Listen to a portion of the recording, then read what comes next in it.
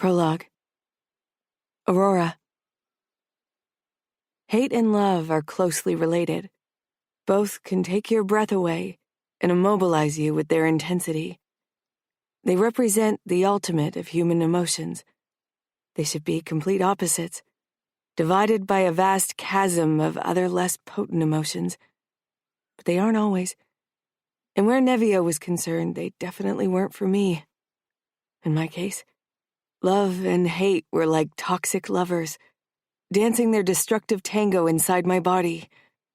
I didn't think they could exist beside each other, yet they did. Love and hate played tug-of-war with my heartstrings, draining me with the constant backlash I felt. I loved Nevio Falcone for almost half of my childhood and teenage life, until I realized that I needed to learn to hate him if I wanted to get away unscathed, though that wasn't even an option anymore. Not physically, not mentally. Nevio could hurt me far worse than he already had. I knew I needed to stop him, but I wasn't sure if I could. The worst thing? A part of me didn't even want to try. A part of me wanted to risk heartbreak and pain just to be with him. A part of me was as addicted to our roller coaster ride of hate and love as he was to his nightly hunts. Maybe that was Nevio's special power, to make you long for something that could potentially destroy you. I was in love, but I wasn't blind. Nevio embodied pure destruction, and somewhere along the way, I'd become collateral damage. Nevio. Sometimes I wanted to hurt everyone, but there were certain people I always wanted to save a little more than I wanted to hurt them. Save them from me. The problem was that every day I was a little less sure who held the reins, me or the monster. A monster who reeked of blood and sought carnage. Maybe I was delusional when I thought there was a difference between the monster and me. Chapter 1. Nevio. Nevio, 19 years old. I'm not sure who started calling Massimo, Alessio, and me the unholy trinity. Maybe Savio. He had a canny talent to come up with nicknames. For as long as I could remember, my twin Greta had been Dollface, and I had been Pia, pain in the ass, naturally.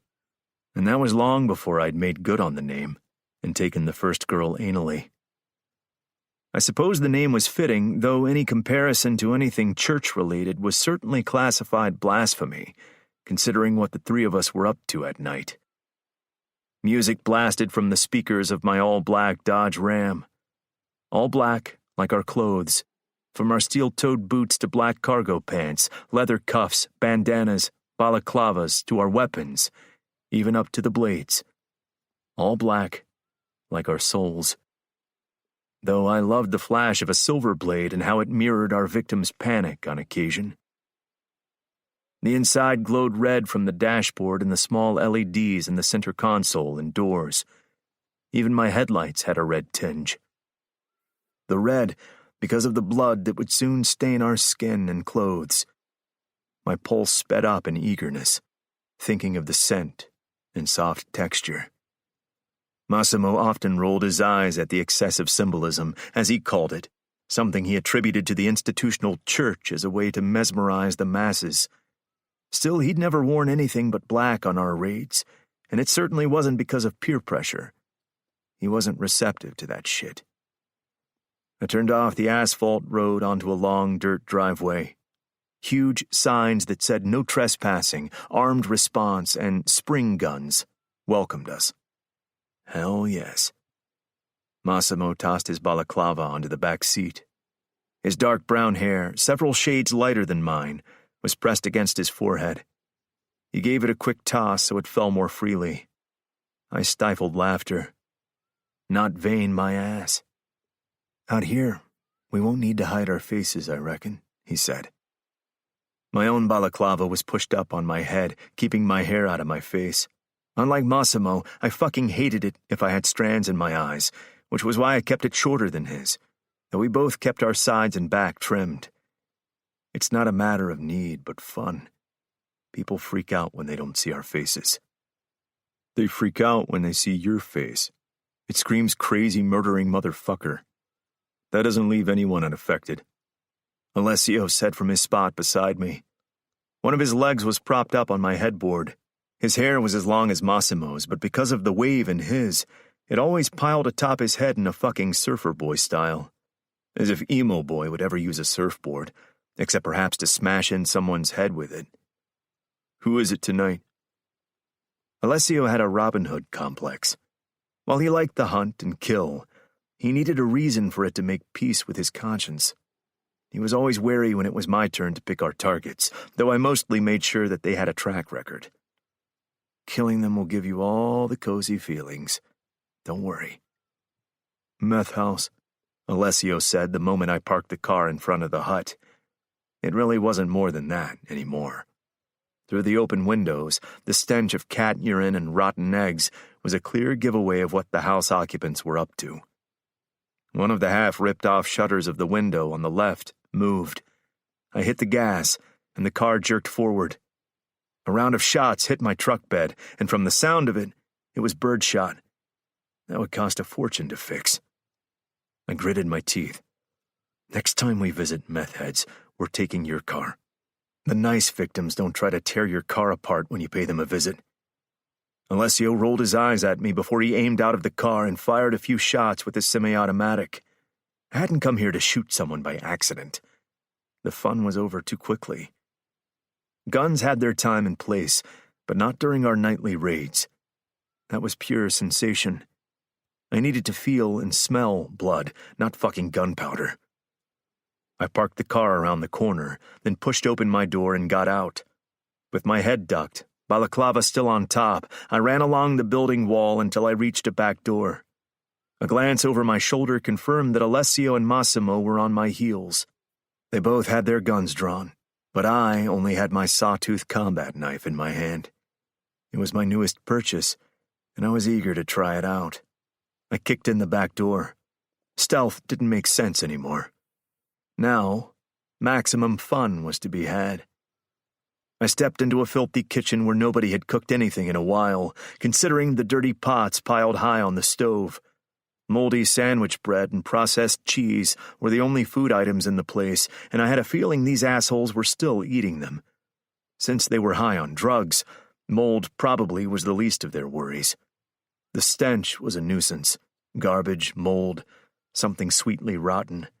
I probably had to drag these assholes out for the torture, or I wouldn't even smell their dirty blood. Something creaked to my right, and a narrow door to a storage chamber swung open. What looked like a zombie with missing teeth and frizzy bleached hair staggered toward me with an axe. Grinning, I ducked under the dismal swing of the axe, then rammed my knife upward into the rib cage of my attacker and ripped it out after a twist of my wrist for maximum damage. Blood spurted out, and I jerked back to avoid it. There was good blood and bad blood, and this was the latter. But droplets still hit my throat and chest. The body staggered toward me in its death fight. I pushed to my feet and shoved it away from me. It toppled backward and onto the floor with the sound of crushing bones and a wheezing kettle. Now that it wasn't in motion, I could see my attacker was a woman. Her age, hard to guess because of the state her body was in from years of drug consumption. Her bathrobe opened wide, laying her bare. Her tits and pussy lips looked like the floppy ears of a basset hound, and most of her skin was covered in blisters I very much guessed were some kind of sexually transmitted disease. Fuck, I muttered, and quickly moved to the sink to wash the blood off my throat. I didn't have any open wounds yet, and hadn't touched her blisters, but I didn't want to take any chances. Then I rushed into the doorway, which led to a hallway with a staircase leading down into a dark basement. Genital herpes and syphilis. Don't touch her, Massimo said. Thanks for the advice. I muttered and motioned at the blood all over my clothes. Uncle Nino would have to do my blood work later. Again. It would require plenty of additional blood spill to get me into the mood for after-torture sex, which was a long-established tradition I'd hate to part with, only because of saggy crack-whore tits. I mean Alessio. Alessio gave us both the finger before he draped the rug over her body. I shook my head but didn't comment. I was used to this by now. If he started saying a prayer for our victims, he could go on solo killing sprees. You shouldn't have killed her. She's probably a victim of circumstances. I snorted. She was trying to split my skull with an axe. Every perpetrator has a sob story in their past, so cry me a river. Fuck, even I'm probably a victim of circumstances. Promise me you won't cover me with a dirty rug if I get killed. Alessio stared down at the body. And she's too young to be the crack whore you want to find. Massimo gave me a weary look. Since Alessio had found out that Chiara and Nino weren't his biological parents, he'd been staring at every junkie as if she might be his mother. My guess was she was rotting somewhere in the desert. A shotgun slug tore away pieces of the wooden doorframe with an ear-splitting bang right beside me. Massimo and I dropped to our knees, and Alessio threw himself into the storage chamber. At least he had enough sense not to throw himself on the corpse. Chiara wouldn't be impressed if he got syphilis. Now stop mourning the whore and help us catch these assholes so the fun can get started. I snarled, losing my fucking patience. He'd always been more compassionate than Massimo and me, but the news about the whore who pushed him out of her vagina had really set him off. I crawled toward the doorframe and poked my head into the hallway. The shot couldn't have come from the basement, even if the rummaging suggested people were down there. A head peeked out of the doorway across from us. An ugly-ass red-headed guy with the same blisters all over his face, like the dead crack whore. I really hoped these idiots hadn't all interbred like fucking rabbits. If they all had syphilis, I'd have to wear a full-body condom to torture them. What a waste of opportunity. That was the problem if you picked the lowest scum of society as your victims. Fuck Alessio's conscience. Next time we'd hunt someone who knew the basic rules of hygiene. I wanted to feel blood on my skin and not smell like a rubber duck for hours. Alessio barreled past us. I tried to reach for his leg to stop his manic move. Those were usually my specialty, but missed him. Red-headed guy stepped out and aimed a shotgun at him. Alessio threw his cyclone knife at the guy, which pierced his eyeball. He tipped backward and fired a shot that tore a hole in the ceiling. More splinters rained down on us. Fuck it, Alessio. That's one less to torture. I'm not the one who will share a victim. You and Massimo can do that, I growled. Cry me a river, Alessio said with a laugh. Wasn't that what you said? I shoved to my feet and checked the guy. But of course he was definitely dead. Alessio pulled out his knife and blood shot out of the eye cavity. Clanking from downstairs distracted me from my disappointment. Massimo, Alessio, and I crowded around the steep staircase leading down into a basement. Judging from the rough walls, it had been hammered into the ground by someone who didn't do this professionally. Seems like a tomb, Alessio said. Massimo put on his thinker face. Could be a trap, and we're making us vulnerable by climbing down the ladder. We could try to drive them out with tear gas, Alessio suggested. There's still some in the trunk. We don't know if there's a second exit. There could be a flap door and they could get away, I said. What's your suggestion? Massimo asked warily. I peered down into the basement. The staircase was so steep, it was practically a ladder, and the floor wasn't too far down. Don't, Massimo began, but I didn't let him finish. I squatted down and jumped into the basement. With a grunt, I landed on my feet, stirring up dirt. Two guys stared at me, dumbfounded, the same ugly fuckfaces as the guy from above. They'd been busy packing up their drugs. I flung my smallest knife at the one closest to me and impaled his right hand, which had been going for the gun on the table in front of him. Then I pushed to my feet and barreled toward them, colliding with the second. I heard another thud suggesting Massimo or Alessio had jumped after me. I knocked the guy out and heard another grunt behind me. Massimo had knocked out the other guy. Commotion in the back of the basement set me in motion. A third victim. Tonight was Alessio's lucky night. He wouldn't have to share. When I reached the end of the basement, I saw long legs disappear through a flap door. Then the rope ladder vanished too. I sped up and catapulted myself up so my fingers grabbed the wooden frame of the flap door. Another ugly redhead stared at me with wide, stunned eyes. Those stupid brothers had definitely all banged Flappy Pussy Zombie. He clutched the rope ladder in his blistered hands, then his gaze darted to the shotgun at his feet. I skewered the ugly bitch from above. I hope she wasn't your squeeze. His head shot up, and I gave him my most manic grin. He reached for the gun, and I hoisted myself up. The moment I was above ground, I aimed to kick up. The shotgun flew from Redneck's hand, and a shot barely missed his head. Phew. He stared at me panicky, his mouth ajar. Run. He staggered back, almost stumbled over the ladder before he dropped it and fled. I shook my head. Next time I'd pick decent victims. These motherfuckers were so pitiful. Where was the challenge? What are you doing? Massimo called up from below, dark brows drooping in disapproval. Trying to have some fun. Don't let him escape. There are booby traps down here. He could ignite them from afar. I sighed but sprinted after the guy. Within a minute, I had caught up with him. No fucking challenge. I kicked him to the ground and dragged his dizzy ass back to the meth hut. By now, Alessio and Massimo waited in front of the house, with the two other assholes at their feet. We'll torture them here. I don't want their diseased corpses in my car, I said. 2 hours later, I got my predicted outcome. Cutting them up was hardly any fun. And on Massimo's insistence, we'd covered up with protective suits. When we were done, I perched on the truck bed and smoked my usual after-torture cigarette. It didn't have the intended effect. I still felt restless. Don't mope around, Massimo said. I glowered. This was a mess. I'm not a fucking crime scene cleaner. I motioned at the blood-covered protective suit I tossed to the ground.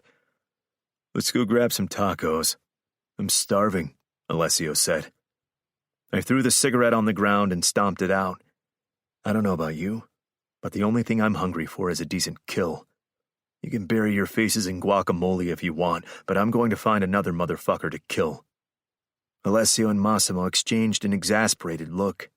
You need to learn when it's enough, Massimo said, sounding like our fathers. Not in this lifetime. I want blood, and I'll get it. You can come along or I'll drop you off at Taco Bell. I don't fucking care. I climbed into the car. I knew where I was going.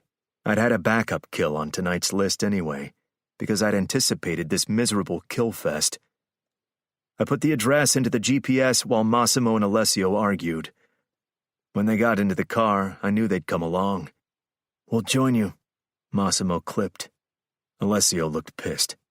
It'll be fun. He's a former prize boxer turned attorney causing trouble for the Camorra. We're not in it for the fun, but because Massimo wants to keep you in check. We're your babysitters. I grinned. Good luck.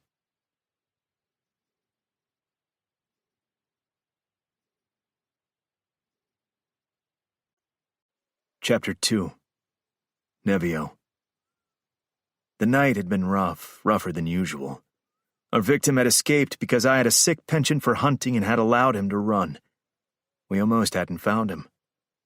Massimo sent me a disapproving look. Even with sunglasses covering his eyes, I knew that was what it was from the downward tilt of his mouth and even sharper contours of his cheeks. He was royally pissed at me. He would never risk one of our targets getting away. Not because the police would arrest us, our fathers would get us out immediately, but because our parents weren't fond of our nightly adventures, especially if the victims weren't pre-approved. When Dad had caught us last time, he'd threatened to split Alessio, Massimo, and me apart and send us to work for underbosses in different states. The hunt had been fun, though, even if it took until the early morning hours. You know she's checking you out again, Alessio said in a bored tone. Like Massimo, he was stretched out on the lounge chair beside mine, with dark glasses over his eyes. Who? Aurora. I glanced over my shoulder at the spot where Carlotta and Aurora tanned on the sun lounger at the other end of the pool. Aurora was indeed looking my way. A glass clutched in one hand, but she quickly jerked her head around, then casually looked back and gave me a forced smile. She didn't notice her glass tipping over, and spilling its ice-cold contents all over her front. She let out a shocked scream and dropped the glass. Luckily unbreakable, thanks to Kiara's overprotective nature, on the ground, so it spilled its remaining contents everywhere. Her drink had been red, probably some awfully sweet fruit concoction, and left red splatters all over her white bikini. It was the first time I saw her in a bikini. Up until this point, she'd worn bathing suits or swim trunks and tank tops. Of course, it would go this way. Aurora jumped up from her sun lounger, probably to clean up. Her breasts bounced up and down in the triangle bikini top. She filled it out nicely, and the red juice trailing down the valley between her breasts reminded me of blood, which made the sight even more appealing. I dragged my eyes away before my thoughts got carried away. I'd spilled blood last night, and Rory was off limits. "It looks as if you got a visit from Aunt Flo," her younger brother Davide cackled, pointing at her ass. The back of her bikini bottom was indeed red in a very compromising way. Aurora glanced my way, her face turning beet red. Despite her tan, her naturally pale skin blushed easily and very frequently. Pressing her lips together, she whirled around, her blonde ponytail whipping through the air before she rushed over to the house with a mumbled, "I'll get a mop." Carlotta, who'd watched everything with a concerned look, followed her, as could be expected. Massimo watched her leave with intense interest. She wasn't in a bikini. Of course not. Yet the modest bathing suit didn't seem to diminish Massimo's fascination in the slightest. They won't return soon. Aurora will probably cry and Carlotta will give her a pep talk. "Give it an hour," I said. Aurora was amazing with a skateboard and athletic skills in general, but she had a horrible talent that made her a complete fool of herself around me. Greta thought it was because she had a crush on me. I knew it was the case. The problem was Aurora liked a version of me that was pretty much only the PG version, but the real Nevio wasn't even R-rated. A movie about me would be banned because of excess violence and craziness. Massimo frowned. "I don't care when they return." Alessio scoffed. He wasn't talking about them. I wish it had been blood. That would have elevated a pitiful display to a slightly entertaining one, I mused, as I stretched out again with my arms crossed under my head. Alessio released a sigh. "Don't mess up." I cocked an eyebrow at him. I have absolutely no interest in Rory. She reeks of innocence. Her clumsiness even triggers my protective side. It's not sexy. I don't do pity fucks. "You don't do pity anything," Alessio muttered. "As long as she doesn't accidentally fall on your dick, everything's good. It's more likely that I accidentally fuck you in the ass, asshole, all right? Then my cyclone knife is going to impale you." I shrugged. That'll only get me off sooner. Pain and pleasure. Nothing beats that. Massimo got up from his chair with a shake of his head. "I need to clear my head. Every second of your nonsense talking makes me feel dumber. You should wait with your water show until Lottie returns. I'm sure she'll appreciate how your muscles glisten when they're wet," I said. He gave me the finger, then dove into the water in perfect form. Chapter 3. Aurora. My 16th birthday was right around the corner, but Mom cradled me to her side as if I were a little child, and I didn't protest. This felt like the last moments of our lives. Fear clogged my throat, and my heart pounded wildly in my chest. Mom kissed my temple, her arms around my body tightening even more as wheels squealed before us and a metallic crash sounded through the windshield. I saw the car with Remo and Nino and their families smashed against a shipping container. I cringed, and Mom's hold on me became painful. We were in an industrial harbor area of New York. I wasn't sure where exactly. During my few visits in New York over the years, I'd never really gotten the hang of the city's outlay. We jolted against our belts when Dad hit the brakes. "Heads down," he shouted before he ducked out of the car with his gun drawn. Gunshots rang out, and another crash sounded. "Get out of the car." Adamo said as he exited and held the doors open for us. His wife, Dinara, who had been sitting beside me, got out first, pulling the gun she was carrying. I was glad they had decided to leave their young son Roman with his grandfather for this trip. That way, at least he was safe. Mom and I were unarmed. I knew Mom had practiced shooting with Dad, but I had never seen her with a gun apart from that. And I had only held one once or twice. There had never been a moment where I'd felt unsafe in Las Vegas.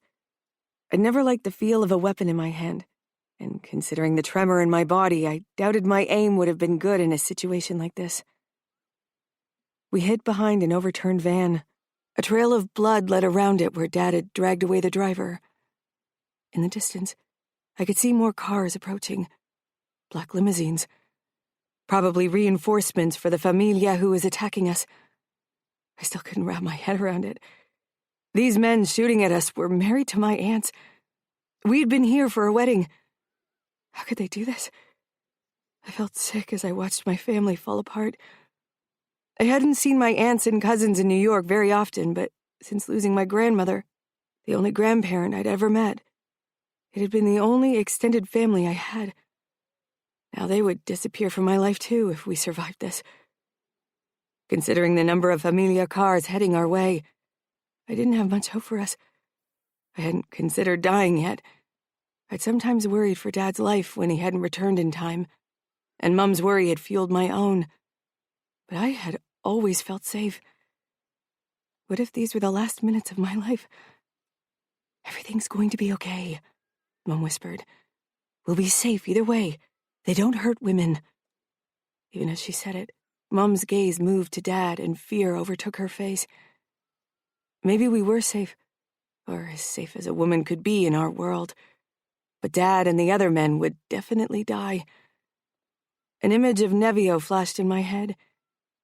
He'd stayed home with the rest of the unholy trio, just like Savio and his family and my brother Davide.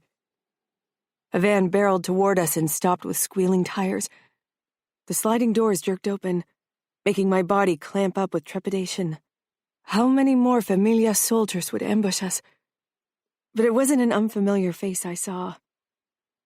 Nevio got out of the van. My eyes grew wide with relief, then utter shock when I noticed the woman in his hold. He was pressing a knife against her throat. Even from afar, I immediately recognized my Aunt Gianna. She looked scared. I only knew her as a feisty, loud-mouthed woman, so seeing her like that really drove the seriousness of the situation home. I couldn't believe Nevio was threatening her life.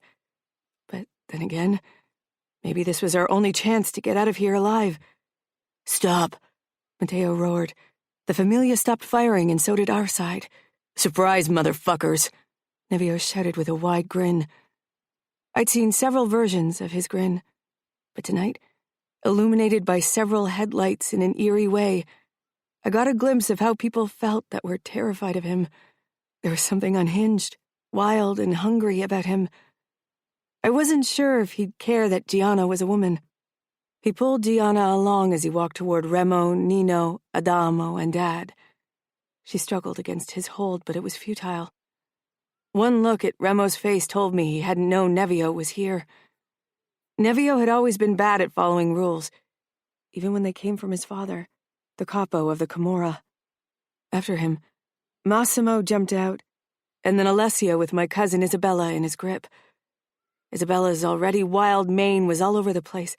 Her glasses were broken, and she looked as if she'd cried. I tried to catch her eyes, maybe show her somehow that it was going to be all right, even if I was the last person who had any control over the outcome of tonight.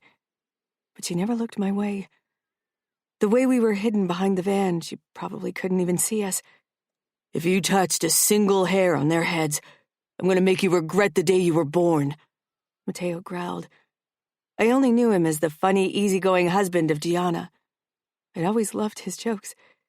It was difficult to see him as the enemy all of a sudden. I still felt pity for him having to watch Gianna and Isabella being taken, and I felt guilty because part of me was relieved. Nevio flashed his teeth at Matteo and briefly touched Gianna's hair. She tried to escape his grip, but he pushed the knife against her throat as a warning once more. "I don't regret anything yet." I'd never seen Nevio or my father in action as made men. I only knew their domestic side. It was easy to forget that it was only a small part of them. "Isabella, Diana, are you okay?" Amo called. I briefly glanced his way. He was the reason we were here, the reason things escalated. My gaze next moved to Greta. Her eyes were on him with a look I could feel deep in my gut and in my heart. Her face expressed what I sometimes felt when I looked at Nevio, longing and wistfulness. Her feelings for Amo and his for hers had led to the conflict between the Familia and the Camorra. Love could be a destructive force. Suddenly, Matteo stormed toward Nevio and had to be stopped by Luca. "The fucker hit you." My eyes registered the bruise on Gianna's face. I sucked in a sharp breath. But I simply couldn't imagine Nevio slapping my aunt. It wasn't his style. "I'm afraid that's not true," Nevio said as he walked over to his father. "Sorry, Dad. I disobeyed, but I simply couldn't resist ruining a wedding. If I'd known it would come to this." He chuckled and exchanged a look with Massimo and Alessio, looking like this was the greatest night of his life. He wasn't scared at all. He'd walked into danger as if it meant nothing. As if his life meant nothing. As if death and pain meant nothing. "You're going too far," Matteo said quietly. "Too far?" Remo snarled. "You attack me and my family while we're guests in your territory. Never talk about honor to me again. I'm the master at playing dirty, Vitiello. You just opened the fucking Pandora's box." Nevio peered down at Gianna and sucked in a deep breath. "I smell war." He laughed as if this was good news. War? "Leave my territory. We're even. And let Gianna and Isabella go right now," Luca said. Remo scoffed. "Even? Plenty of Familia blood will be spilled before I'll consider us even, Luca. I think Alessio's took a shining to your daughter." Nevio kept provoking. I stopped listening to their power play. I clutched Mum's hand, wishing there was something we could do to stop the men. It was too late to stop a war, even I knew that. But we could all leave alive today. I didn't want people I knew to die. I didn't want to have to watch them die. Maybe that was selfish, but the idea tore at me. Especially if I considered that someone I loved might kill someone I cared about. A gasp sounded somewhere, and suddenly Greta was running toward the water. Her face was determined. No sign of fear, even as she flung herself into the Hudson and disappeared under the black surface. "Greta!" Several screams rang out and people began running. Nevio released Gianna and rushed toward the water to save his twin. Nevio flung himself into the water seconds later, and Amo followed after checking the water's surface for Greta. Both of them were willing to risk it all for Greta. Remo and Serafina rushed toward the edge too, calling Greta's name. Mum wrapped her arms around me as if she was worried that I'd run there too. I was too frozen to move by everything that had happened. The gunshots had ceased. Dad and Adamo stayed close to us while Nino and Remo ran toward the water's edge. Amo pulled Greta out of the water and began CPR. Soon after, she opened her eyes. Nevio watched everything with a heaving chest and stormy expression from the side, dripping wet. Even from a distance, I could see his struggle, his fear for his twin's life, his hatred for Amo. Mum brushed a few strands from my face. I could feel her shaking, which was surprising because my own body was wrecked by tremors. I wasn't sure how much time passed, but soon Dad led Mom and me away toward a van. We all got in. Greta was wrapped in a fluffy white towel and huddled against her mother, Serafina. The drive was rough. Even though the Familia had allowed us to leave, I still feared another attack. I'd always felt like I had all the time in the world. Everyone had always said to me that I was still young and had my entire life ahead of me. But today had shown me how quickly things could change, how unexpectedly a life could end. There was still so much I wanted to do in my life, so much I hadn't experienced yet. I was terrified I might never get the chance. When we got out of the car, We were at an airport and a private jet was waiting for us. I held my breath until we were in the air. It was silent in the airplane except for the low murmurs of the male members of our family. Their faces were a mix of anger and determination, and I knew they were already discussing revenge plans. More blood would be spilled. Life as I knew it was over. All because of two people who loved each other in secret. I thought it was romantic. Now I realized it was tragic. I reached for my necklace with the gold charm of a skateboard. Carlotta had discovered it in the shop window of a jeweler for pre-owned pieces a few years ago. I'd bought it, and since then it had felt like a token, something I always carried with me no matter where I went. But my hand came up empty. I glanced down. My neckline was bare and I was in my comfy PJs. At night was the only time I ever took off the necklace and put it on my nightstand. I must have left it there in the hotel room when we'd fled from the ambush. I swallowed. There was no way I could ever get it back. My suitcase with my clothes was lost too. But because I had to dress to impress at the wedding, I didn't pack anything that was dear to my heart except for the necklace. My heart felt heavy. Over the years, I'd always touched it when I needed encouragement or a bit of luck. I pulled my legs up against my chest and rested my chin on my knees. My eyes burned and the back of my throat clogged up. I wasn't sure if this was only about the necklace. I fought the raw emotions that tried to claw their way out of me. Greta had almost drowned, had lost the man she loved. Yet she wasn't crying. She looked composed in her typical faraway Greta way. And Chiara, who had her head bandaged because of a head wound, wasn't wallowing in self-pity either. She was chatting quietly with Alessio and Massimo, making sure they were okay in her typical motherly way. I doubted they would suffer nightmares from this. Knowing them, they would soon start making plans for payback. I didn't want to be the one to make a scene. I turned my face toward the window, hoping to hide my tears if I failed to suppress them. In my peripheral vision, I registered movement, but I didn't turn, expecting Mom. I was afraid she'd hug and console me because then the tears would definitely flow freely. "Worst wedding of all time, don't you think?" Nevio asked, his voice dripping with sarcasm. I sniffed and cleared my throat. Definitely. The wedding had felt off from the start. Not because I'd picked up on any danger, but because it had been obvious that Almo wasn't marrying the person he wanted. Luckily, for once I could stop myself from saying something embarrassing, and didn't bring up my observations about love to Nevio. But it'll make history. Nevio's mouth twisted with anger. "Oh, it will. But if I'd planned an ambush like that, I would have done it properly.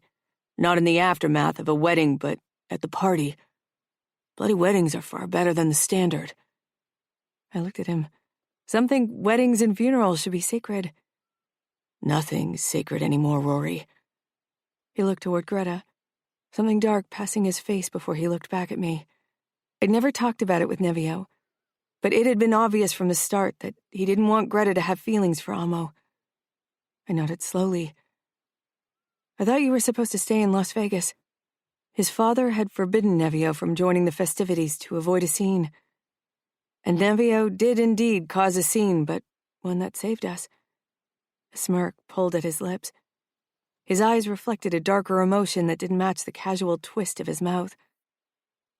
"I suppose it's good that I'm bad at following rules." "You think your dad's gonna punish you?"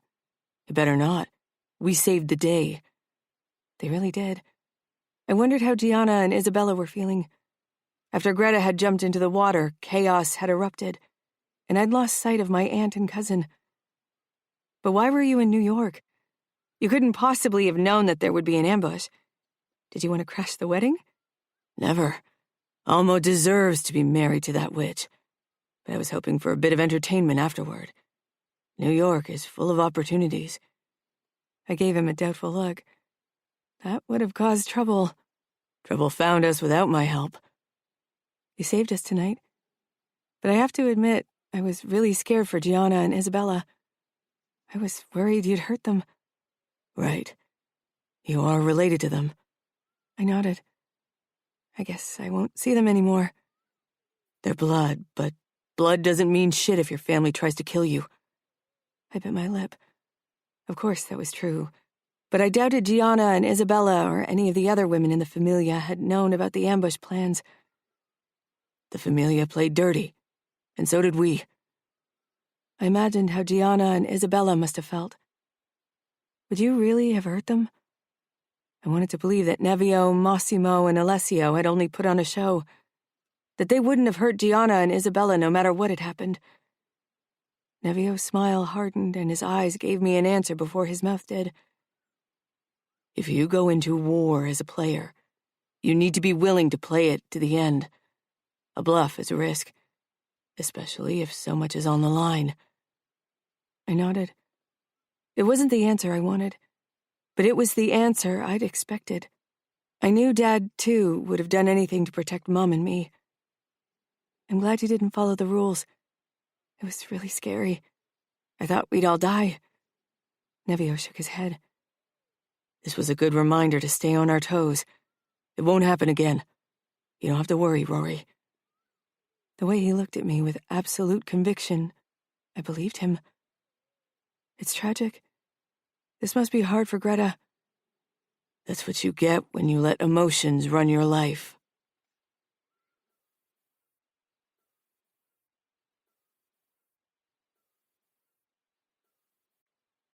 Chapter 4. Aurora. A week had passed since the disastrous wedding. I relived the car chase every night, the panic and fear. But my nightmare always ended with Nevio sweeping in like a dark night and saving us. Well, in my dreams, he saved me, carried me off in his arms, and then kissed me. Carlotta gave me an amused look. You're daydreaming again. Only you can turn a nightmarish event into an anti-hero tale. Anti-hero? I said. My cheeks burned as I once again regretted telling Carlotta about my dream, even if we usually shared everything. Carlotta didn't have a crush on anyone, and she'd never really had one. Maybe that was why she couldn't understand my inability to act like a capable human being the moment Nevio was around. She opened her eyes wide, as if her big green doll eyes weren't already striking enough. He's not the hero in the story, or any story, Rory. Even if your dreams say otherwise. Shh, I hissed, glancing over my back at the guys. Nevio, Alessio, and Massimo perched on the banister at the top of the half-pipe and watched how my brother raced down the pipe with a howl. Then Giulio followed, as usual doing a stunt that was still too hard for him and slammed into the pipe. He seemed to see Davide as his role model, often forgetting that my brother was much older than him. Giulio's knee and elbow were bust, but he got up with a grin as if nothing had happened. Nevio gave him a thumbs up, and our gazes met, and he rolled his eyes at his own brother. I grinned and shrugged, then quickly looked back to Carlotta. She pressed her lips together and sent me a look that said, "Get a grip." Being around Nevio used to be easier. I'm not exactly sure when it became a major effort for me not to make a fool out of myself. The first time it really hit home that I was hopelessly and embarrassingly in love with him was in the night of Greta and Nevio's 18th birthday, when she snuck into my bathroom and Nevio later followed. Even Greta noticed it that night, and that said a lot about my inability to chill around him, considering Greta wasn't overly perceptive when it came to emotions. Since then, I had to pay extra attention to act normal around Nevio, and I'd obviously failed once more, judging by Carlotta's expression. I grabbed my skateboard and climbed up the pipe. Skating always cleared my head, and no matter how stupid I acted around Nevio, it never affected my skateboarding. I was cool as a cucumber when I threw myself down the ramp. I reached out for my necklace, then realized that it was no longer there. Today was the first time I skated since I'd left it in New York. The first day that had felt almost normal since war had become our new normal. I lowered my hand and released a small sigh. Normal had never been harder to achieve. I made a mental note to talk to Greta today. I'd been caught up in my own trauma and knowing her tendency to deal with problems herself. I hadn't wanted to push her into a girl talk she probably didn't even want. I briefly caught Nevio's gaze, who was no longer in deep conversation with the other guys, but watching me intently. This was the first time we hung out together since that day. He, too, seemed oddly normal. I gave him a brief nod, then focused on my skateboard and the ramp. I let myself drop, my feet firmly on the board. The air tore at my ponytail and t-shirt, tugging it from my dungarees. I raced up the other end of the ramp and did one of my favorite tricks, one I always got right no matter how bad of a day I've had: a backside nose pick. I did a few other tricks I was really good at. Today was a day for my comfort tricks. I preferred to work on the more advanced tricks on feel-good days or with less people around. Especially the nose blunt slide was still giving me major problems, so I needed to be in the right mindset for it. I had a feeling it would take a few weeks for me to reach that mindset again. When I finished my routine without a hiccup, Nevio let out a whistle and applauded. "Show off," Davide muttered, but his expression told me he was actually proud of me. I gave a small shrug. I hadn't meant to brag. This wasn't a difficult routine for me, but I couldn't help but grin at their praise. It had taken a long time for me to feel comfortable on a skateboard. But more importantly, in a skate park. I had been the first girl in our circles with an interest in skating, and always felt like the odd one out when I joined the boys. Many had made teasing remarks, as if me being a girl made it impossible to be good at skating. Boys in our circles were often caught up in the middle age with their thoughts. Nevio, however, had never made a big deal out of me skateboarding. He treated men and women the same way, from what I heard, even when it came to his kills. It was a thought I didn't like to dwell on. Maybe Nevio had that opinion because his dad always said, "Women should stop thinking and acting like the weaker sex if they don't want to be treated that way."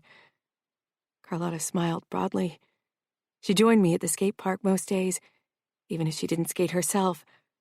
Her brother Diego considered it too risky because of her heart condition, though she hadn't had any troubles in a long time. I thought Carlotta wasn't too sad about it anyway. She was a girly girl who preferred art, dancing, and music to most sports. I perched on the rail beside her again. "This is how you impress a man," she murmured and nudged my shoulder. "Because you know so much about men?" I muttered with a small laugh. But she had a guy watching her with rapt attention all the time. Like now, Massimo's gaze was attached to her. He didn't look like he was fawning over her or madly in love. But really, I doubted Massimo was even capable of that expression. But his intent observation spoke volumes. Carlotta had never even flirted with him. They talked a lot, or rather argued about pretty much every topic under the sun, because their viewpoints were on opposite ends of the spectrum. But that seemed to have done the trick. Maybe showing Nevio the cold shoulder or even fighting with him on occasion would do the trick for me too. But so far, I hadn't managed the necessary composure around him. It wasn't even that I was throwing myself at him or flirting. I was just being an embarrassing klutz. It wasn't really surprising that Nevio wasn't into that. Few people were attracted by clumsiness, I assumed. I wasn't sure what Nevio's type was. I'd never seen him with a girl, but word of mouth said he hooked up with them frequently at parties. Carlotta and I hadn't been to one yet. Nothing had really made me want to go. It was a warm summer evening about 2 weeks after the attack in New York, and war had broken out between the Camorra and the Familia. The atmosphere was strained at home, and it was even worse at the Falcone mansion. I packed my sunglasses and a spare bathing suit into my beach bag. I'd spent the evening at the pool with the Falcones. Davide had already gone over there an hour ago to hang out with Giulio. Except for Greta, I'd be the only girl there today, and she and I had never been close friends. Now that things with Amo had gone downhill, she was even more closed off. I hadn't even managed to talk to her yet, not to mention that she wasn't fond of water. When I entered the kitchen, Mom ate sushi with a fork, still not having gotten the hang of sticks yet, spearing every roll as if it had offended her while she read over a police report about the arrest of one of her clients. Dad would be working all evening and I would eat pizza over at the Falcones, so she had the evening to herself, which usually involved work if she wasn't having a girls' night with Serafina, Gemma, and Chiara. A perpetual worry line had taken habitat on Mum's forehead since the war declaration. I sank down across from her and put my bag on the ground. I'd overheard Mum and Dad talking in hushed voices in the living room almost every evening in the last 2 weeks, but neither of them had shared their concerns with me. Maybe I wasn't an adult, but I was a good listener. Mum looked up from the report and glanced at her watch, a beautiful Cartier piece Dad had gifted her for Christmas. "Aren't you meeting the other kids? They won't care if I'm late." I cringed inwardly at how bitter I sounded. I loved hanging out with the unholy trinity and the other Falcones, but I always felt a bit like the fifth wheel if Carlotta didn't join me. Giulio and Davide hung out together, even if they weren't the same age, and the unholy trinity was a tight unit anyway. Then there was Greta. We chatted when I was over there, but I could feel that she felt comfortable on her own, and so I always worried she only hung with me because I'd be lonely otherwise. Mum pursed her lips. "Do you want me to call your dad and ask him to talk to Diego about allowing Carlotta to come?" Dad was Diego's boss, who worked as an enforcer under him. "No, don't. Diego is having an overprotective streak because of the war. He'll calm down in a week or 2. I'm fine." Mom nodded slowly, but I could see her concern. I hadn't sat down to talk about myself, and so I quickly changed the subject. "What about Dad? Is it hard for him that he won't be able to see his sisters again?" When Dad had first joined the Camorra, he hadn't been on speaking terms with his sisters, because all 3 had married into the Familia. The rest of his family, the Scuderis, were still in Chicago where Dad had been born, but he never spoke of them. It made me sad that our family was so tiny. Even if the Falcones felt a bit like an extended family, it was different. I'd always loved seeing my aunts and cousins in New York. Now that wouldn't be possible anymore. "Your father is very focused on guaranteeing our safety at the moment. He and the Falcones have to put new security measures in place, now that attacks could happen at any time." I didn't feel in danger. Las Vegas had always been a fort, the ultimate safe place, and I still couldn't imagine that the Familia would attack us here. "He doesn't have time to think about what that means for him and his sisters." I gave her a doubtful look. She smiled. "I always forget how grown up you are. Your father has high guards around his heart, like most men in this world, and he has never fully lowered them for his sisters after their reunion. I think that makes it easier for him to handle the situation. But it's still not easy." I nodded. Sometimes I wish I was like Dad in that regard, that I could shield my heart so easily. It's not just bad if you have a big heart, Aurora. You're a very loving person. Don't let anyone take that from you. I love that about you. I rolled my eyes, but at the same time my heart swelled. Mom watched me closely. "Are you sad because you can't see your aunts and cousins anymore?" I gave a one-shoulder shrug, suddenly emotional. "Are you?" Mom had gotten along really well with my aunts Aria, Liliana, and Gianna, and considering she had no more family of her own, I could only imagine how hard this must be for her. "I'll miss them," she said softly, giving me a sad smile. "I know it was hard for you when Grandma died, and now you're losing even more people you care about." I looked down at my feet. Dad had never liked Grandma because of her drug problems, and how poor of a mother she'd been for Mom. But I'd mostly felt pity for her and enjoyed spending time with her on good days. "It's okay. I'm going to be fine. We have the Falcones. It's almost like having a big family." Mom nodded, but I could see the hesitation in her eyes. "Your dad sees them as family. Well, sort of. But I think you and I have a more nuanced look. Or do you think of Nevio as something like your cousin or brother?" My eyes widened in alarm. "No," I said, disgusted by the mere idea. My feelings definitely weren't anywhere close to being sisterly. Mom smiled knowingly, and I flushed. I rose to my feet. I didn't want to discuss Nevio with Mom or anyone except for Carlotta, for that matter. Crushing on guys who are unattainable is a safe and good way to discover your emotions, Mom said. My mouth fell open, and my face burned even hotter. I know I'm not Nevio's type, Mom. Thanks for rubbing it in. Mom took my hand. That's not how I meant it, sweetheart. But you and Nevio obviously won't happen. I think you know that, right? You're sweet and caring and have a huge heart. But Nevio... Mom trailed off. Let's just say your dad and I would be terribly concerned if there was the possibility of you and Nevio seeing each other. I took my hand from her grip. Like you said, it's just a silly crush. Nevio sees me as a little stupid sister. Not more, so don't worry. I grabbed my bag and quickly left before Mom could say more that would upset me. What's up? You look like you're going to ball, Davida said the moment I arrived at the pool. I glared at him and sank down on a vacant sun chair.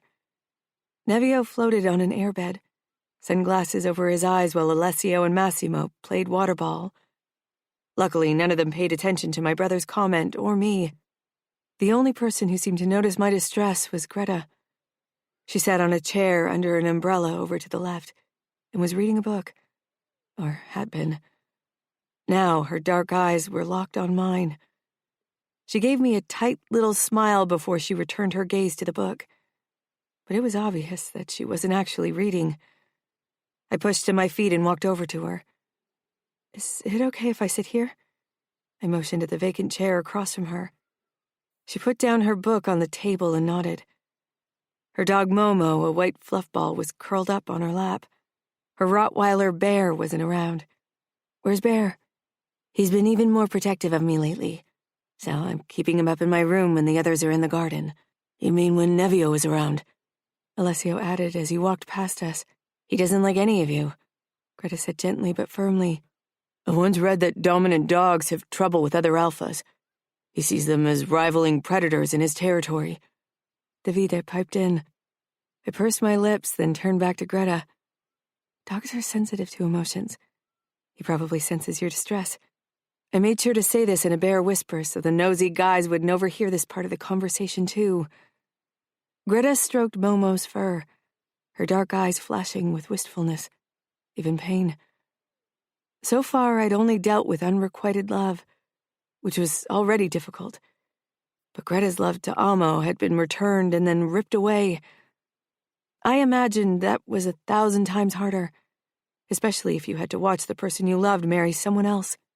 Nevio sees this whole situation as confirmation of something he's always believed, that love is stupidity, an emotion that weakens you while hatred makes you stronger, Greta whispered. The way she looked at me tightened my throat. I shrugged as if it didn't matter. So even if Nevio had feelings for you, which I don't know because it's not something he'd admit even to me, he'd fight them as a weakness. I bit my lip, my eyes slanting to Nevio, who kept throwing glances our way despite being in a match against Massimo. Greta went to bed early without eating pizza, but the rest of us settled on the grass across from the huge trees where Massimo and Nino had attached a canvas so we could watch a movie outside. I shivered. It was chilly tonight, and my still damp hair only intensified the sensation. Rory, Nevio called, pulling his sweater over his head and tossing it at me. I caught it before it could hit me in the face. I put it on without protest, trying not to smell the fabric. Gross, Giulio commented. I wouldn't want Nevio's sweat all over me. You're lucky I'm too old to rub your face all over my axle, Nevio said, baring his teeth. I stifled laughter at the disgusted look on Giulio's face. Alessio did that once, because you were sniffing in my personal stuff. I grinned. Huddled in Nevio's sweater, I watched the movie. It was past midnight when Davida and I finally headed home. Wait, Nevio called. I stopped and turned to see him jogging after us. He probably wanted his sweatshirt back, which I was still wearing. Davide hovered close to me like my personal bodyguard, and I almost rolled my eyes. I couldn't help but wonder if Dad had given him a secret mission to watch Nevio and me. Nevio stopped beside us and gave Davida a questioning look. Go ahead. I don't think Rory needs a bodyguard on our premises. She's not supposed to be alone with boys. Nevio scoffed. Get lost. Go, I said firmly. Don't be ridiculous. Davida made a face, but he finally walked off. At 13, he still often switched between utterly childish and surprisingly adult behavior. Sorry, I said with an embarrassing laugh. Nevio stared at the spot where Davida had been with a dark look. Then he shook his head and gave me a sardonic smile. I bet your mom told him to keep an eye on me. No way. My voice came out completely false-sounding. Nevio's smile broadened. I know I'm the ticking bomb here. They all want to make sure you aren't in my vicinity when I go off. That's not true. I motioned at his sweater. I forgot to give this back to you. I began to pull it over my head, but felt my shirt being dragged up with it. Of course, I'd managed to get tangled in a sweater. A warm hand brushed my skin and tugged at my t-shirt, keeping it in place while I pulled the sweater over my head. My cheeks burned from the time inside the sweater and embarrassment when I met Nevio's gaze. He was still holding my t-shirt. I stared down at his hand. He released the fabric. I handed him his sweater to break the silence. Here. That's not why I ran after you, he said with a smirk. No? He reached into his pants and pulled something out, which I couldn't make out because it was hidden in his fist. He held it out to me and uncurled his fingers. My eyes widened in surprise. It was a skateboard necklace, very similar to the one I'd lost. You must have left it in New York. I swallowed. Yeah. Everything went so fast, I left it on my nightstand. I cleared my throat as the events of that night flooded my memories. I didn't think you paid attention to my jewelry. It was a strange piece of jewelry. Hard not to notice, he said with a chuckle. I nodded. Wearing a skateboard around your neck and loving the sport had given me the tomboy stamp, though I loved girly things just as much as throwing myself down a half-pipe. Eventually, the events from that night won't bother you anymore, Nevio said. Do they bother you? Nevio smiled a ghost smile. Chaos and destruction run in my veins. I don't mind bloodshed and fighting. I know, I said. But that fight was different. Greta was there. She jumped into the ocean. Something dark passed Nevio's eyes. Yeah, that put a damper on the night. I rubbed my arms. This time the outside chill wasn't responsible for the shivers raking my body. My heartbeat picked up as I remembered the fear I'd felt that day. You are safe in Las Vegas. War won't reach us here. And remember, I'll always be there to save the day with a crazy stunt. I couldn't help but smile. Nevio pushed his hand with the necklace over to me. Take it. It's for you, if that wasn't obvious before. I see you trying to grab the thing all the time. You're obviously attached to inanimate objects. I swallowed and took it gingerly. Why? I don't know why you're attached to things. I'm not emotionally attached to jewelry. That's not what I mean. Why did you buy it? This was such a sweet thing to do that my heart wanted to put more meaning into the gesture than it probably deserved. I know what you mean, Nevio shrugged. It's odd. You're not you without it. I bite my lip. So he found me odd? Thanks. That's really nice of you. Nevio clucked his tongue. Don't spread any false tales. Nobody will believe you if you say I'm being nice. I tilted my head, regarded his face in the dark. Can you put it on? Nevio took the necklace and reached around my neck. Goosebumps rippled across my body when his fingers touched my skin. We stood really close. This was the perfect moment to kiss. It was almost too perfect, like in my fantasies, and really romantic. Nevio dropped his hands and leaned down to my ear. This is a gift between friends, Rory. Remember the warnings your mother tells you about me. A mother's instinct rarely lies. He stepped back and turned around without another word, stalking away. I stood there for several minutes, dumbfounded.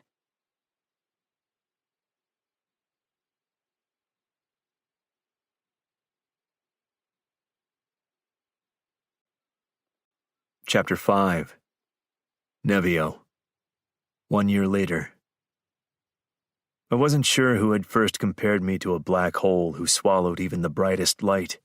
Probably Massimo, who always knew shit like that and used it to piss me off. Greta was inherently good. She helped animals, never used violence.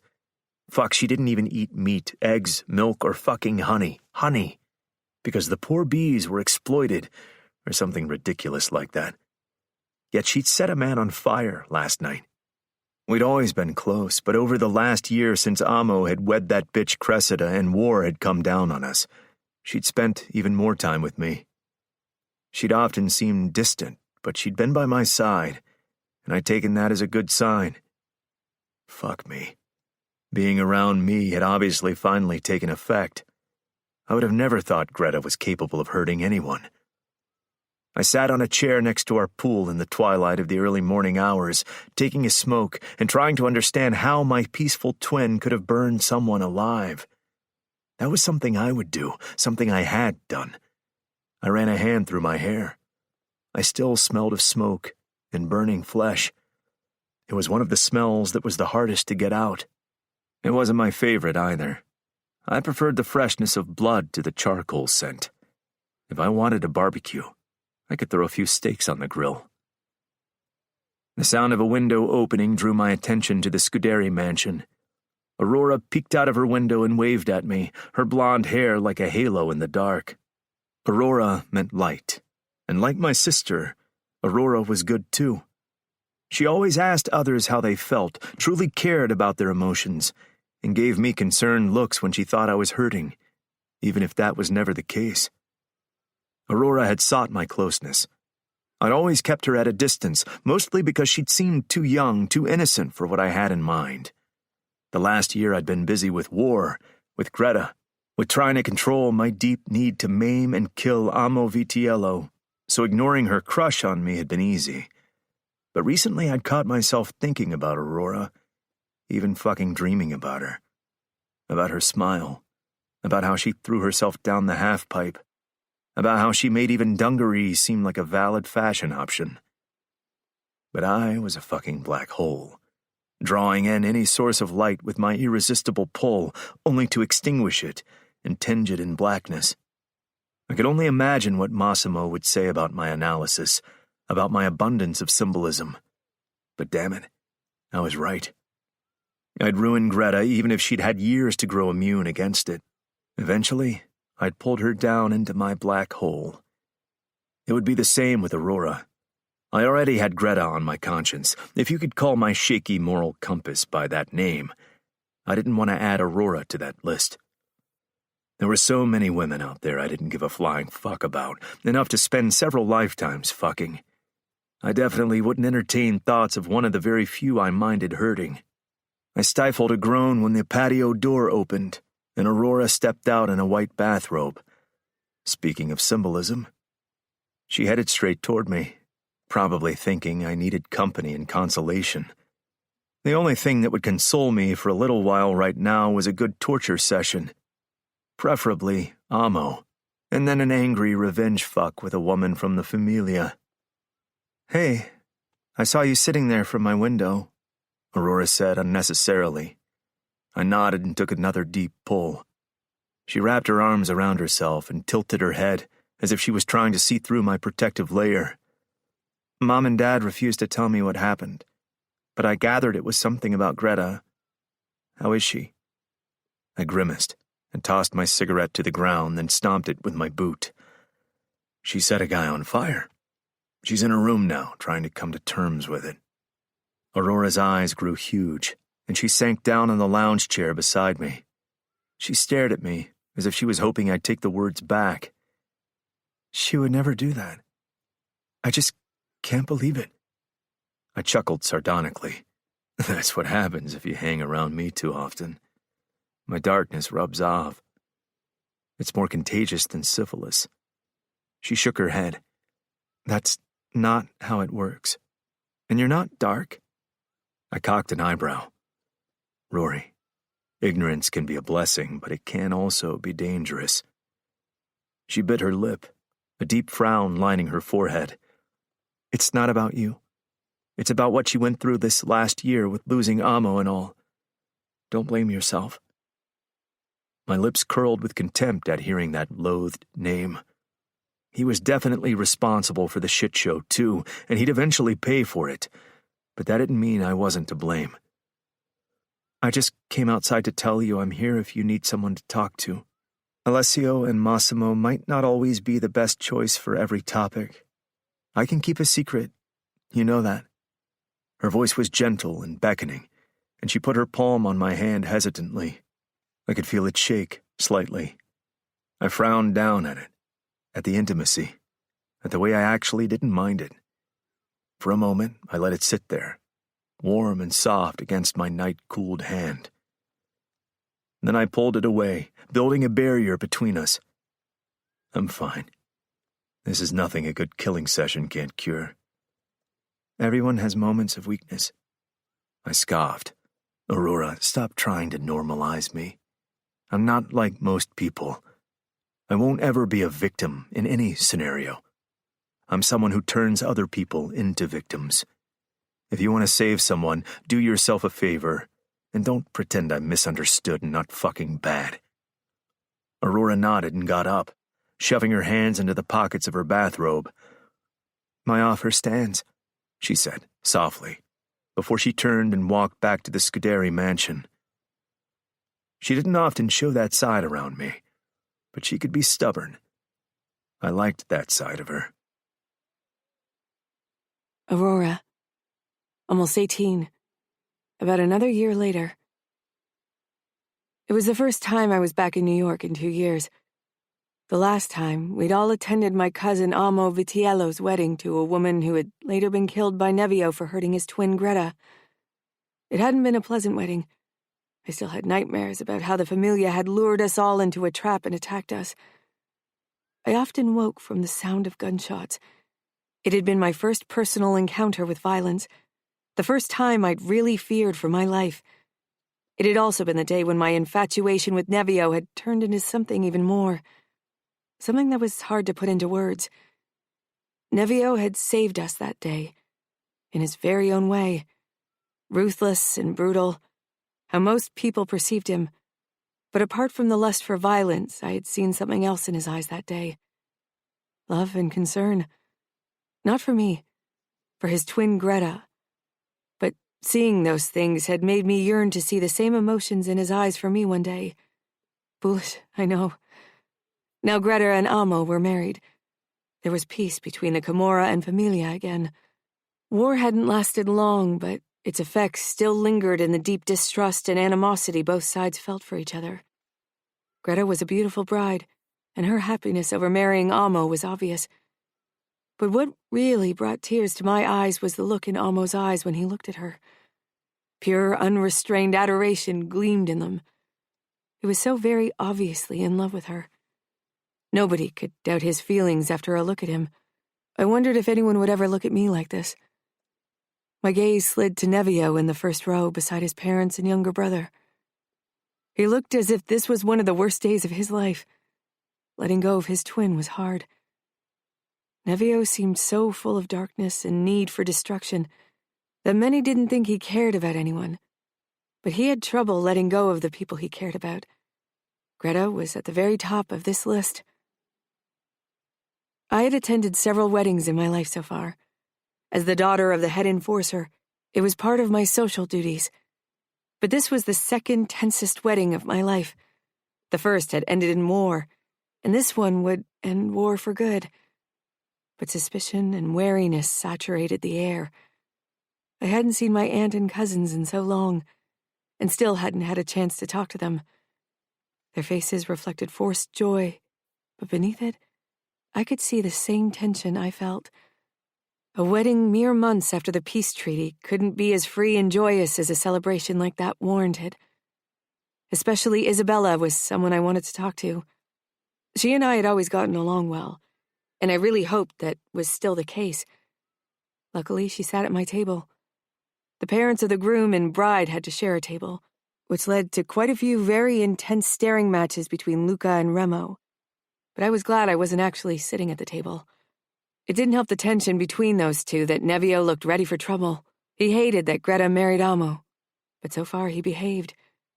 At our table, there were my aunts, Gianna and Liliana, with their families. And following etiquette, Nino and his family should have sat there too. But Matteo had threatened to stab both Massimo and Alessio with a fucking butter knife, as rumor had it. And so other arrangements had been made. I had to admit I was relieved on Isabella's behalf.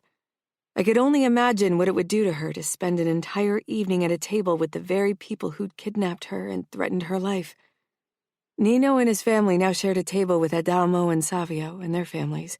I was pretty sure Chiara had a serious conversation with both Massimo and Alessio before the wedding, because so far they had both done their best to avoid any contact, even with their eyes, with Isabella and Gianna, though the latter looked ready to start a new war.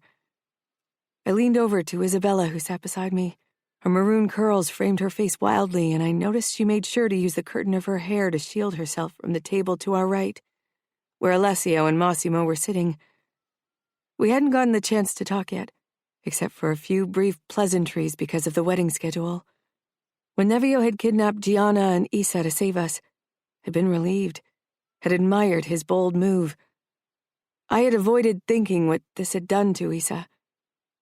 For me, Alessio, Massimo, and Nevio didn't pose a danger, and I wasn't scared of them. But Isa didn't know them very well, and if I was being honest, knowing their reputation, I wasn't sure if they wouldn't have hurt her to get their message across.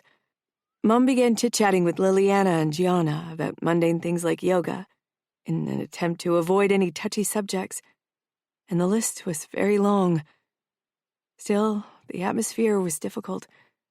Matteo wasn't really interested in conversation with Dad, and busy glaring alternately at Massimo and Alessio or Nevio, who apparently hadn't gotten Chiara's memo to keep his head down.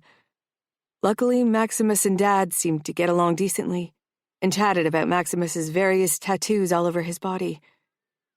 Especially Davide's interest in the many tattoos fired the conversation up. Davide, of course, had to show off his recently acquired Kimura tattoo. Dad had insisted that he was inducted on his 14th birthday, despite Mom's protests, and Davide had run around like the king of the world ever since. "Are you going to college?" I asked Isabella when the dinner conversations finally started. She was turning 19 soon, so she must have finished high school last year. She turned to me. "No, I still need to finish high school. Take a break after certain events." I flushed. So much about not putting your foot in your mouth.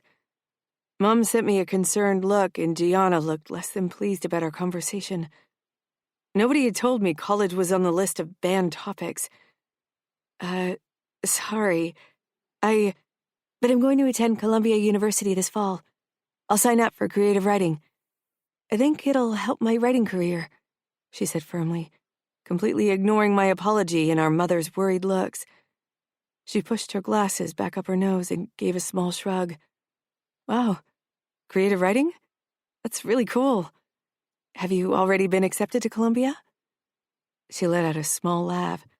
"No, the application window isn't even open yet. But let's be honest, I'll be accepted." She glanced at Matteo. "I'm a Vitiello." It was difficult to read her emotions. "True," I said. "How long have you been writing? You never mentioned it before." "Well, our contact has been sparse in recent years." She pursed her lips and widened her eyes. I laughed. "That's one way to put it." "But I've been writing short stories pretty much all of my life. I never considered taking my writing seriously, but after the war broke out, I started writing novellas and novels, and it's what I want to do." "They're really good," Sarah piped up. I looked at her in surprise. She'd quietly chatted with her two younger sisters while her brother Flavio had joined the conversation of the men. Isabella scrunched up her face comically. "You called them disturbingly dark." Sarah's cheeks turned red. She looked pale and thin. I remembered how she'd been before the war, before something happened and she married Maximus instead of a man she'd originally been promised to. If I hadn't known those two were husband and wife, I wouldn't have guessed it. Sarah mostly angled her body away from Maximus, and he was obviously careful to keep his distance too. They seemed like strangers. No, not strangers, because they obviously both carried baggage that concerned the other. I'd asked Dad about it, but he'd refused to talk to me about it.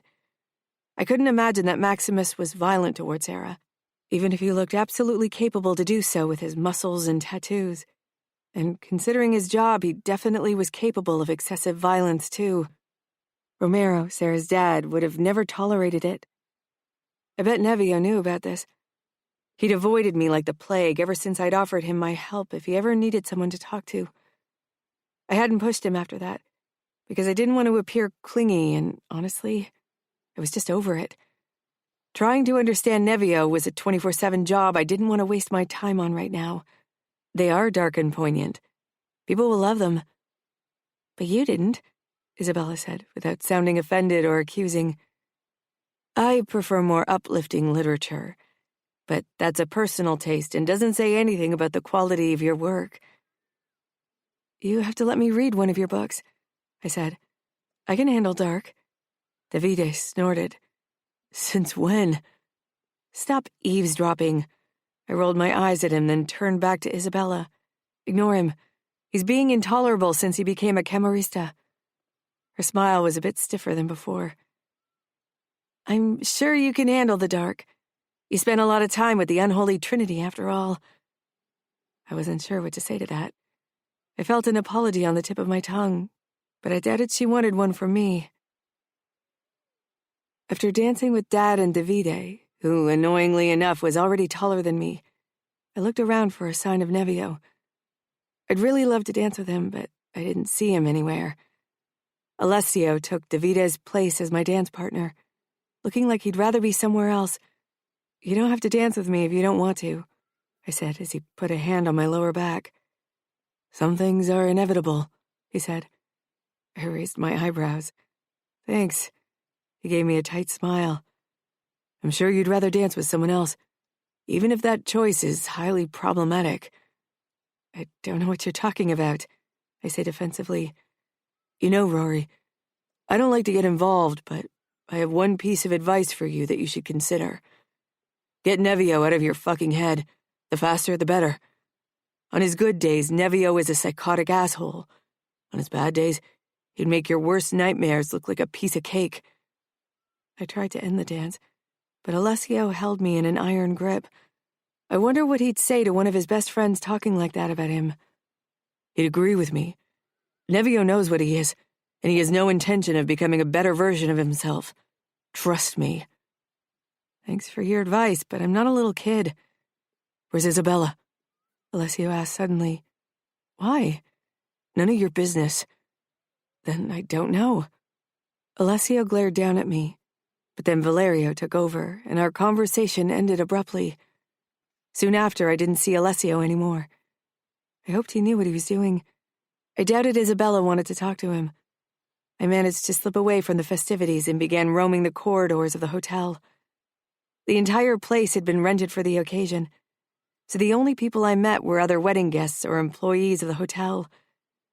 I didn't see Alessio or Isabella anywhere, but eventually I spotted Nevio on the floor smoking. He looked as if he was ready to tear down the place. Maybe Alessio was right. Maybe it was best for me to stay away from Nevio. But this wasn't about my crush. This was about a friend helping another, and Nevio looked as if he definitely needed help today.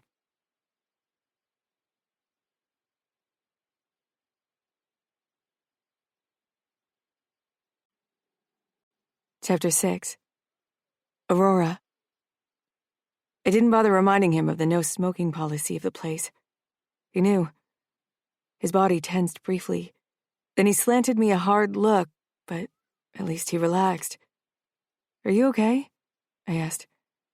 He'd removed his tie and speared it with his knife and impaled it into the hardwood floor. His jacket had been tossed to the floor beside him. His sleeves were rolled up to his elbows, revealing his muscled arms and the Kimura tattoo. I came here to stop myself from starting a bloody wedding. Although, that would have been an improvement. I stopped beside him, unsure if I should sit down or stay where I was. Did Nevio want me around? Greta looks happy. Nevio took the cigarette from his mouth and moved it to his forearm. he hissed when the glowing tip touched his skin. I dropped to my knees. Don't! I reached for the cigarette and gasped when my fingertip touched the still hot tip. I jerked away. Nevio extinguished the cigarette, then grabbed my hand and inspected my fingertip, which started blistering. I sank my teeth into my lower lip from the burning sensation. He shoved to his feet and pulled me up as well. After he'd picked up his knife and stuffed it into a holster at his belt, he took my hand again and led me away. I wasn't sure where he was taking me. There's an ice dispenser. I pressed out as we passed a room with one. Too cold. The water should only be slightly colder than room temperature. We arrived at the spa, and Nevio turned on the faucet in the women's changing room. As soon as the cold water hit my finger, I felt a moment of relief, but then the burning returned. What about you? I asked, nodding toward the blister on his forearm. It must hurt worse than my wound, considering he'd touched the cigarette far longer to the spot. I think this is only the third time I've seen you in a dress, Nevio mused. I had opted for a teal-colored long V-neck dress.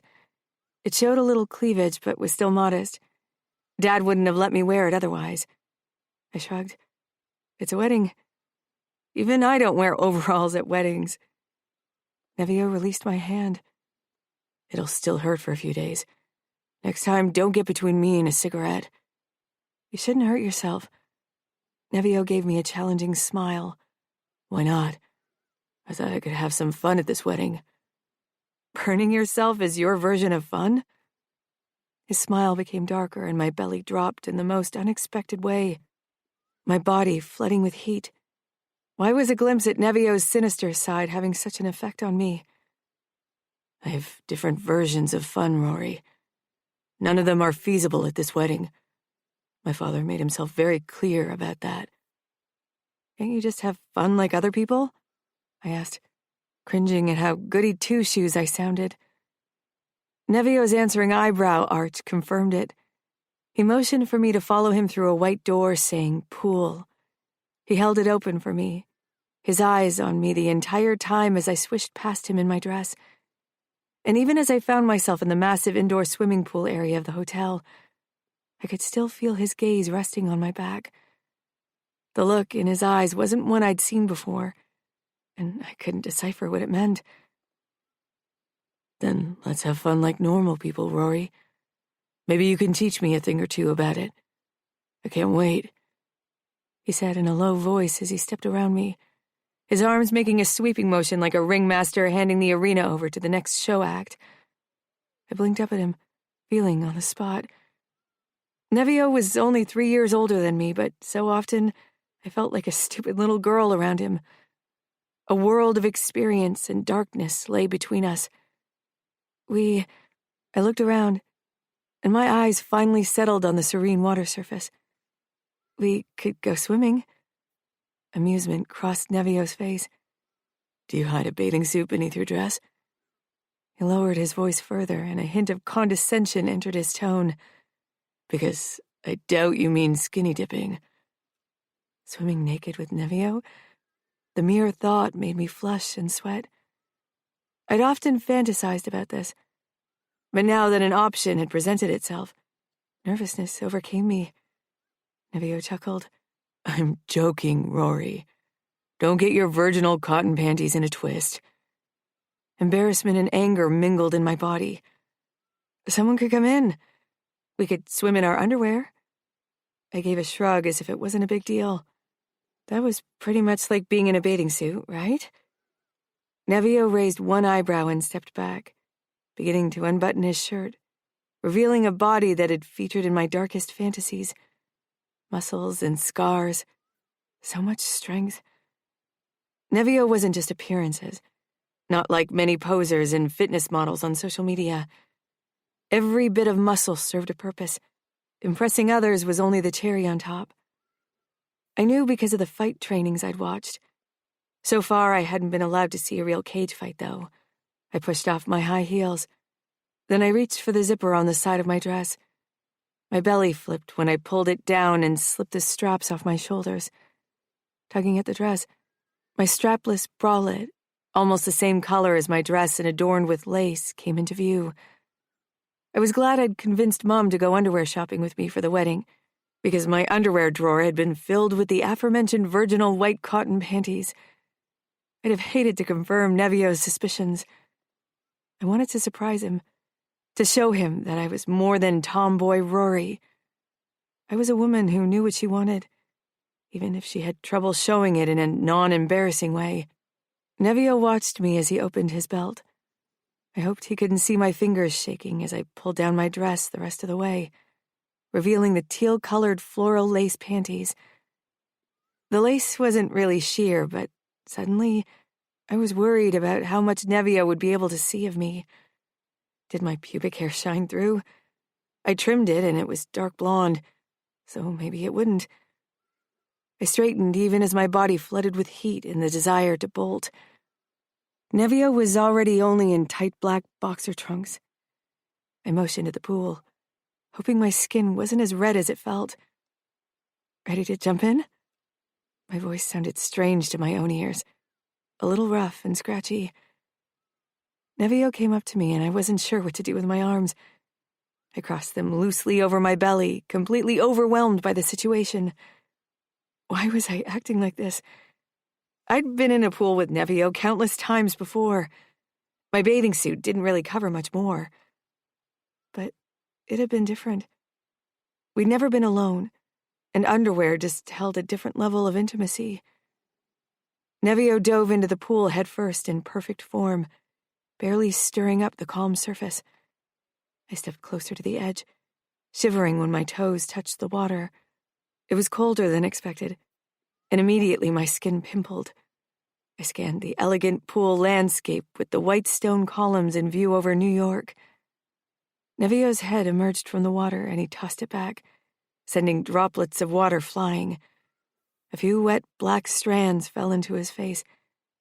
His dark eyes took me in, and I wished I knew what was going through his head. Your body will get used to the cold. I sank down on the edge and pushed my legs up to my knees into the water. I was a warm water kind of girl. No cold showers or ice baths for me. Nevio swam over to me, and I braced myself, worried he'd pull me in. Instead, he grabbed the edge and pushed himself up, catching me completely off guard. I was really considering killing off some familiar asshole when you found me. As always, Rory, you make your name proud. Bringer of light in the dark. His biceps flexed as he pushed himself higher until his face was level with mine. My heart stopped, only to pound harder a moment later. Rivulets of water ran down his forehead and cheeks, over the curve of his smirking mouth. Would he kiss me? But his lips passed my nose, and he pressed a kiss to my forehead. He exhaled before he dropped back into the water with a splash. Cold droplets hit my face. They didn't help with the heat in my cheeks. A kiss on the forehead. I wanted to scream in utter frustration. And bringer of light? I knew Dad also saw me as inherently good. A light in their dark world. Which was why he and Mom had picked my name. But I didn't like to be seen like that. It put a massive burden on my shoulders to live up to their expectations. I didn't know we were having a water party, Alessio said. My head swiveled around to where he stood in the doorway. His eyes met mine, and he raised an eyebrow. I pushed off the edge and lowered myself into the water. I needed to cool down. If it hadn't ruined my hair, I would have dunked my head too. But that would be difficult to explain to my parents. What happened to you? Nevio asked, swimming over to the spot where Alessio stopped near the pool's edge. I hadn't noticed before, but Nevio had a point. Alessio looked ruffled. His dark blonde hair was all over the place. His shirt buttoned the wrong way, with a few missing buttons. And his fly was open. He hadn't looked that way when we danced. I began, but Nevio was quicker. Don't release the Kraken on us, all right? Alessio looked down at his body, but didn't seem the slightest bit embarrassed about his predicament. He gave Nevio a pointed look. As long as you keep your Kraken in check, we should be fine. He popped open the button, then kicked down his pants and got out of his shirt before he too jumped into the pool, not bothering to be careful. Water flew everywhere and barely missed my hair. I'd definitely get in trouble with my parents tonight. I could feel it. Though maybe I could say it was my way to keep the wedding peaceful. Nobody could argue that a wedding without Nevio and Alessio was far likely to escalate. The guys exchanged a look that made it clear whatever had happened to Alessio wouldn't be discussed with me around. I swam toward the closest ladder. "Where are you going?" Nevio asked. "I should probably return to the party. Mom and Dad will wonder where I am. I don't want to get in trouble." I climbed out, grabbed my dress from the floor, and quickly rushed into the changing room. I locked myself in, then let out a shuddering breath. A kiss on the forehead, as if I was 10. I was almost 18, but Nevio treated me like his little sister. God, did he really see me as his kid sister? I closed my eyes. Taking a shuddering breath, I opened my bra. It was too wet. There was no way I could wear it under my dress. The fabric of my dress fell in ripples over my chest, so it shouldn't be too obvious that I wasn't wearing anything beneath. I got out of my panties too, but wrung them out, then put them back on, even if the sensation of the cold, damp material was awful. I simply couldn't imagine returning to the wedding without panties. The material clung to me in an uncomfortable way, but I still put on my dress. When I stepped out of the changing room, Nevio was waiting in front of it. I touched my heart. "You're dripping," he says, his eyes on the floor. I followed his gaze. Indeed, a few droplets of water gathered at my feet. The panties were still too wet. "Your dress will be soaked as soon as you sit down." I cringed. That would look as if I'd peed myself. Nevio stepped up to me. "Just get out of your panties. Nobody will know. Your dress is long. It would look suspicious if you dripped water all over the floor under your dress." I stepped back into the changing room and got out of my panties as well, then returned with my bra and panties in hand to Nevio. I'd left my purse at the table, so there was nowhere I could put my underwear. "Here, let me take this from you. I can get rid of them later." Nevio took my bra and panties from me, catching me off guard. I swallowed, unable to get past the fact that Nevio was holding my panties. Again, I had dreamed of that moment several times, but never like this. Not even close. A hysteric laugh crowded in my throat. Alessio appeared beside us at that moment. I knew he interrupted us on purpose. What was it with his savior complex? Since when was he so concerned about me being around Nevio? He glanced at my underwear in Nevio's hand and then at my face. "You realize how your father would react if he saw Nevio with your underwear." "Dad doesn't know what kind of underwear I own," I muttered, annoyed. Nevio gave me a wink before he walked back to the pool with my underwear. "You're very bad at following advice," Alessio murmured in my ear. Nevio regarded us with narrowed eyes as he sank down on the edge of the pool and put my underwear on the floor beside him. I'm only bad at following bad advice. I quickly left the pool area, and after catching my breath in the hallway for a moment, I decided to return to the party. When I entered the ballroom where the festivities took place, I felt on the spot, even if nobody paid me close attention. Just the knowledge that I wasn't wearing underwear was enough to turn me into a jumpy mess. I hurried to our table and sank beside Isabella, who scribbled in a small notebook but stashed it in her purse when she noticed me. "You look flustered," she said curiously. "So do you." Her cheeks were flushed, and her freckles stood out more than usual. Plus, her hair was no longer in an updo. We stared at each other for a few heartbeats before we both non-verbally decided to change the topic and switch to my plans of working as a nurse. We obviously both had secrets we didn't want to share. Nevio, I hope you're not thinking about keeping that, Alessio said with a nod toward Rory's underwear as he strode toward me. For someone who looks like he had a wedding fuck, you're terribly ill-tempered. And for someone who sees Rory as an almost sister, you're awfully interested in her panties.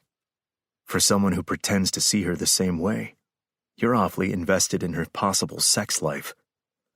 I pushed to my feet and looked him straight in the eye. Maybe your concern stems from a carnal desire, my friend. Alessio laughed. Don't turn this on me. We both know I don't see Rory that way. Me neither, I said with a shrug. You used to be a better liar. You need to work on that before you become capo. You sound like a consigliere, I taunted. But I'm not, and I won't be. Some things aren't meant to be. I'm not fit to be a consigliere. I know my limits. Maybe you should start considering yours. Limits are there to be broken down.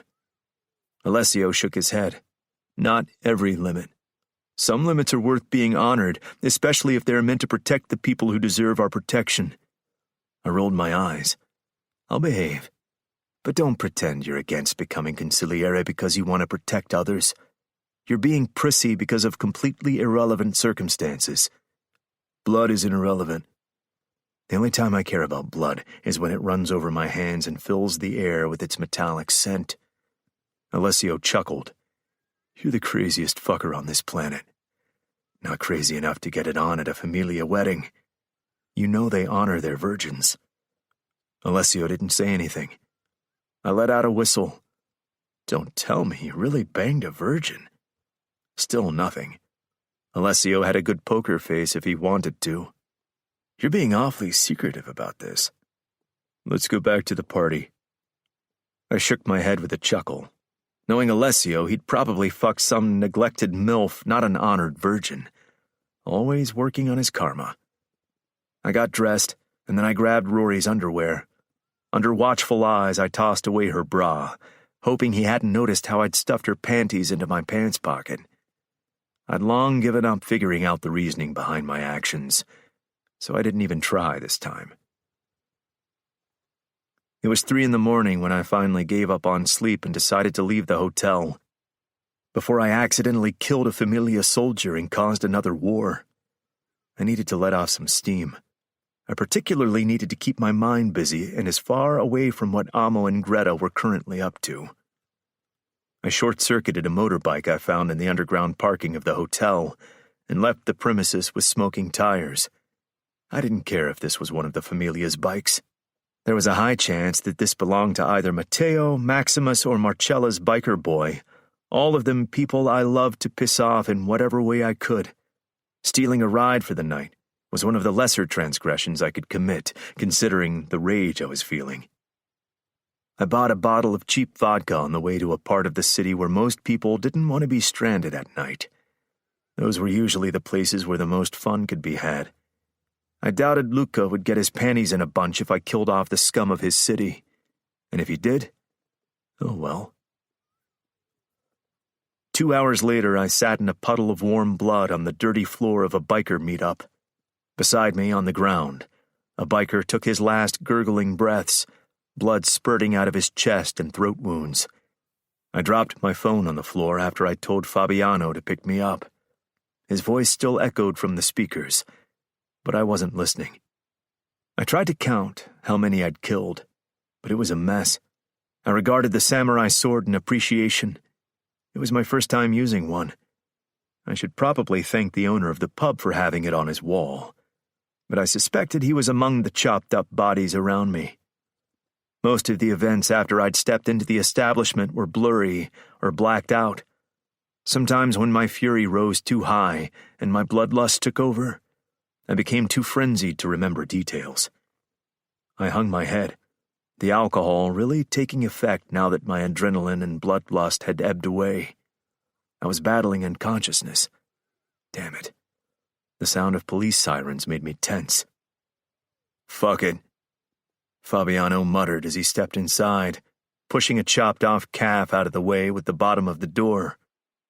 I lifted my head to meet his gaze, even if it felt too heavy. Fabiano stood in the center of the bar, still in his wedding suit, and he looked royally pissed.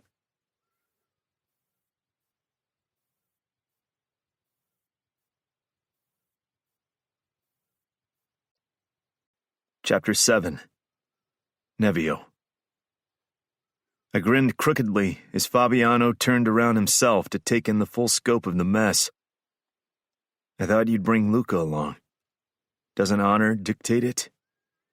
Fabiano slanted a look over his shoulder, grimacing. Luca is the groom's father. He shouldn't have to deal with this tonight. You came without a watchdog from the Familia? I asked.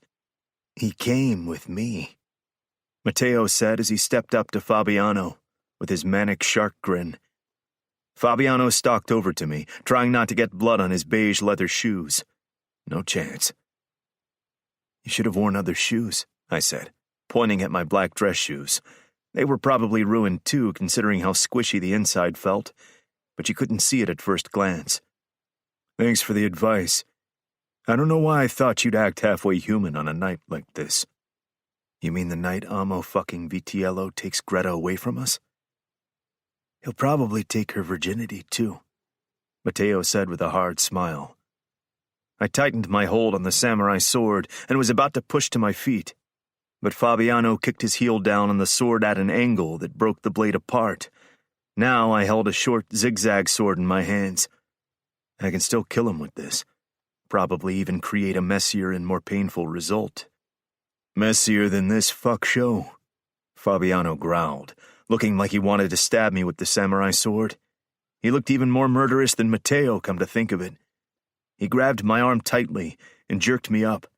I let him because I was fucking tired and just wanted to nap.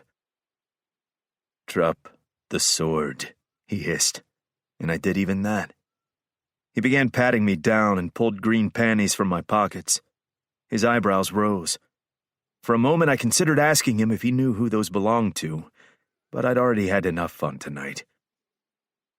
If you fucked one of our women, I'll really enjoy slicing you up, Matteo said, who kept his distance from me, probably because he worried he'd actually choke me with his bare hands if he came close, though that move was more Luca's style.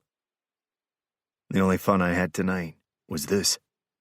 I motioned around myself, but I'd be up for a post-kill fuck if you have someone in mind. Nobody wants to fuck you in the state you are in, Fabiano growled, dragging me toward the exit. Again, a stupid comment lay on the tip of my tongue. It wasn't self-preservation that stopped me, though. Funnily enough, I didn't want to talk like that about Rory, even if it was in jest. You can thank me later for getting rid of the police, Matteo said as we passed him. Thanks. That's what family's for. If you ever feel like causing a bloodbath in Las Vegas, ask me. I know the best spots. You'd probably try to kill me in your manic bloodlust, so no thanks. I couldn't promise it wouldn't happen, so I didn't say anything. Fabiano pushed me toward a black limousine and shoved me onto the passenger seat. He got in behind the steering wheel and didn't say anything for a couple of minutes before it burst out of him. What the fuck is wrong with you? We all thought you'd grow out of this shit. I chuckled. How do you grow out of being a killer? Fabiano slanted me a look. If you're always giving in like this, it'll control you. As a capo and a man with a loving family, you need to be in control of it. That's why I'll never have my own family, because I don't want to control it. Don't want to or can't. I looked out of the window. Fuck if I knew. If you can't, then you should stick to your words and stay a lone wolf. Aurora. The next morning at breakfast, Nevio looked as if he'd had a rough night. I didn't know details of what had transpired, only that Dad had to leave sometime in the middle of the night to pick up Nevio, and he'd been in a foul mood when he'd returned. Nevio's dark expression probably wasn't the result of a rough night, though. The upcoming Bloody Sheets show definitely had something to do with it, too. The Familia had established the tradition of showing the bloody sheets after a wedding night again recently, mainly to appease their conservative members. I had never witnessed a bloody sheet presentation before. Mom had always ensured we were somewhere else if one had transpired after a wedding we had attended. But in the Camorra, it rarely happened. Today, I had decided to be present. I had to admit I was a bit curious about how these things were handled, and I wanted to see how Nevio handled it.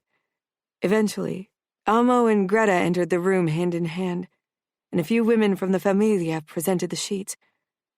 Embarrassment crawled up my neck when I saw the red on white. I was infinitely glad that the Camorra didn't follow this tradition. It's a barbaric tradition, Mom said, her cheeks red in disgust, twisting her lips. That's the familia for you, Dad said. I really wasn't sure if Dad had reason to bash the familia. The Camorra was barbaric in its own way, and I knew that many of the conservatives in our circle expected bloody sheets too, even if it wasn't officially approved of by the capo. Suddenly, a knife with a burning napkin attached to it hurtled through the room and pierced the sheets, which caught fire immediately. A few seconds later, they were completely aflame and the fire alarm was set off.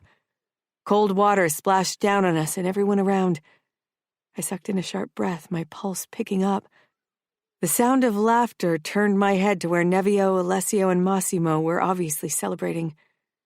Nevio's eyes met mine, and he gave me a wink.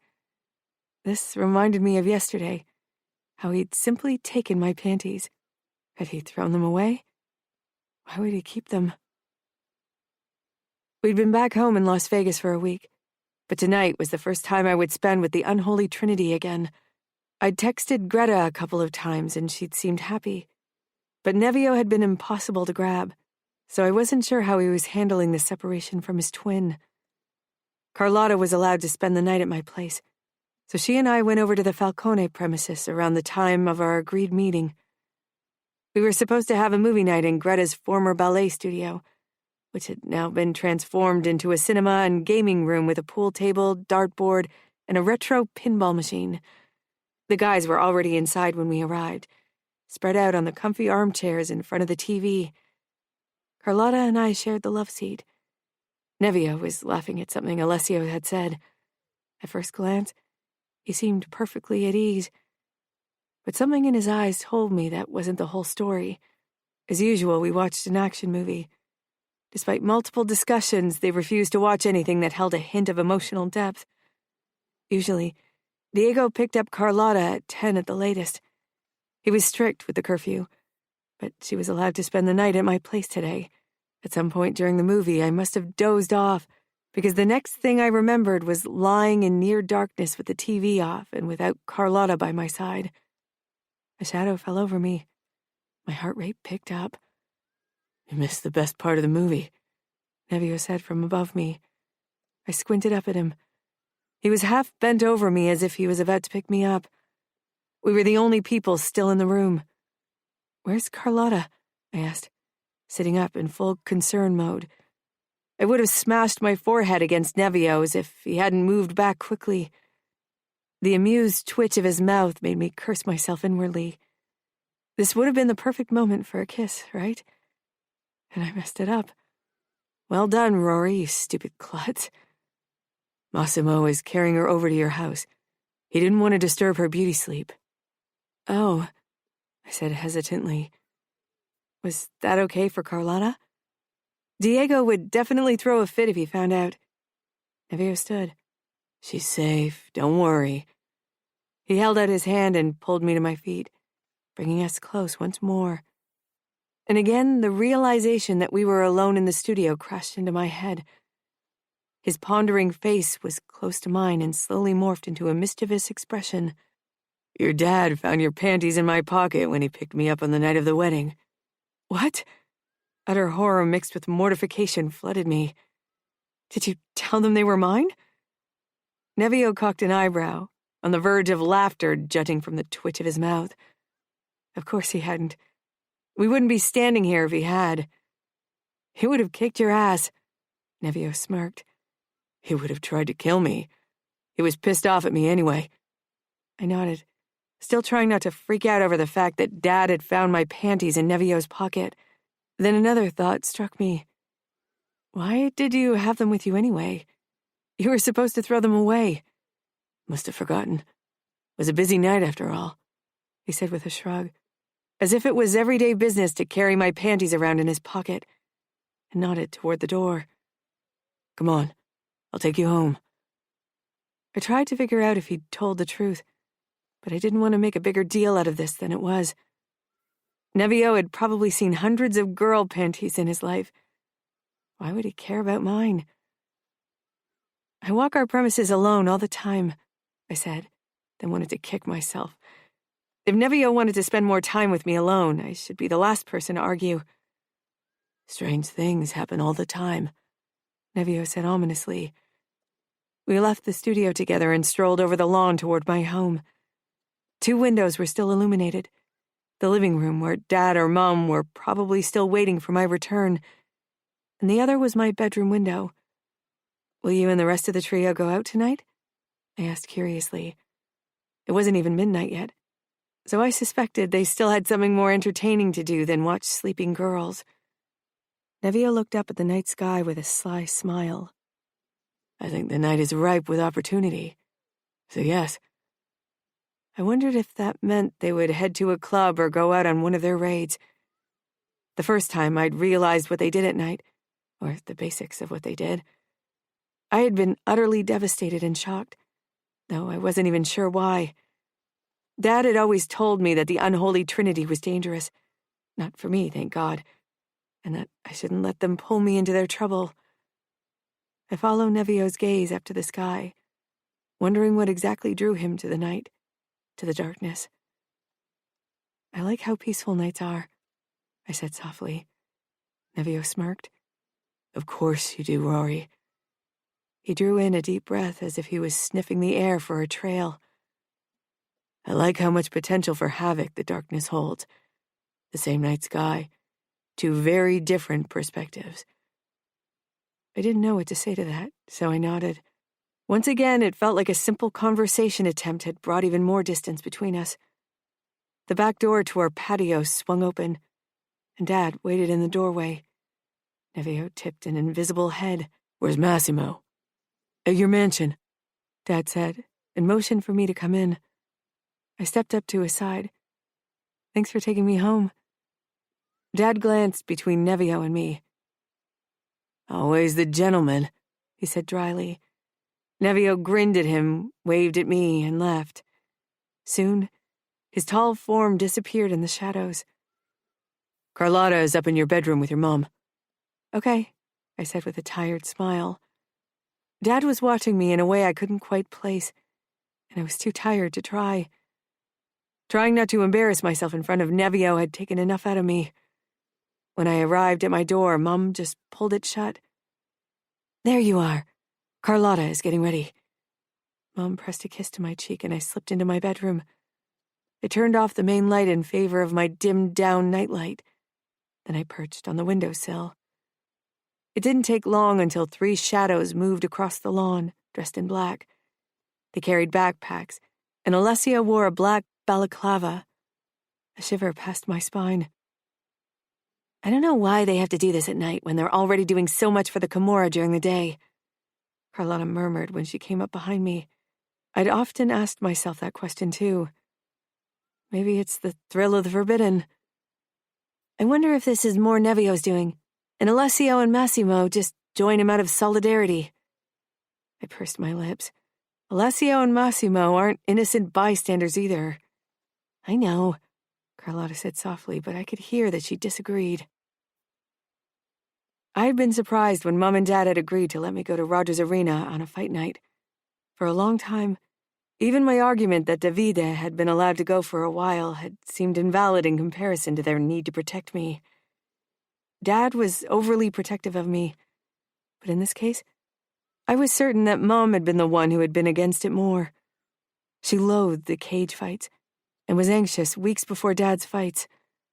They'd become less frequent in recent years, but on occasion, he and the Falcone brothers still showed their strength in the cages. Are you sure you don't want to ride with us? Mom asked again as I put on my favorite white sneakers in our entry hall. She'll be fine, Leona, Dad said with a hint of amusement. Let her soak up the pre-fight atmosphere with the trio. Mom sank her teeth into her lower lip. I'm just worried they're already too caught up in their fight mode and will be reckless. It's a short drive, and I'm sure Massimo will be the one driving. Dad went over to Mom and grabbed her shoulders, rubbing them lightly. Relax. You're tenser than on my fight nights. I giggled. Mom, you realize I won't be in the cage tonight, right? Mom huffed. You two shouldn't gang up on me. And trust me, Aurora, seeing a fight on screen and seeing it live are 2 very different things. I had watched only one recorded fight a couple of days ago. It had been one of Dad's old fights, and it had made me squeamish. Not because of the blood. I had no trouble with that. But the brutality with which Dad had acted had unsettled me. I only knew a different version of him. I could only imagine how much more impressive it would be to see a live fight, especially as I'd heard stories of how brutal the fights of the trio were. My phone beeped with a message from Carlotta. On my way. I smiled in relief. I had worried that Carlotta would bail. She wasn't too fond of blood and definitely didn't enjoy fighting as much as her sister Gemma did, who had fight training when she was our age. Diego would drive her to the fight, though. He was in the arena more than any other camarista because of his wife, Antonia, who had inherited the bar from her father, Roger. I got up and regarded myself critically in the mirror. It had probably taken me way too long to decide what to wear to an event where nobody would be dressed up or pay attention to what I was wearing. Eventually, I'd settled on tight black jeans and a burgundy off-the-shoulder crop top. It's cool inside the arena. You should put a cardigan on, Dad said pointedly. Mom rolled her eyes. It's sweltering in there. She'll be fine. I bit my lip, close to laughing. The doorbell rang and Dad opened it after a look at the camera. Nevio stood in front of the door. It was the first time someone other than Carlotta picked me up at my door. Usually, I went over to the Falcone mansion when I spent time with the trio. This felt oddly like a date, even if I knew it definitely wasn't. Nevio was dressed in black pants, a black tee, and black sneakers. Nothing out of the ordinary. And his grin wasn't as tense as I would have expected on the night of a fight. Dad appeared behind me and put a hand on my shoulder. His expression was hostile. He acted as if Nevio and I had a date, and he had to scare him to behave. My cheeks warmed, and I nudged his side inconspicuously with my elbow. What was his problem? He could see Alessio and Massimo in the car in front of our house. This definitely wasn't a date. Get Aurora to the arena safely. Nevio didn't seem overly concerned by Dad's threatening undertone. Massimo is driving, and I don't need road rage to get me in the mood for a bloody fight. Dad shook his head, one corner of his mouth pulling up in a way that suggested he knew. Come on, Rory, before your dad delivers a few more threats he picked up in chick flicks. Stifling laughter, I stepped up beside Nevio and followed him to the car. He opened the back door for me so I could climb in. Now this really felt like a date with his two best friends along for the ride. We'll arrive shortly after you, Dad said as a way of goodbye, making it sound more like a warning than a mere piece of information.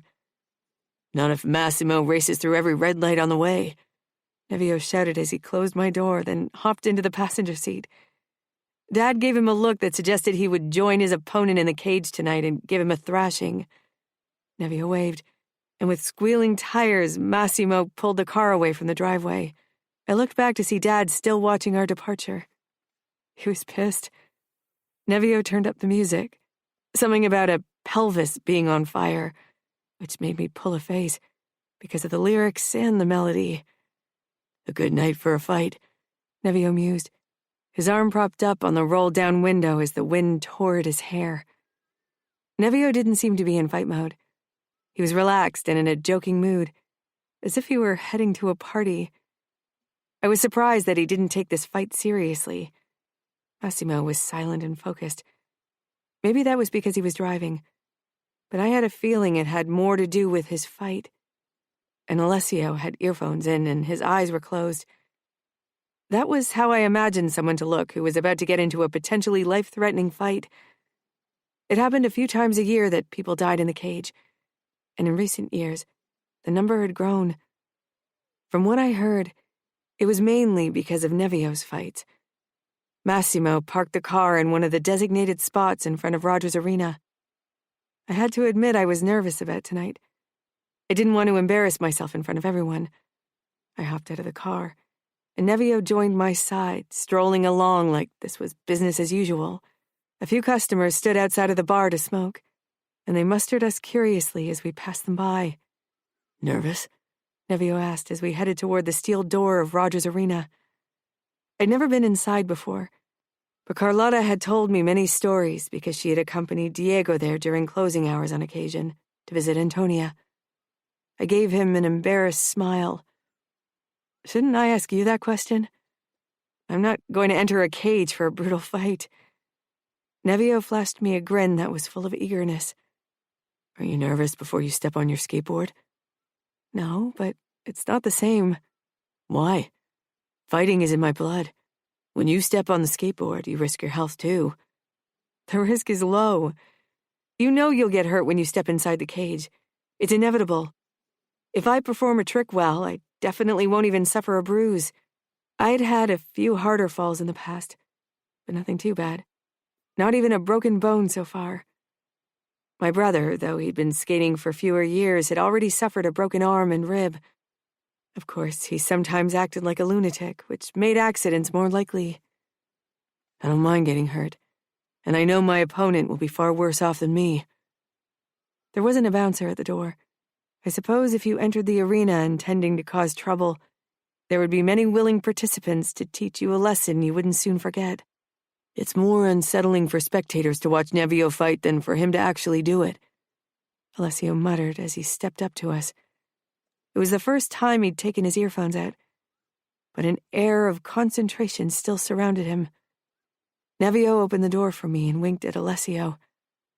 That's just how I like it.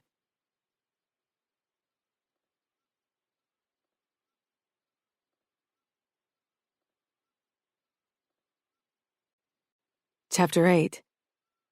Aurora. When we stepped inside, my breath halted. The bar was filled to the brim with guests, mainly men. Every table was occupied, and even the booth along the concrete walls. People who hadn't found a seating place stood against the walls to watch the spectacle as well. The wall beside the bar was decorated with red neon tubes encircled with barbed wire that said words like blood, sweat, and courage. The stench of smoke, sweat, and alcohol carried in the air. Some guests smoked inside, so I wasn't sure why the others had fled outside to do so. My eyes were drawn to the huge fighting cage in the center. The mesh looked like chicken wire, but I knew it was much sturdier to withstand the impacts. 2 men and the referee were inside of it, as the first fight of the evening was about to begin. Nevio threw his arm around my shoulders with a teasing smile and took a deep breath. I was momentarily startled by his closeness, especially in such a public place. Even if this was a solely friendly gesture, people in our circles loved to draw the wrong conclusions and spread false rumors. This is the scent of pure adrenaline. Isn't it intoxicating? Nevio asked in a low, compelling voice. I drew in another, slightly deeper breath and was once again hit with the odor of sweat and alcohol. I gave Nevio a doubtful look. I spotted Carlotta in a booth with Diego. Antonia was at their table too, but you could tell from her stressed expression that she was on the jump to get back to work behind the bar. Her cocktails were famous, so she was definitely needed back there. Carlotta spotted me, her eyes darting between Nevio and me, then his arm around me before she waved me toward them. Do you need to get changed?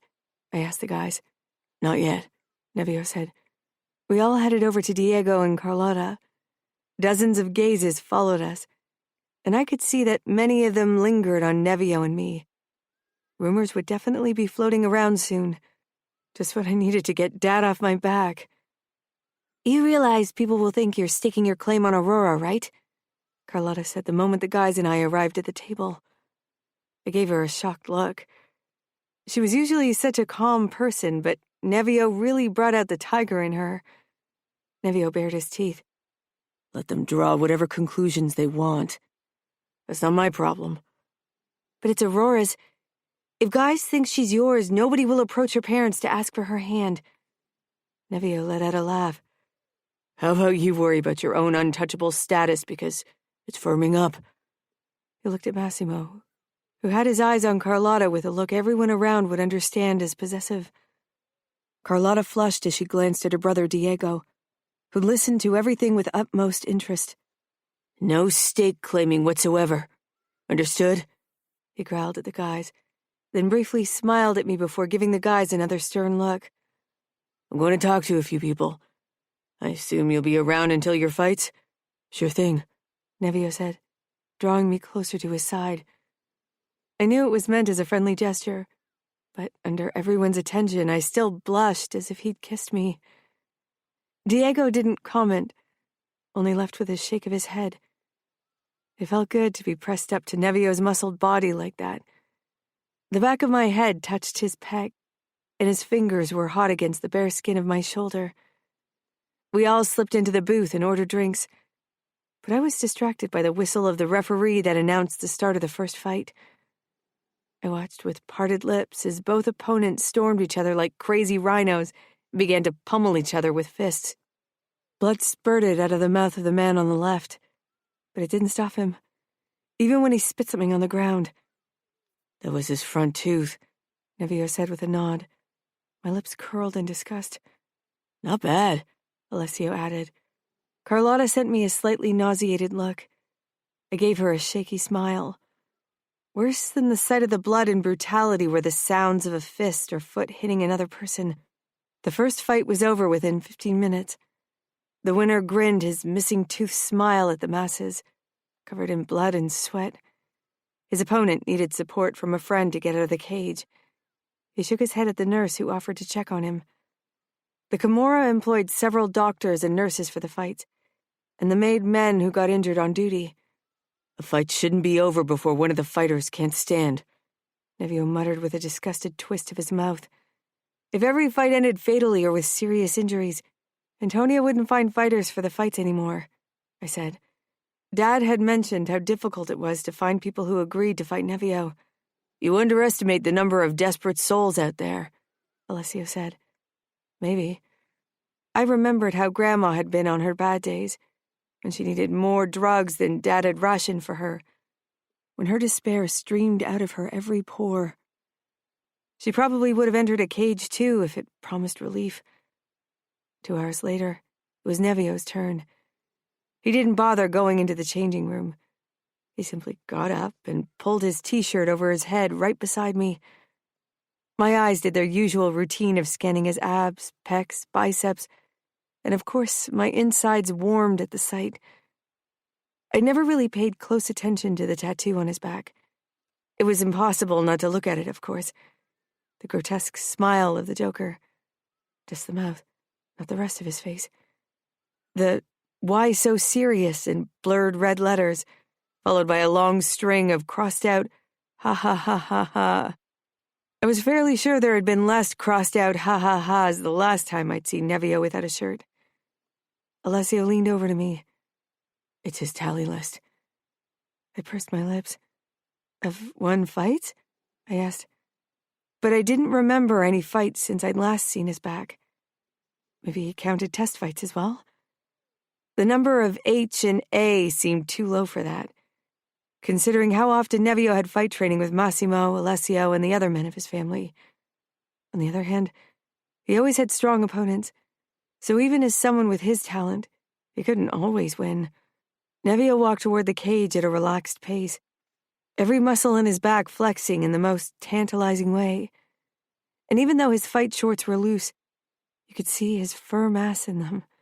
Some people pointed at the tattoo on his back, and their expressions varied from impressed to concerned. Not quite, Alessio said. It's the number of people he killed. He only got the tattoos this year, but he remembered every fucking kill of his life. Not bad for someone who doesn't remember the last party. I blinked, swallowed, my gaze darting between Nevio's back and Alessio's amused face. Was he pulling my leg? I'm not joking, he said. His expression suggested I needed a reality check. He's not, Massimo said matter-of-factly. My gaze found Nevio again, but from a distance, and at my current angle, I had no way of counting just how many crossed-out letters there were. How many letters are there? I asked quietly. Every vertical line of each letter stands for a kill, so 1 H equals 2 kills. What about the horizontal cross-out line? I asked a bit tonelessly, as if it mattered. There had been many letters on Nevio's back, Even more vertical lines. Way too many. They're just for fun. No meaning, Alessio said. You probably shouldn't count next time you see him close up. He smiled strangely. Or maybe you should. Carlotta shook her head with a disgusted expression, then narrowed her eyes at Massimo. Do you have a tally list too? Alessio chuckled and shook his head. I don't require one, Massimo said, with an expression that suggested he wasn't sure why Carlotta would even ask. He has a mental one. And you? I cocked an eyebrow. You three always hang out together. I doubt you're only sitting by while Nevio and Massimo kill people. I lowered my voice for the last part, as if anyone in this arena didn't know they were killers. The noise level had risen up to painful dimensions when Nevio climbed up the steps to the cage, so I doubted anyone could eavesdrop anyway. Oh, I'm not any better or worse than those two, but I'm not the one smooching with you girls. Massimo gave him an exasperated look. The door to the changing room opened, and Nevio's opponent stepped out. He was sturdier than Nevio. Very muscled, but not as defined. A bit of fat had accumulated around his belly. He had a thorn crown inked into his bald skull, and a huge skull with Jesus on his chest. The marks of the staking were also tattooed into his wrists and ankles, and his smile was on the verge of insanity. He looks crazy, Carlotta whispered, appalled. He's clinically insane, Massimo commented with a casual shrug as he leaned back in the booth. Should he even be here then? He can't make rational decisions in his state. Massimo regarded Carlotta with furrowed brows. Fighters don't have to be sane. Alessio chuckled. By society standards, none of us are sane considering our murderous tendencies. Carlotta looked truly concerned. She lightly touched Massimo's forearm. Still, I feel sorry for him. He thinks he's the incarnation of Jesus, and he attacked a couple of priests because their sermons suggested otherwise, Massimo said. Carlotta's eyes widened, and she looked at the man, who'd by now reached the cage. Wow. Would you prefer to go outside with me while Nevio fights? Massimo asked quietly. I exchanged a look with Alessio, who rolled his eyes with a dry chuckle. I'll be fine, Carlotta said with a shaky smile. Just tell me if you need to go out. Stifling a laugh, I turned back to the cage, my belly twisting with nerves. Nevio's opponent was insane, and insanity could be dangerous. People developed incredible strength if driven by madness. When the man entered the cage, I realized just how much taller and broader than Nevio he was. He was half a head taller than Nevio, who was already 6'4", and he had probably at least 60 pounds on him, though looks could be deceiving. Nevio was all muscle, and those weighed more than fat. Still, fear filled me as I watched the man cross himself with a too-wide grin. Nevio leaned against the cage with crossed arms and regarded his opponent with condescension. He didn't look concerned in the slightest. This'll be a long fight, Alessio muttered, supporting himself on his elbows and blowing out a long breath. You think the guy can beat Nevio? I whispered. Massimo shook his head. No, but Nevio usually toys with these kinds of opponents. His relaxed stance changed the moment the referee left the cage and locked the door. I still couldn't detect a sign of nervousness. He looked hungry and lethal. His dark eyes locked on his opponent with a deadly determination that sent a chill down my spine. Then one corner of his mouth darted up. But this smile, if you could even call it by that name, reminded me so much of the Joker's smile on his back that my belly fluttered anxiously. I'm divine. Bow at my greatness, the man shouted. Nevio pushed himself away from the cage. First, I'll shut you up. The man barreled toward him with a fervor that had the entire cage rattling and shaking under the force of his heavy steps. Nevio sidestepped the attack and aimed a kick at the man's back, sending him flying against the cage. He whirled around, a wound at his head bleeding, and Nevio's bare foot hit him under the jaw. The crack of the bone echoed through the arena. Carlotta raised her palms in front of her face, but I couldn't take my eyes off the equally brutal and grotesque display. Massimo and Alessio had been right. Nevio did indeed play with his opponent, kicking and beating him hard, choking him, only to let up and give him time to breathe and recover for another futile attack. Instead of staying on the ground and playing dead like any sane person would have done, the guy attacked Nevio every time, mumbling unintelligent things as he did. After almost 40 minutes, I could see Nevio growing bored, so he aimed a brutal kick against the man's head. He toppled backward, making the whole cage shake as he collided with the floor and blood spread under him. Carlotta jumped up, squeezed past me, and rushed outside, followed by Massimo, who gave Diego a sign that he would handle the situation. However, unsurprisingly, Diego still followed them outside. The referee raised Nevio's arm above his head as Nevio stared down at his opponent lying at his feet, with a look that made it clear he wanted to finish him. To be honest, I wasn't sure if he had already succeeded. A doctor and nurse rushed into the cage and began treating the guy. Maybe you won't believe it, but this is still the tame version of Nevio's monster, Alessio murmured. I tore my eyes away from the cage to meet Alessio's gaze. Still no second thoughts? I pursed my lips. He chuckled and shrugged. The clang of the cage door drew my attention back to the cage where Nevio was climbing down the steps. He didn't return to the changing room, though. Instead, he headed straight to the entrance door and went outside. The doc and nurse administered CPR, then let up. Another one for the tally list, Alessio said. I'll check on Nevio, I said apologetically. Are you okay here by yourself? Alessio gave me a grin. Don't worry about me. Nevio. I stalked past Massimo and Diego, who were trying to console a distraught-looking Carlotta. What had she expected? I bet Diego had told her enough horror stories so this fight couldn't have been a surprise. I wasn't in the mood for this shit.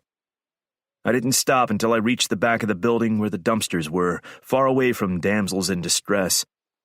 There I leaned against the wall and stared up at the night sky. It never really got dark in the city. The lights masked the sky's true blackness, making it appear less all-consuming than it was. I chuckled and ran a hand through my sweaty hair. My heart rate had already come down. Fights like this rarely kept up my adrenaline for long. They weren't satisfying. I liked the thrill of the hunt, the panic of an unsuspecting victim, the freedom of torturing someone to death by whatever means that struck my fancy that day. Cage fights were tame entertainment for the masses. They weren't what I craved. They were like a small tease, a minuscule starter that only made you hungry for more. Fuck. I wanted to maim and kill. I hoped Alessio and Massimo were still in the mood for a raid after their fights. Soft steps sounded.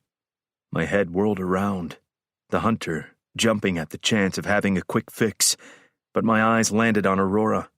She hovered near the corner of the building and watched me with concern-filled eyes. Are you okay? Another carnal need reared its head, one I'd never felt around Rory, one I'd never allowed myself around her. She took a few steps toward me. My eyes took in her elegant shoulders, narrow waist, and defined belly. Then I dragged my gaze back up to her face. It was so full of innocent worry for me that I got a fucking grip on myself. I really needed to head out for a hunt. Is he dead? I asked. Yes. They tried CPR, but it was futile, Aurora said quietly. There was no judgment in her voice, no drama or pity either. I nodded. I'd known the last kick would do him in. I'd hoped it would give me a greater sense of satisfaction, but no. Aurora came closer and stopped in front of me, holding out a tissue. I forgot to pick up a towel on the way, but this is good for his blood on your face. I don't see where it is, I said. Not that I cared if I had his blood on my skin. I'd been covered in people's blood from head to toe before. It was half the fun of torture. Do you want me to clean your face? Aurora asked, holding up the tissue. Sure. I watched her closely as she gently touched the tissue to my cheek, then my chin and forehead.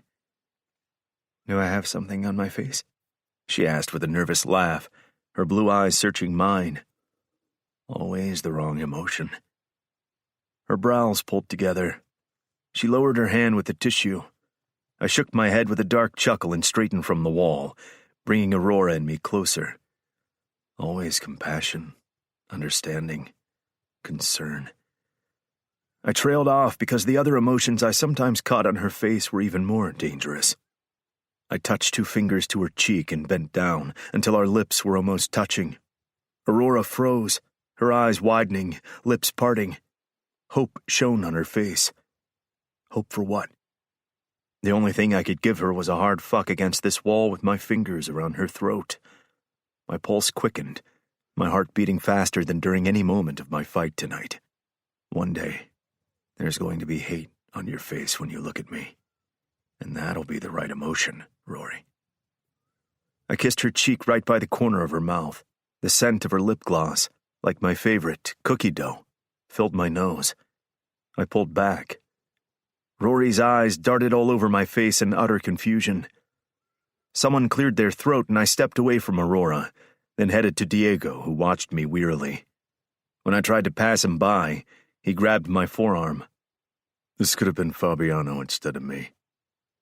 I guess we're lucky it wasn't, I murmured with a hungry smile, because tonight I wasn't sure if I would have held back the monster even against someone who I had known all my life. Diego shook his head and released me. He glanced at Rory, who was still standing by the dumpsters, and watched us in confusion. Diego had the look of someone who had been forced to witness a 90-pound bulldog lick a baby because the parents thought the beast could be tamed. I turned and headed into the night. I wouldn't wait for Alessio and Massimo. I needed the hunt, now.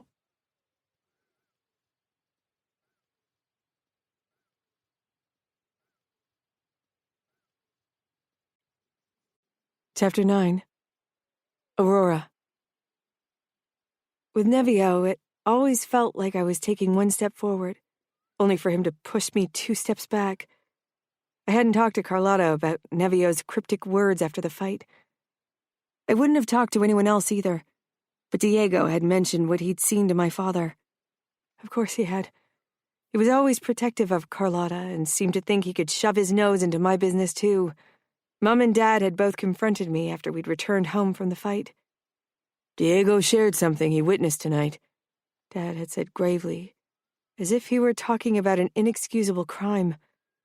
I hadn't processed my strange encounter with Nevio yet, so being confronted by my parents about it came as a shock. Sit, Mom said, motioning to the kitchen chair across from them. I sank down, trying to keep my face in check. It had been a near miracle that I was allowed to attend the fight. If I gave the wrong answers now, I'd never be allowed to go anywhere fun. And I definitely wanted to attend an upcoming party the Unholy Trinity had mentioned. Diego has an overactive imagination. I'm surprised he doesn't force Carlotta to wear a chastity belt. I felt a bit guilty for talking about him that way.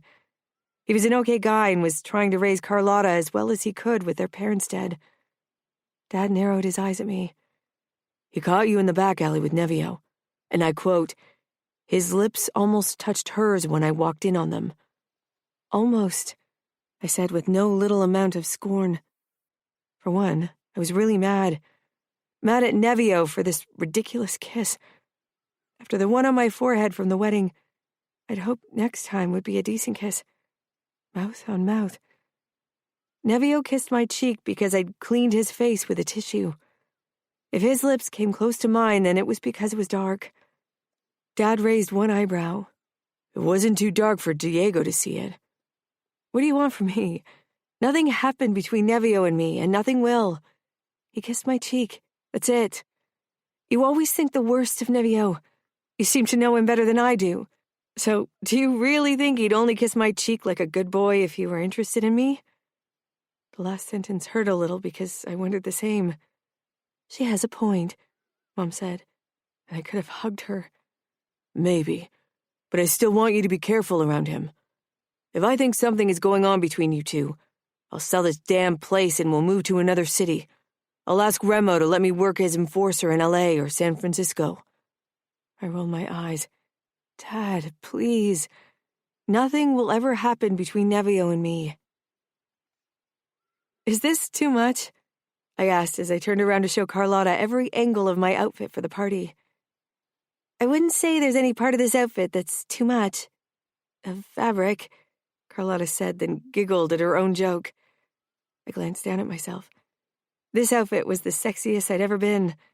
I had opted for a white blouse that I'd tugged up with a knot, so I showed my belly. The top buttons of the shirt were also open to show a little cleavage, and I wore a leather miniskirt that I'd found in the back of Mom's dresser. I wished I could ask her when she'd worn it, but that would probably be too suspicious. Better wait until after the party. Is it too sexy? I asked. While Carlotta had chosen a short summer dress for the occasion that showed plenty of curves and leg, it looked cute on her, and not too sexy. I was worried I would look like I was trying too hard.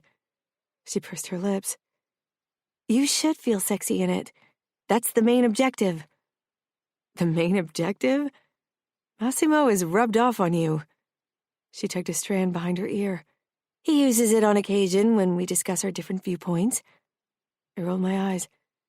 Those two were flirting in the weirdest way, but who was I to judge? I feel sexy, but also a little like I'm not me, which is good if I want to catch Nevio's eyes, since good old me isn't doing the trick. If he kissed me on the forehead, cheek, or hand tonight, I'd seriously lose my shit around him for the first time. I was done with this. You shouldn't have to be someone else to attract someone, Aurora. I shrugged. Seems to be my only option right now. No, it's not. You could just show Nevio every version of you. In the past few years, you become someone different around him. You don't show any sass or answer back to him. You're tongue-tied around him. That's the problem. I sighed because I knew Carlotta had a point. I really wasn't sure what to do about it, though, since my mind seemed to go blank with him around. I'll start with this outfit, and maybe my brain and tongue will come around by tonight. A knock sounded, and Gemma poked her head in. My heart almost jumped out of my chest, thinking it was Mom. If she saw me in this outfit, she'd probably not allow me to attend the party. I'd fought too hard for my parents' permission to lose it now. She slipped in, and her eyes widened. No way can you go out like that. Are you channeling your inner Diego? Carlotta asked pointedly. Gemma gave her an annoyed look. I'm just being realistic. If Fabiano sees Aurora like that, he won't let her go. Should I be worried about who you want to impress? Gemma narrowed her eyes at me. In this day and age, girls can dress sexy for themselves, Gemma. We don't need or want to impress boys anymore, Carlotta said. You act like I'm 60, Gemma said, then raised her eyebrows. Since when is she so argumentative? Since she argues with Massimo on a daily basis. Gemma tilted her head in curiosity, and Carlotta sent me a shut-up look. She usually shared everything with Gemma, so I was surprised she hadn't mentioned her endless arguments with him to her sister. His viewpoints are impossible. I have to argue with him, she said with a shrug. She was good at making this seem like nothing. Her nonchalance was impressive, and I needed to learn from it. All right, Gemma said slowly. Do what you want, but you better put one of your overalls on as cover before you leave this room. My overall. Everyone always pretended I wore them all the time. I had plenty of different clothes in my wardrobe, and I definitely wouldn't go to a party in them. I grabbed one of my overall dresses, put it over my party clothes, and tugged my blouse down to cover my midriff. If I'm supposed to do your makeup and hair, we need to hurry, Gemma reminded us. 15 minutes later, we left my room. Dad wasn't home yet, which was good because I still expected him to retract his permission at any moment. Mum only briefly checked my outfit and told me to be careful. Carlotta and I followed Gemma to her and Savio's wing of the mansion. Gemma had set up a table with plenty of makeup and a chair in front of it. There were also snacks. I half wished we'd actually stay for a girls' night. I wasn't really a party girl, which is probably why I'd never been to one. I liked dancing, but I preferred doing it in a different atmosphere, the relaxed parties at the racetrack. When I'd babysat Roman for Adamo and Dinara, were nice and chill. But I wouldn't back out now and risk looking like the biggest goody two-shoes in front of Nevio and the other guys. Carlotta popped a few chips into her mouth while Gemma began to do my makeup. "Do you want fake lashes?" Gemma asked eventually, holding up an assortment of lashes. I quickly shook my head. I'd once worn fake lashes, and they'd driven me completely crazy.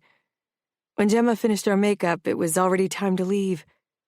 "Be careful, okay?" she said firmly. "Massimo, Nevio, and Alessio will keep an eye on us. Nobody will bother us with them as our bodyguards.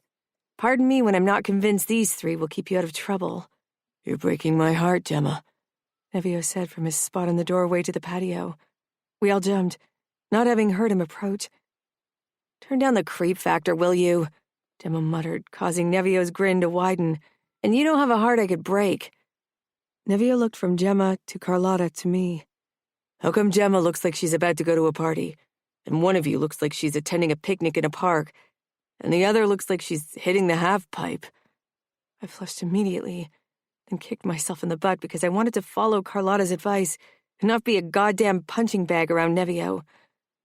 "What's your fashion style called? Out of the morgue?" Nevio cocked an eyebrow, his answering grin giving me heart palpitations. He let his gaze move down my body, and my eyes followed as if drawn by an invisible force. He was in a tight black tee with a black leather jacket and black cargo pants that fit enough to show off his trained body, especially his booty. I knew because he'd worn these pants around me before. Black boots rounded the outfit off. Nevio motioned at his watch, which also had black carbon on a red face. "Time to leave. Come on, girls." Carlotta and I followed him down into the basement. He led us through the corridors until I lost my bearings. I rarely went down here anyway, but I had a feeling most people would have lost their orientation by now. "Why are we down here?"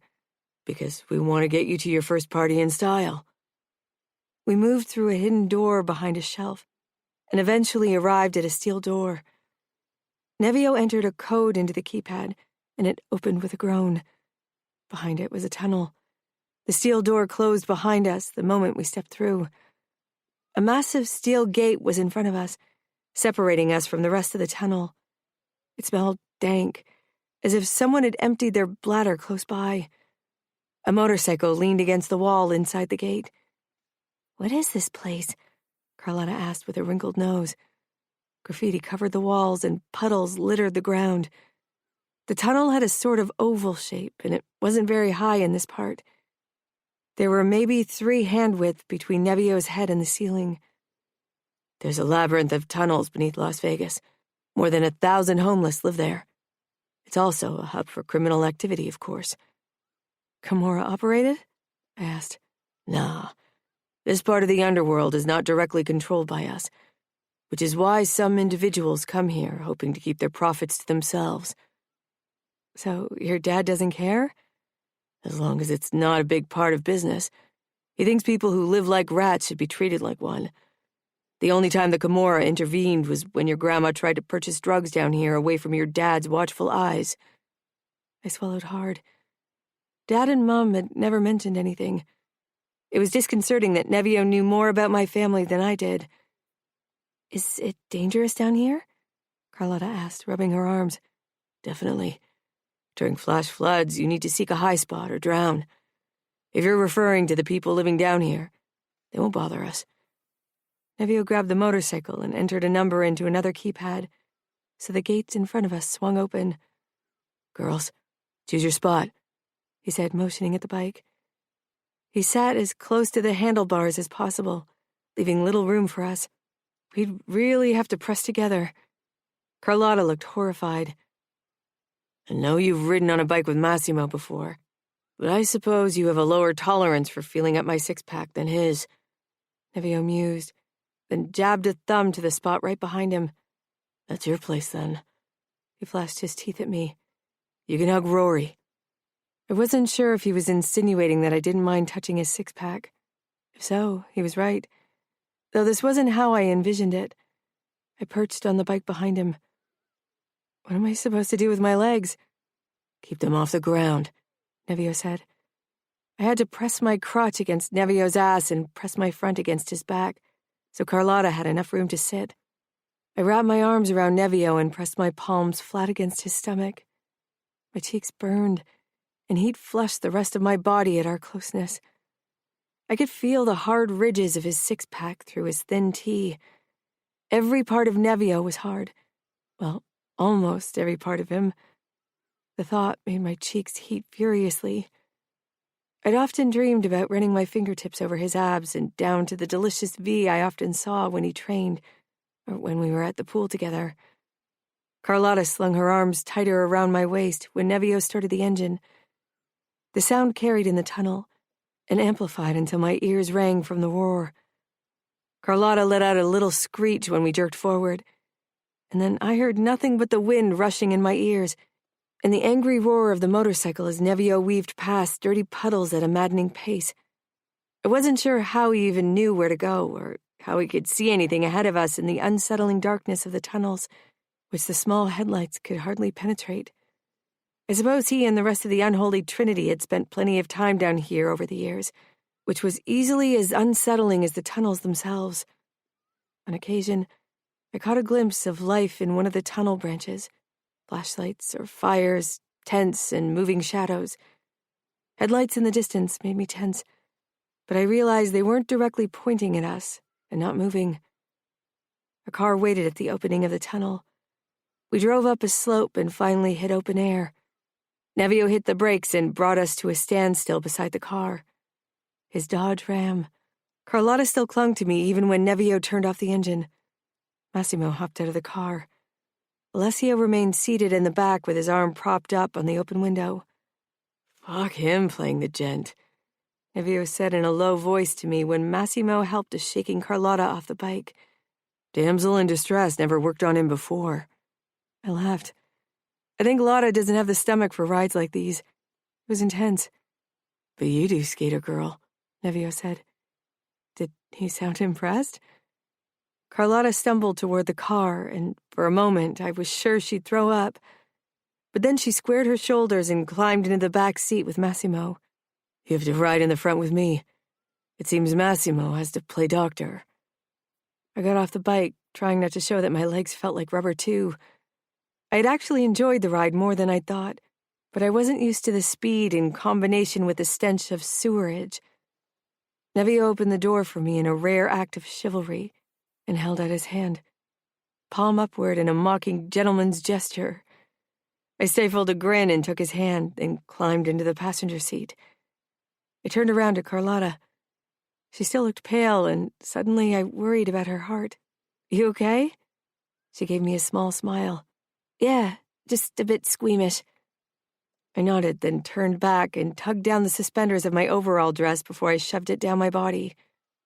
Luckily, the Ram was a beast of a vehicle, so I had enough room to move. Eventually, I kicked it off and knotted my blouse over my rib cage, then popped open the 3 top buttons. "What's going on here?" Nevio asked, and I noticed his intent gaze on me. He still hadn't started the engine. This was my party outfit. The overalls were just my disguise. "Makes you wonder what else you're hiding beneath the sweet tomboy attitude," Nevio mused. "Is this ride gonna take off anytime soon?" Alessio asked impatiently. Nevio tore his eyes away from me with an air of annoyance and started the car. As with the bike before, he raced again. "Provisions are in the center console." I opened the console and found an array of tiny bottles inside. Everything from vodka over Jim Beam to Jägermeister. The only non-alcoholic option was Red Bull. "Jäger bomb for me to get my blood pumping," Nevio said. "And for me," Alessio said.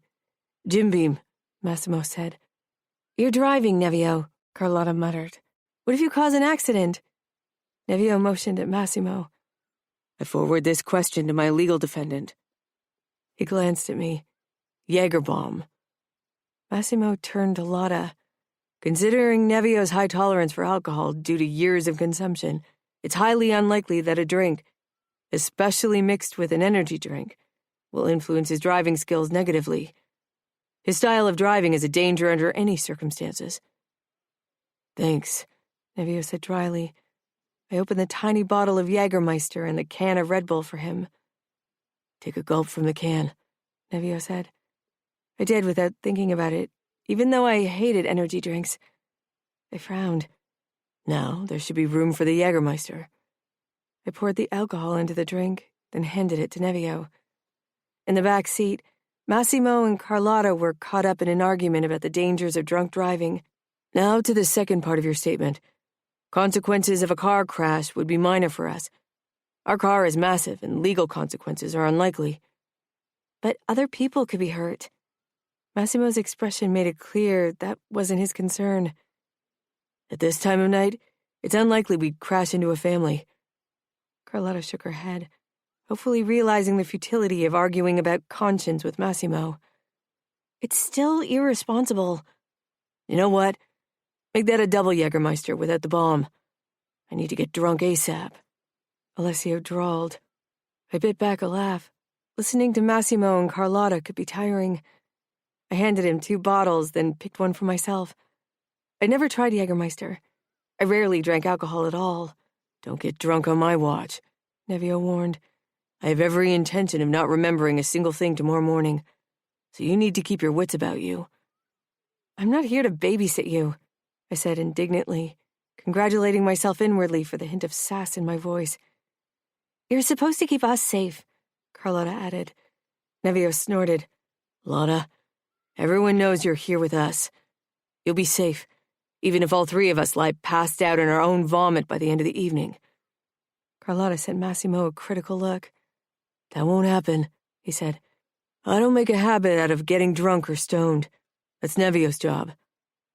Alessio gets drunk too, Nevio said as he parked on the lawn in front of a massive mansion. I didn't even know whose party this was. A rich kid from Las Vegas who was probably buying drugs from the Camorra. Everyone got out of the car, but Nevio stopped me when I wanted to climb out too. If I see you drinking too much, I'll have Massimo drive you and Carlotta home. End of story. My eyes grew wide with surprise. What? He opened his door and jumped out before he faced me again. You heard me, and I'm being serious. So be a good girl, Rory.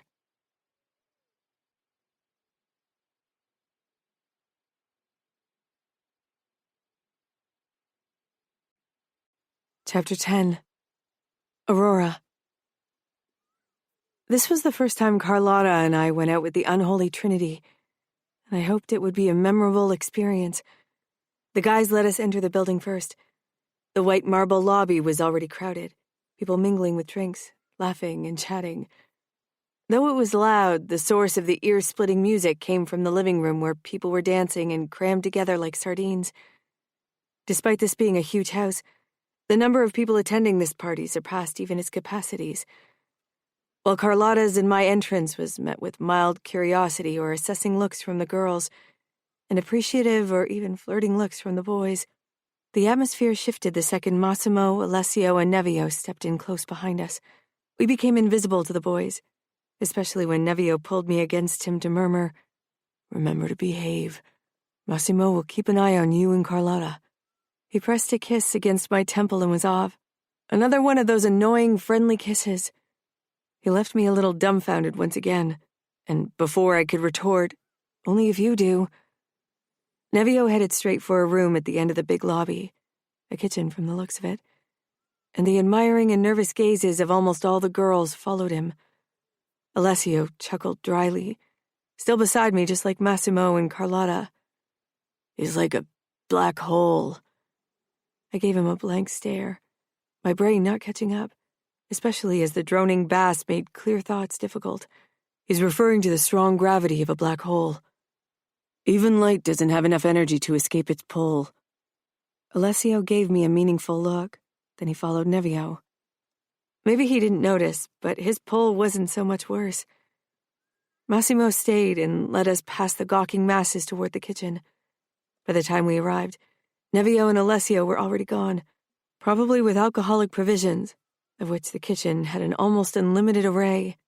Massimo went over to one of the fridges that must have been set up for this occasion since they barred part of the kitchen counters, and took out a can of 7-Up for Lotta and a can of Mountain Dew for me, before he grabbed a Corona from a basket filled with ice for himself. Because of her heart, Carlotta never drank. She'd once tried a sip of champagne at a wedding, and Diego had gone completely berserk.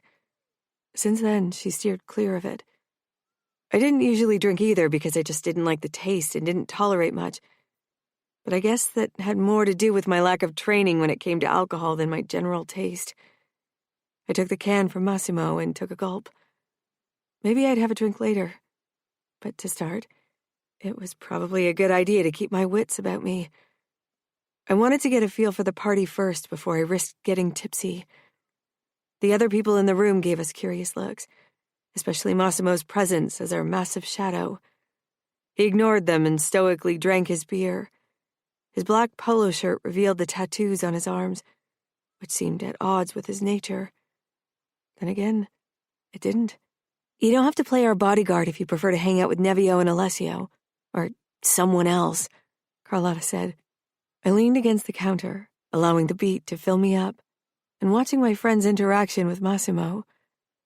The way she had said someone else had made it clear she meant someone female, at least for me. Massimo narrowed his eyes slightly and glanced into the living room, which could be seen through the round arch connecting the two rooms. I know most of these people, but I don't want to spend time with any of them, nor do they appreciate my company. Alessio and Nevio can entertain themselves, and usually do in an annoying way. Carlotta nodded toward a group of girls who were watching us, and especially Massimo through the open French doors of the kitchen. They seem interested in your company. I was distracted by something in the living room, so I stopped listening to their conversation, which would probably soon end in a debate anyway. Nevio chatted with two girls, sipping from a vodka bottle. He looked utterly bored, but the girls were definitely interested. Alessio danced with a girl, though she did most of the dancing, and he mostly nodded along with the music. I wasn't sure how he wasn't suffering a heat stroke in his hoodie. Maybe I could get Nevio to dance with me, since even Alessio was on the dance floor, doing what could be generously labeled as dancing. I gave Carlotta a look, my eyes darting to Nevio, and she answered with a small nod, knowing my plan even if she probably disapproved of it, considering her wariness of Nevio. I pushed away from the countertop. Where are we going? Massimo asked. I rolled my eyes. Into the living room to dance. People saw me enter the party with you, so I doubt anyone will bother me. And if they do, Alessio and Nevio are there to protect me. I wouldn't count on Nevio. He's already drunk 1/3 of his bottle and he'll finish it by midnight. Does he always drink this much? I asked. At parties, yes. Especially since Greta has moved to New York. Being around so many people makes him murderous pretty quickly, and alcohol mellows him out. I nodded as if this made sense. I'd caught the occasional glimpse behind Nevio's smirking mask and seen how much he missed his twin. He had a heart, but it was well guarded. I headed for the living room. The music rang in my ears, and I had to resist the urge to cover them with my palms. Alessio danced toward me, barring my way and leaving me no choice but to engage in a quick dance with him. Though that was only for show, of course. Not a good idea, Aurora. What's your problem? Remember the black hole? I've known Nevio and you all my life. You act like I'm an oblivious bystander who will be shocked by the skeletons in Nevio's closet. Alessio smiled condescendingly. You know us by day.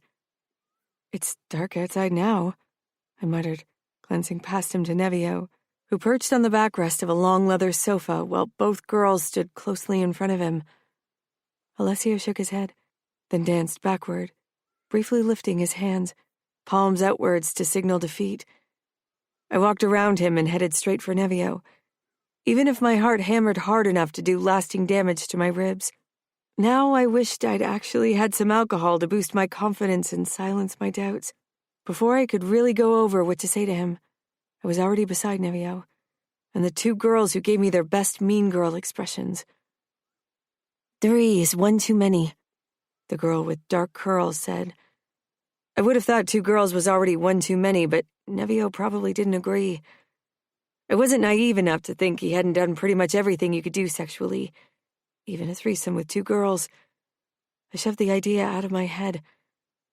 Nevio wrapped an arm around my shoulders, one corner of his mouth pulling up. Rory is always welcome. There's no reason to be jealous, girls. She's only here to chat with a good friend. Right, Rory? I wasn't here for a good friend chat. I was here to get out of the friend zone. 3 sets of eyes regarded me expectantly. I swallowed, trying to say what I'd come here to say. Instead, I muttered, "Right," and gave them a tight smile. I doubted the girls believed it, and I wasn't sure if Nevio did either. I took a sip from my beverage, then reached for Nevio's vodka bottle. He regarded me closely as I brought it to my lips and took the tiniest sip. And holy shit, did it burn. I tried to suppress my coughing, but it was useless. My eyes watered and a few coughs burst out of me. Nevio took the bottle from me. "You should stay away from the hard stuff." The way he said it made me believe he wasn't only referring to the vodka. Annoyed at myself and Nevio, I retreated. By now, Massimo and Carlotta had found a place on a sofa in the corner. I didn't want to go over to them. Instead, I headed outside into the garden, which wasn't as crowded as the inside, but not as deserted as I would have liked in my current mood.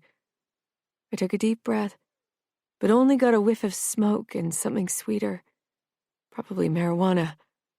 My belly tightened. Having seen what drugs did to my grandmother, I'd never been tempted by joints, much less any harder stuff. Dad would have probably locked me into my room until I was 30 if he ever suspected me of doing drugs.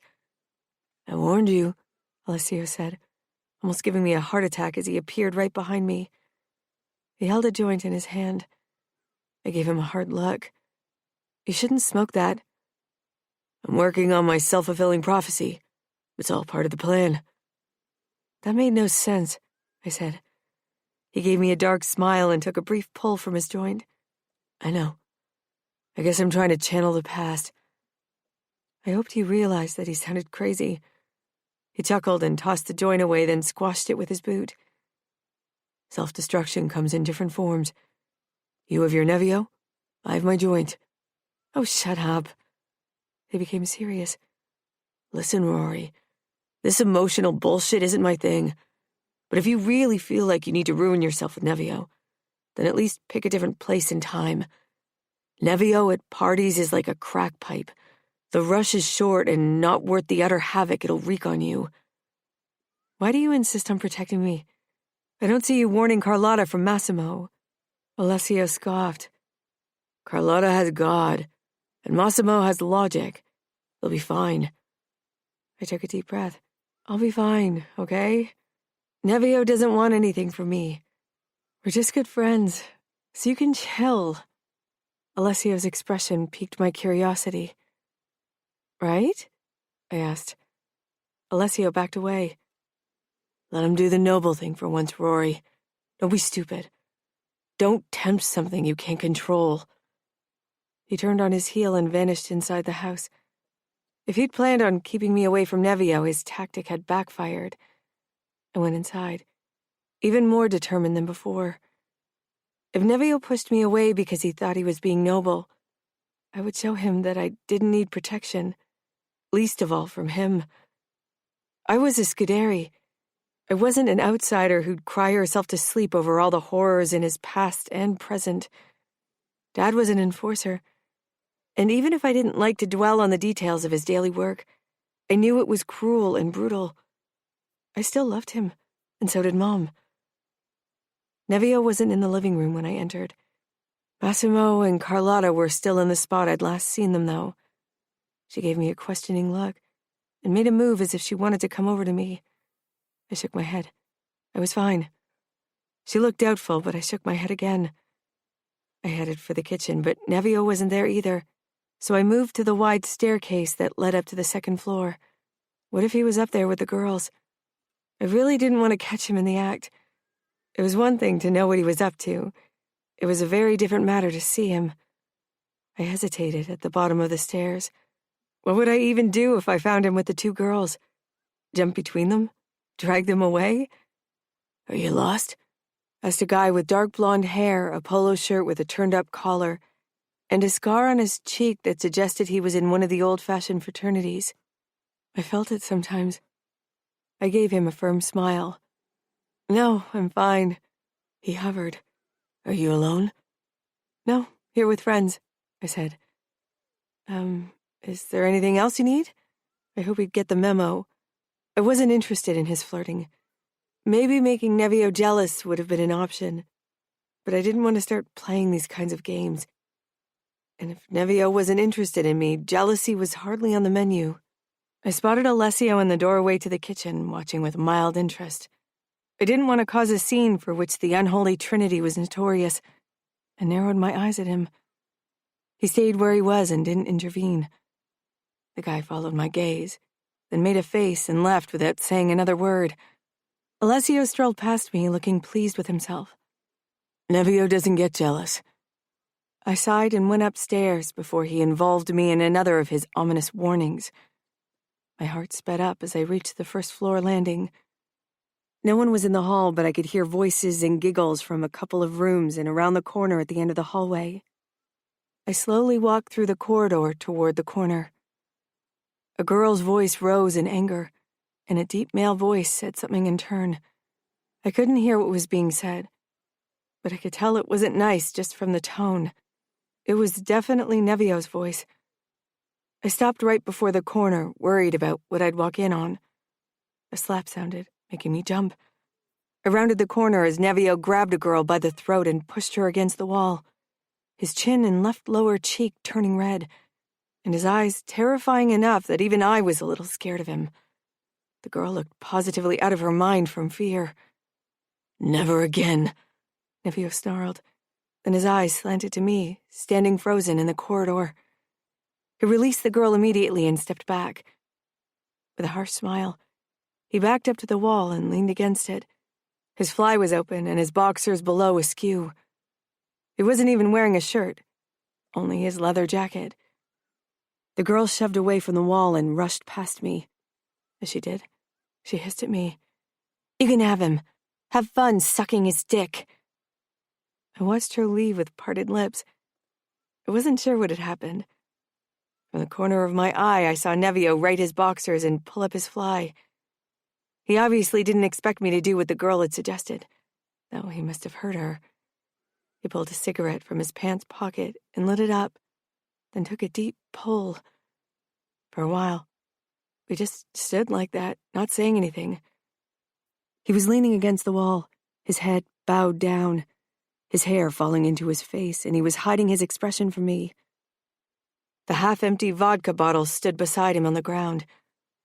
I couldn't believe he'd already drunk half of it. The cigarette dangled from his mouth, the tip glowing ominously. My eyes traced his muscled arms, pronounced six-pack, and the narrow swing of his hips, hating the idea that the girl had felt this part of him, that she'd run her hands over him how I wanted to do. I'd known Nevio all my life, had seen him shirtless countless times, but in the past few years the sight had had a different impact on me. I wanted to touch him, to feel his body against mine, to lean my nose into his neck and smell him, sandalwood and musk, sometimes the hint of copper, which I never allowed my mind to dwell on. My skin became hot, then hotter when I followed the hint of dark hairs into his black jeans. His leather belt was already half unbuckled. My chest ached, thinking of what I'd almost overheard. It didn't make me want him any less. Every part of me desired Nevio. It wasn't healthy or advisable, but it was fact. How Massimo loved to say, and in consequence, Carlotta too. I should be with her now, not up here. Especially not up here with Nevio. But Carlotta was safe, much safer than me in every sense of the word. I had a feeling this was my chance, maybe my only one. Nevio's guard was down. What could I really do? Talking to him was out of the question in the state he was in. I'd seen how much he'd drunk, not to mention the marijuana he'd smoked, which I could smell even from a distance. Maybe I could kiss him, show him that I wasn't one of the guys. He hadn't glanced my way in the way I'd hoped tonight, despite my outfit. Not in a way that other guys looked at me, even if it was so unlike anything I usually wore. I was heir to him. I wasn't sure what else to do to catch his attention. You shouldn't be here, he gritted out with the cigarette between his teeth, still not looking up. I needed a break from the party and thought it would be quiet up here. You shouldn't be at this party, he clarified and raised his face, his dark eyes hitting me. So that was what he thought.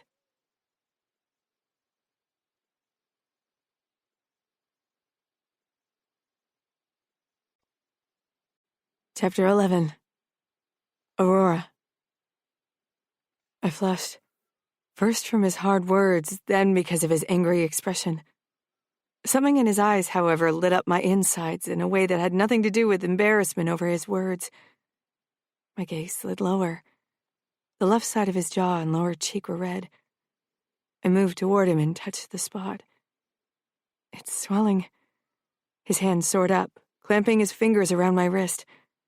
I froze and swallowed hard because his eyes were like embers, and my body became a flame. His grip around my wrist hurt a lot. Nevio, I whispered, and he loosened his hold, dropping my wrist as if it burned him. He straightened, bringing us closer. I tilted my head back to look at him. The way he still looked down at me made me want to run. I could tell this might end in a very bad way. How could it not? He smelled of weed, cigarettes, and alcohol. Not smells I liked, but beneath it was Nevio's very own musky, herby scent which caught me in its trap. I licked my lips.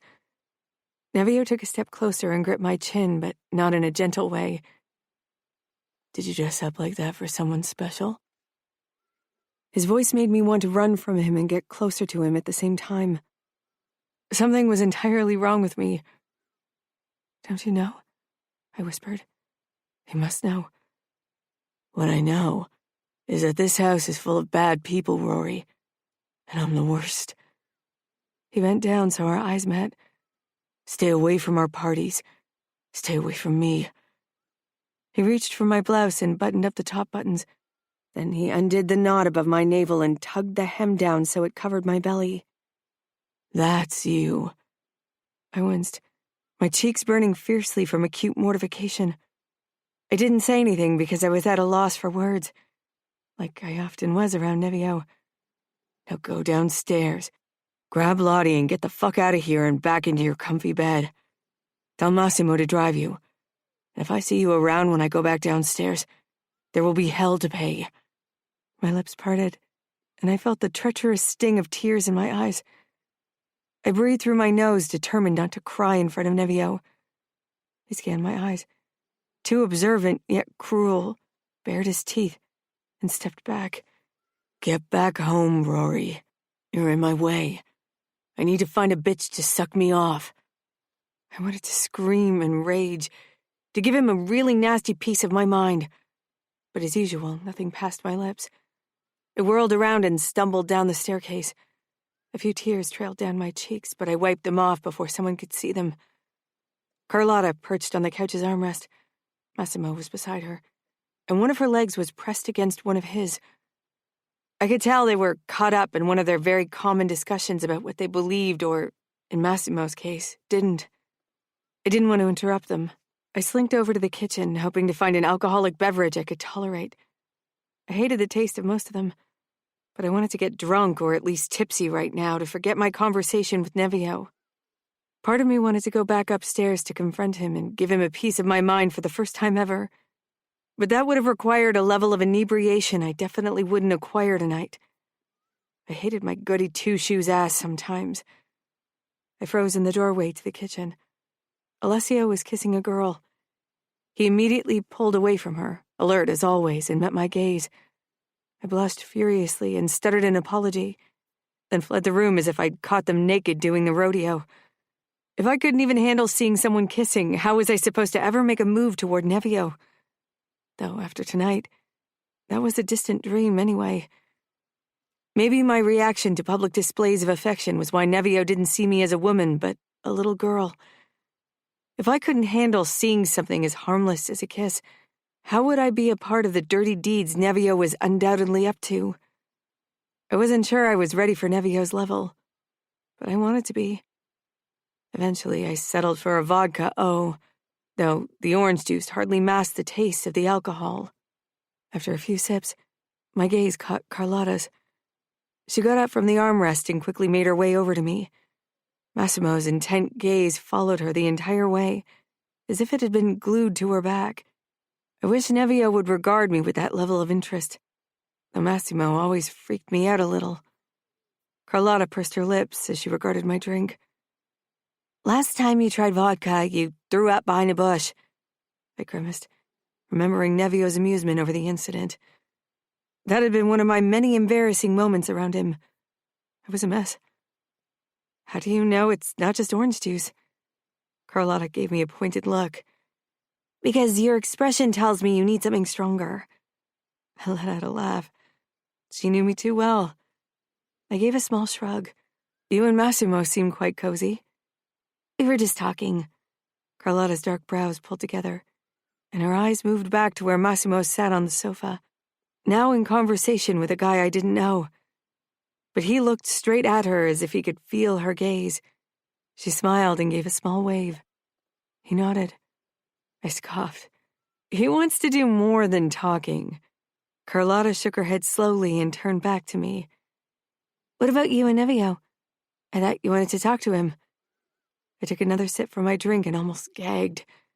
"Maybe it's for the best that it's not working out between Nevio and you. He's the monster under your bed," Carlotta said as if I didn't know. "He has no intention of going anywhere near my bed, so you don't have to worry. You're closer to having a monster under your bed than I am." Carlotta's gaze moved back to Massimo and her cheeks turned pink. I sighed. "Go back to your monster." "He's not—" I wasn't sure what she wanted to deny. That he was a monster, or that he was hers. Neither would have been convincing, so it was good she'd stopped herself. "I should stay with you. Or better yet, we should go home and watch a movie instead of staying here. I'm sure Massimo would take us home if I asked him." I remembered how Nevio had ordered the same thing, and my body bristled against the notion.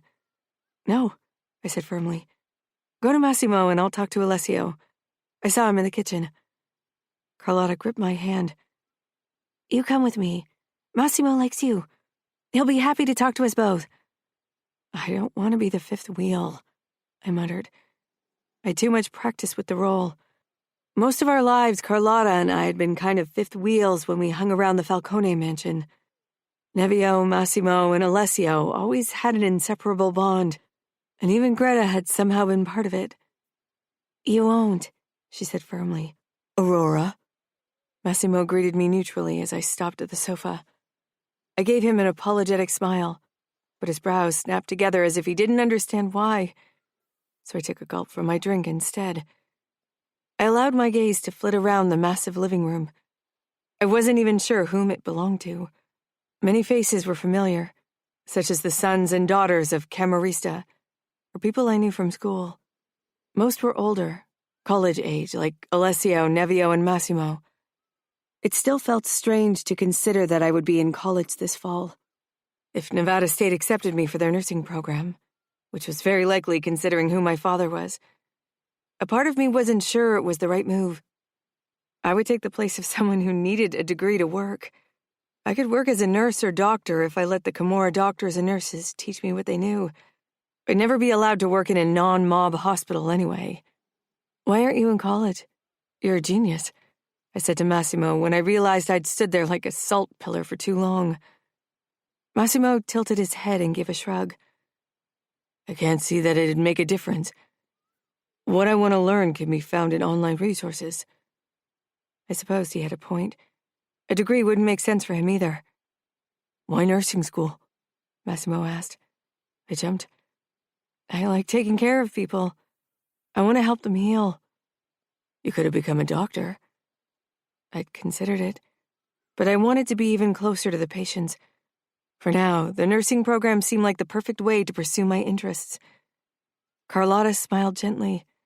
"I still remember the kind nurses who took care of me when I was in the hospital during the long recovery after my heart surgery. They made the hard times bearable. I don't really remember the names of the doctors." "The Cora always needs people who know how to treat wounds, so it's a useful degree," Massimo said. I nodded. "I would prefer to work in the NICU for premature babies later. but I knew that might not be in the cards. Carlotta said something else, but my attention was on Nevio, who came out of the kitchen with a bottle of tequila. Alessio was right behind him, shaking his head with a look of exasperation. Massimo rose to his feet. Eyes narrowed when Nevio stopped in the center of the room. A group of college-aged guys, all of them shit-faced, built a half circle around Nevio. Nevio pointed with the bottle at one of the guys, the tallest and, from the dynamic of the group, their leader. It was also the guy who'd talked to me in the lobby. "This gentleman likes bets," Nevio shouted. Massimo released a sigh. "He thinks I'm full of it and wouldn't cut open my own wrist." Nevio's grin became wider, all teeth. "If I win, he'll shoot fireworks from his ass." I froze. He won't, right? Massimo's look gave me little hope. Nevio pulled a long knife from a holster at his calf. The guy's eyes widened. Was it really coincidence that Nevio and the guy who'd tried to flirt with me were at it? Nevio turned to a girl to his right. "Hold my bottle for me." She took it with a giggle. A sour taste spread in my mouth. A hush fell over the crowd when Nevio ran the blade across his wrist. "Fuck, you're sick. What kind of sicko are you?" the guy shouted, looking close to panic. My belly constricted at seeing the blood dripping from Nevio's cut. I put my drink down on a table and rushed over to him. When I arrived by his side, he just accepted the bottle from the girl who looked ready to be sick on his shoes and took a sip before he dumped half the bottle over his knife and wound. Then Nevio toasted at the group of college guys. "Time to shoot fireworks." "Someone needs to call an ambulance," came a shout from the crowd. "Nonsense," Massimo said sharply as he pushed through the crowd to reach Nevio and me. "Get your facts straight. I'll deal with it." I reached for Nevio's wrist. Though my medical knowledge was still limited to putting Band-Aids on Roman's knees or elbows when I babysat him, Massimo pushed me aside. "This is my job." Alessio tossed a medical kit at Massimo. I stepped back as I watched Massimo wrap Nevio's wrist, while Nevio's intent gaze followed the college guys who tried to leave the party. "Time to collect betting debts," he growled, ripping his arm from Massimo's hold. The end of the bandage fluttered behind him as he chased the guys. Soon, a brawl broke out, which ended in two of the guys being passed out on the floor and their leader being held between Alessio and Massimo, while Nevio put the stick of a rocket between the ass cheeks as he kept shouting obscenities. "You better shut up, and be glad I just wedged the stick between your ass cheeks and didn't fuck you with it," Nevio muttered. When he lit up his lighter, I turned around in search of Carlotta, who had remained in the house. I didn't want to see how Nevio lit the fuse. 15 minutes later, the crowd filtered back in, and Massimo sat down beside Carlotta and me on the sofa. "He only suffered minor burns on his ass cheeks, in case you're worried about the idiot." "Why does he do these things?" "It's Nevio's form of entertainment, and it's far tamer than what he's usually up to," Alessio said as he perched on the armrest on my left. "He's been a mess since Greta left for New York in March." Of course, I knew that. Nevio came toward us with a new bottle of tequila and what looked like a joint dangling from his lips. His bandage had soaked through and blood dripped down his hands. He stopped right in front of us, his brows dipping as he looked at me. And for a moment, he looked more sober than he had all evening. "You should be home." He looked at Massimo. "Take her home, and who will fix you when you cut yourself again?" Massimo asked dryly. He grabbed Nevio's arm and tightened the bandage once more. Nevio handed the joint to Alessio, who also took a pull, then offered it to Massimo. He shook his head, which made relief pass over Carlotta's face. "I like the number of brain cells I have. You have too many. It can't hurt if you lose a few to get down to our level," Alessio said.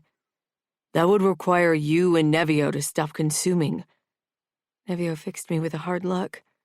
"Get home." And he bent down, bringing us close. "It'll only get worse from here on out." The look in his eyes made a hole open up in my chest.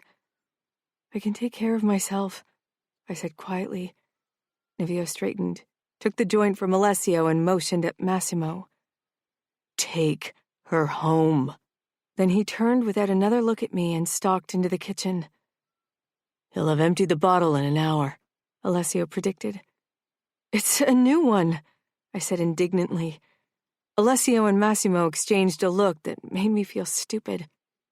Maybe we should really go home, Carlotta whispered. You should, Massimo said, shoving to his feet. I'm taking you. No, I grit out. I'm not leaving only because Nevio ordered it. He's not my boss. Maybe you should consider talking like that to his face, Alessio said. Then he, too, sauntered off. I glared. He couldn't do anything even if I did.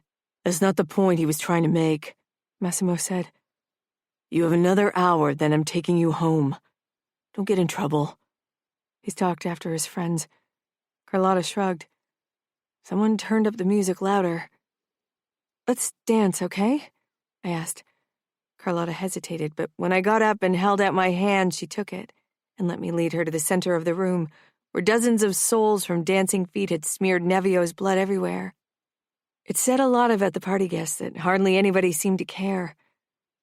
Carlotta and I danced, and I managed to forget about Nevio for long stretches of time.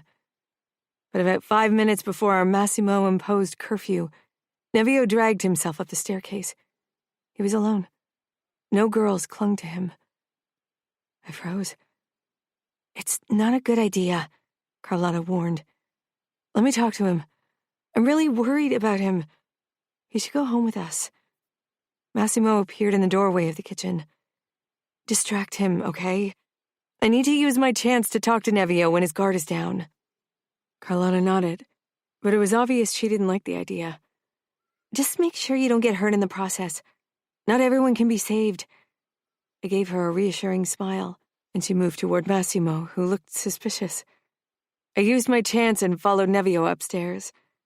Unfortunately, all the doors were closed when I got up there, so I had to check one room after the other. I found him in the third bedroom I checked. He was stretched out across the bed, his legs dangling off the side, and he was simply staring up at the ceiling as if it held the answers to all the questions. His expression seemed lost, forlorn, more vulnerable than I'd ever seen it. His leather jacket was on the floor, leaving his upper body bare. His face became hard as if a switch had been turned. He didn't stop staring at the ceiling as he gritted out, Leave. If you stay, you better fuck or suck me. My lips parted in utter shock. I hadn't drunk enough for hallucinations, but I couldn't believe Nevio had really spoken to me like this. I'm here to talk to you, he chuckled, and the sound tore at my belly. It was raw, but also dark and cruel. My pulse sped, my mind telling me to leave, but I couldn't. I just couldn't leave him here like this. The bottle of tequila that had been full an hour ago lay beside him on the bed, empty. I hoped he'd spilled most of it. I swallowed and closed the door. With every step I took closer to the bed, my pulse raced faster. I stopped right beside his head and looked down at his stretched-out form. Even stinking drunk, Nevio was magnificent, and I wished I hadn't noticed. His outstretched arms were muscled from parkour and cage fights. Scars littered his strong body. My eyes lingered on the tattoo of the Camorra on his forearm. The Camorra required a lot from their soldiers, and even more from its future capo.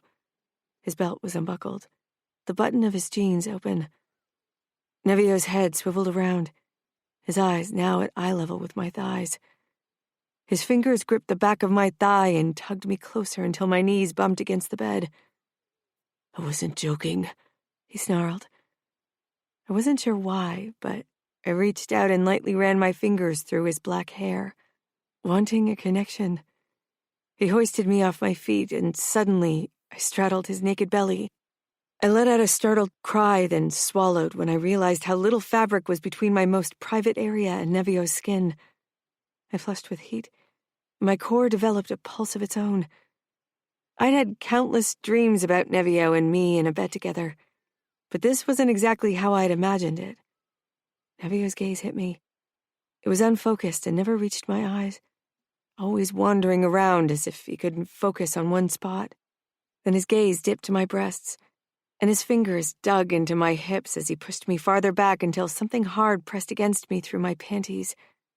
I looked down, stunned by the bulge in his pants.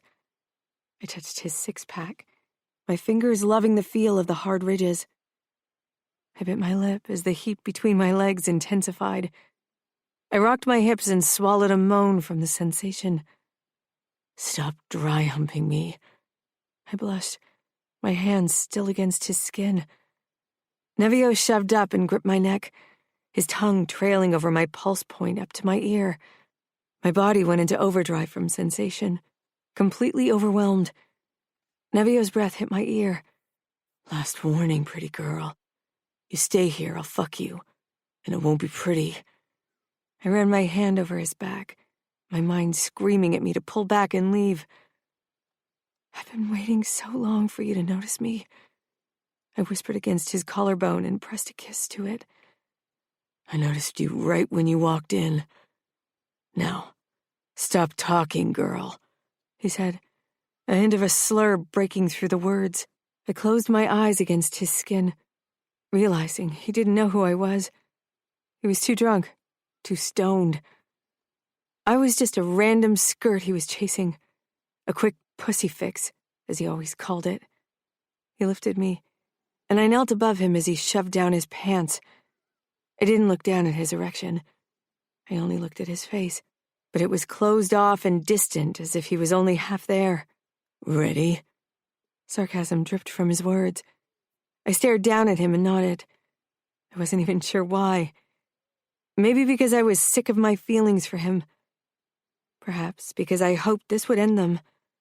Maybe because I hoped Nevio would later hate himself for doing this. Like I often hated myself because I simply couldn't stop my infatuation. Nevio flipped us over, shoving my legs apart and lifting my ankles on his shoulders. I glared at him. I prayed I could hold on to my anger for this and face him with squared shoulders when realization set in. He spat into his palm and slicked himself up, then swayed briefly as if he was going to topple off the bed. And me, before his entire body tensed and he regained his balance. I felt as if I wasn't even in my body, as if I was watching things unfold from above.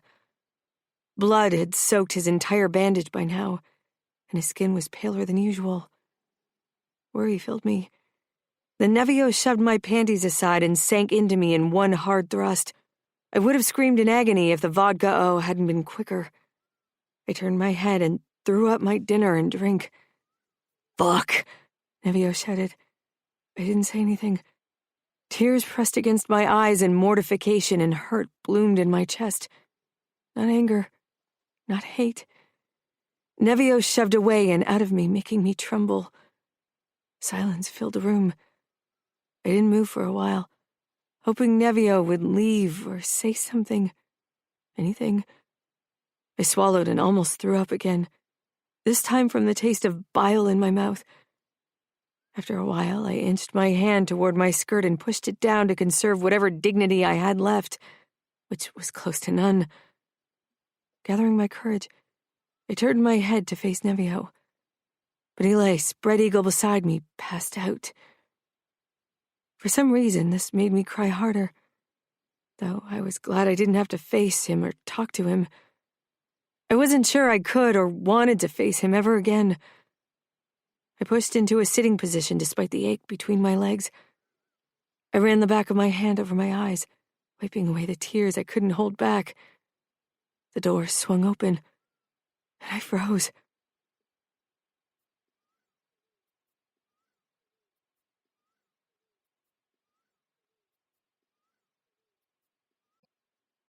Chapter 12. Nevio. A headache hammered in my skull, and a rotten cotton candy taste filled my mouth. I shifted. Cold steel engulfed my wrists. My arms were stretched backward over a wooden chair. Any sense of drunkenness dropped away, and my body sprang into high alert as my eyes shot open with blinding pain as light hit my sensitive irises. A wooden chair wouldn't stop me, especially because my legs weren't bound. I could use the broken chair legs to spear the fuckers who'd captured me. How the fuck was that even possible? I tried to remember last night, but came up with a lot of nothing. Got your beauty sleep? Alessio's voice filtered into my brain. My head swiveled around, finding Alessio and Massimo leaning against the wall of a decrepit basement. A new wave of pain shot through my head and down my spine. Fuck. I didn't particularly mind pain, but in combination with the remaining dizziness from alcohol and the queasy feeling in my stomach, it was a shit show. My friends were still in yesterday's clothes. Glancing down my body, I realized I was only in boxers. I tilted my head up with a grin. What is going on? Is this a new sick challenge you want to put me through? I would have thought you'd take away my boxers, too. They were clean. No need to get rid of them, Massimo clipped. Something in his body language told me this wasn't for fun, and Alessio's eyes didn't reflect his usual mirth either. I leaned back, fucking confused. What the fuck is going on? You had vomit all over your pants, and your shirt was gone. I couldn't imagine that I'd thrown up. I'd never thrown up, no matter how much I'd consumed. I preferred to stay in control of my body, even if yesterday had been a huge exception. Well, not an exception, but a rare occurrence. I tugged at the metal cuffs, unlocked them. I'm not in the mood for this humorless game. Massimo shoved away from the wall.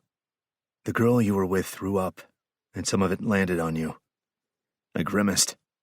I needed to up my standards when it was time for my next pussy fix. You passed out beside her.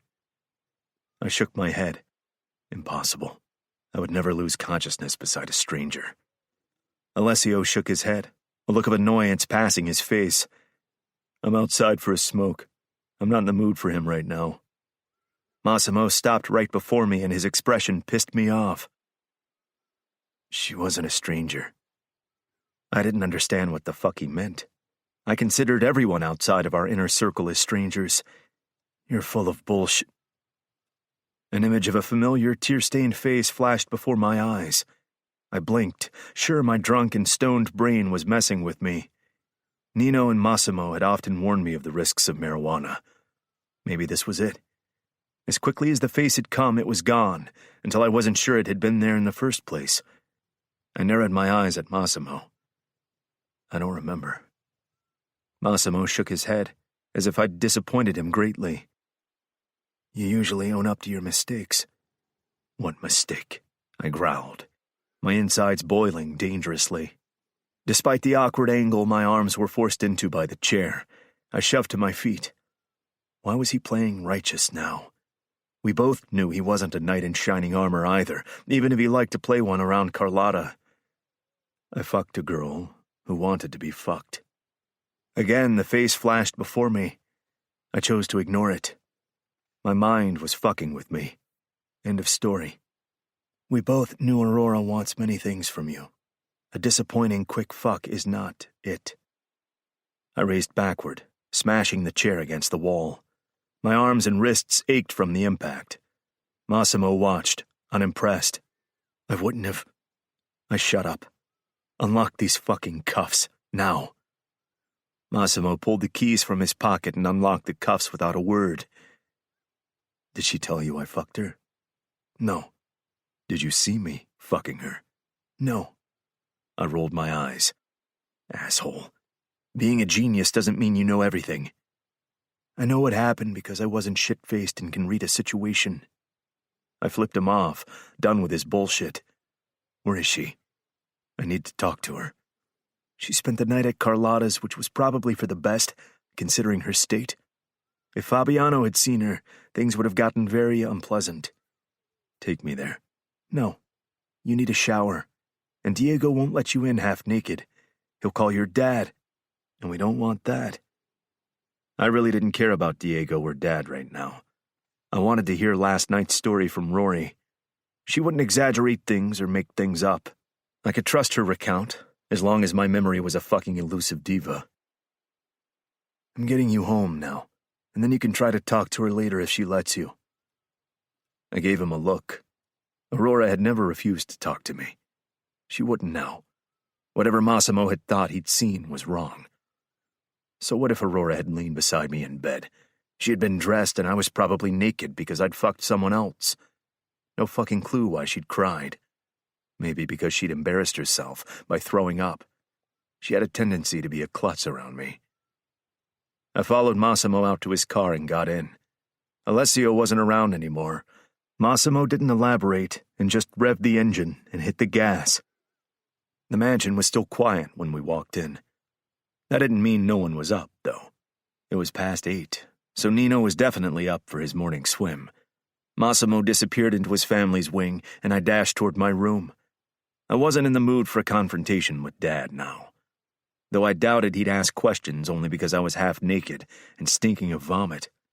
He was used to a lot from me. Nothing probably fazed him anymore when it came to me. I stumbled into my bathroom and shoved down my boxers. A familiar scent hit me.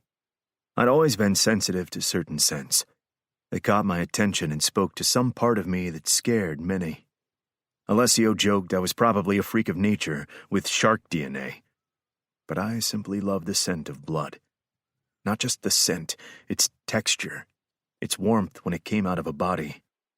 Its color, both fresh and oxidized. And now I smelled blood. I stared down my body and found my cock covered in a fine sheen of oxidized blood. My nostrils flared, and beneath the two dominating scents of vomit and blood, another scent caught my attention. I sank down on the edge of the tub, glaring down my body. Aurora. She always smelled of light. I almost gagged at my assessment, but that was the only thing I could think of when remembering Aurora's scent. It was light, pure, good, innocent. I ran a hand through my hair, then tugged hard at it.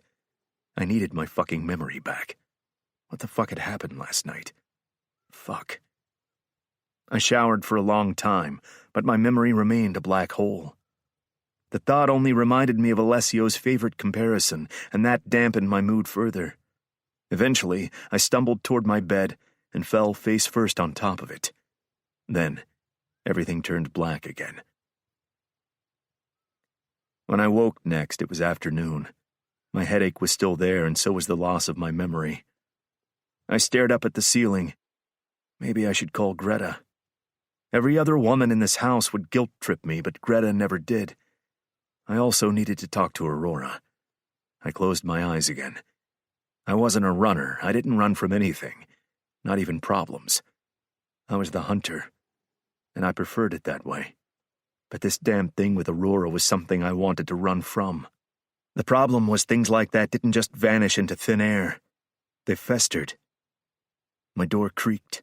Before I could sit up and open my eyes, I'd never drink and smoke that much again. Something smashed against my face, and cold water spilled all over me. I was wide awake immediately and catapulted myself out of bed. Giulio snickered, his fuck face alight with mirth. Fuck, I hated kids, and he wasn't even a small kid anymore. I ripped a shuriken from the wall beside me.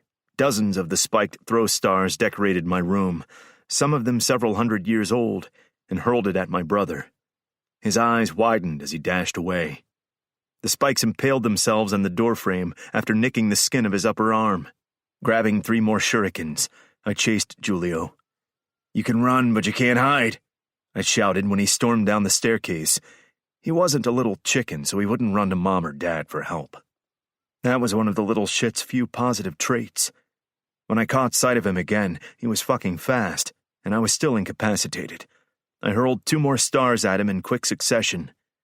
My aim was a little off, too, considering my vision wasn't 100% yet, but 1 star left another cut on his upper arm, and the second ripped the hole into his pants and cut one of his ass cheeks. He cried out but didn't stop running. Blood drops littered the floor, leaving a trail like breadcrumbs. "If you kill me, Mom and Dad will be pissed," Giulio shouted. "They'll get over it." He rushed out of our part of the wing and through the common room where Chiara, Mom, and Gemma sat on the couches with Luna and Caterina, Savio and Gemma's daughters. "Giulio's bleeding," Caterina pipped. "Nevio, stop it right this moment," Mom shrieked. I jerked to a halt and catapulted my last shuriken at Giulio, cutting his other arm too. The star ended up in the wooden cabinet behind my brother. He came to a stop too. Both his sleeves were ripped and ruined with blood, and his pants didn't look much better either. I dripped water all over the floor. Mom's face was purple with fury. She staggered toward me with a look of utter disbelief. "Have you lost your mind?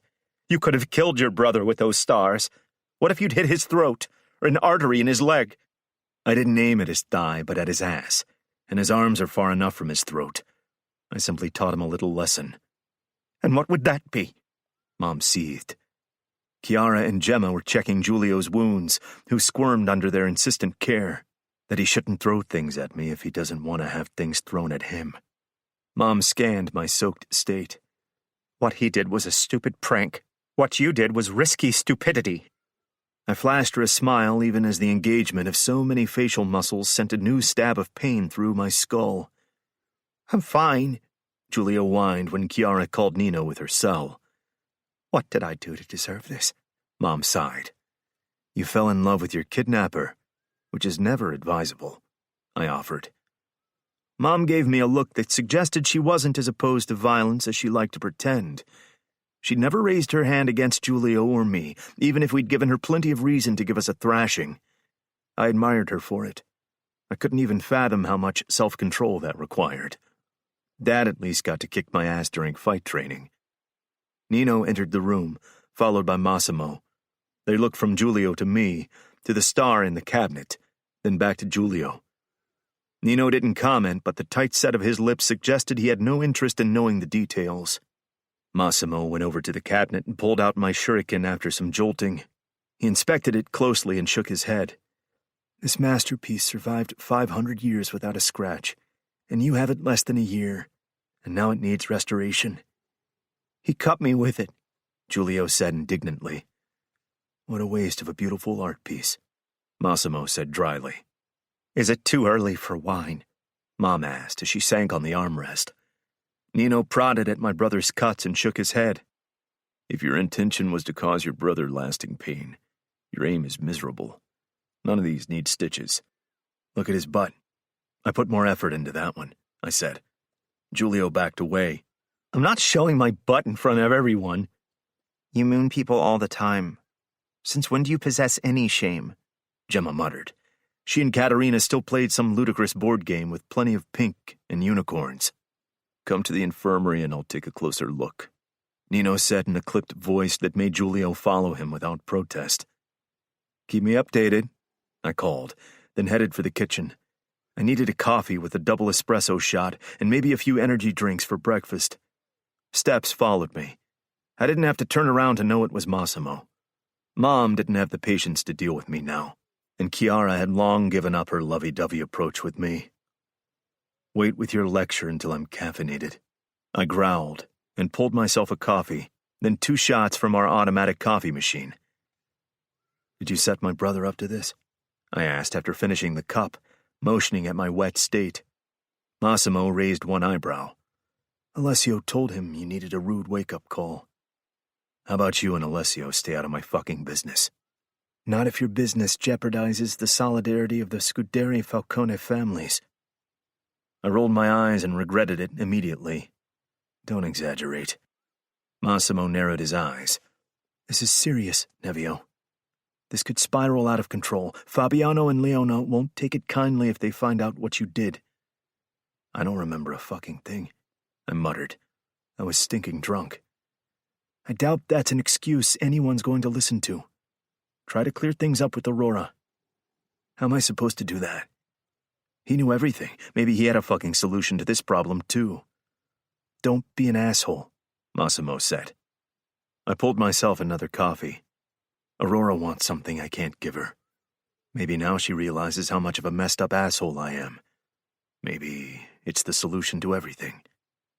Massimo didn't comment, and I was glad he kept his opinion to himself, for once. I rarely had trouble falling asleep. My conscience didn't plague me, and many of my nightly activities worked off enough energy to let me sleep like a fucking rock. Tonight, however, I found myself staring up at my ceiling. Only the sliver of moonlight peeking through the curtains allowed me to see schemes in my room. I tried to remember details from last night. Pressing my palms against my temples, I went over what I remembered. My conversation with Aurora, where I told her to stay away from me and go home. That obviously hadn't worked. A new image barreled through the blackness. An image of long legs beside my head, of golden blonde strands on a gray pillowcase. Then, another flash, and blue eyes locked on mine. Fuck, the look in them. Had she looked at me that way? And I hadn't even realized it was her. Or maybe I had, and the alcohol had only let the rotten part of me act. Another flash, still those blue eyes, but this time filled with tears and pain. My memory became black. That was probably when I'd passed out. Remembering her eyes was the worst. Aurora. How do you feel? Carlotta asked when I entered the kitchen in the morning. We were alone. Diego had probably already left for some Camorra duty, for which I was infinitely glad. He would ask questions that I had no intention of answering. Carlotta and I had been best friends all of our lives. I couldn't imagine I'd ever feel I couldn't face or share my feelings with her.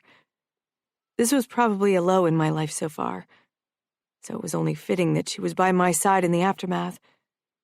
I don't know, I said honestly as I trudged toward her. She was preparing scrambled eggs in a big pan, enough for 10 people, not just the two of us. She turned down the heat and put aside the spatula, then angled her body toward me, her expression compassionate. I'm sorry this happened. I nodded because I was too. I should have left the party sooner and stayed away from Nevio. My belly plummeted just thinking of him. Heartache, embarrassment, and anger rushed through me.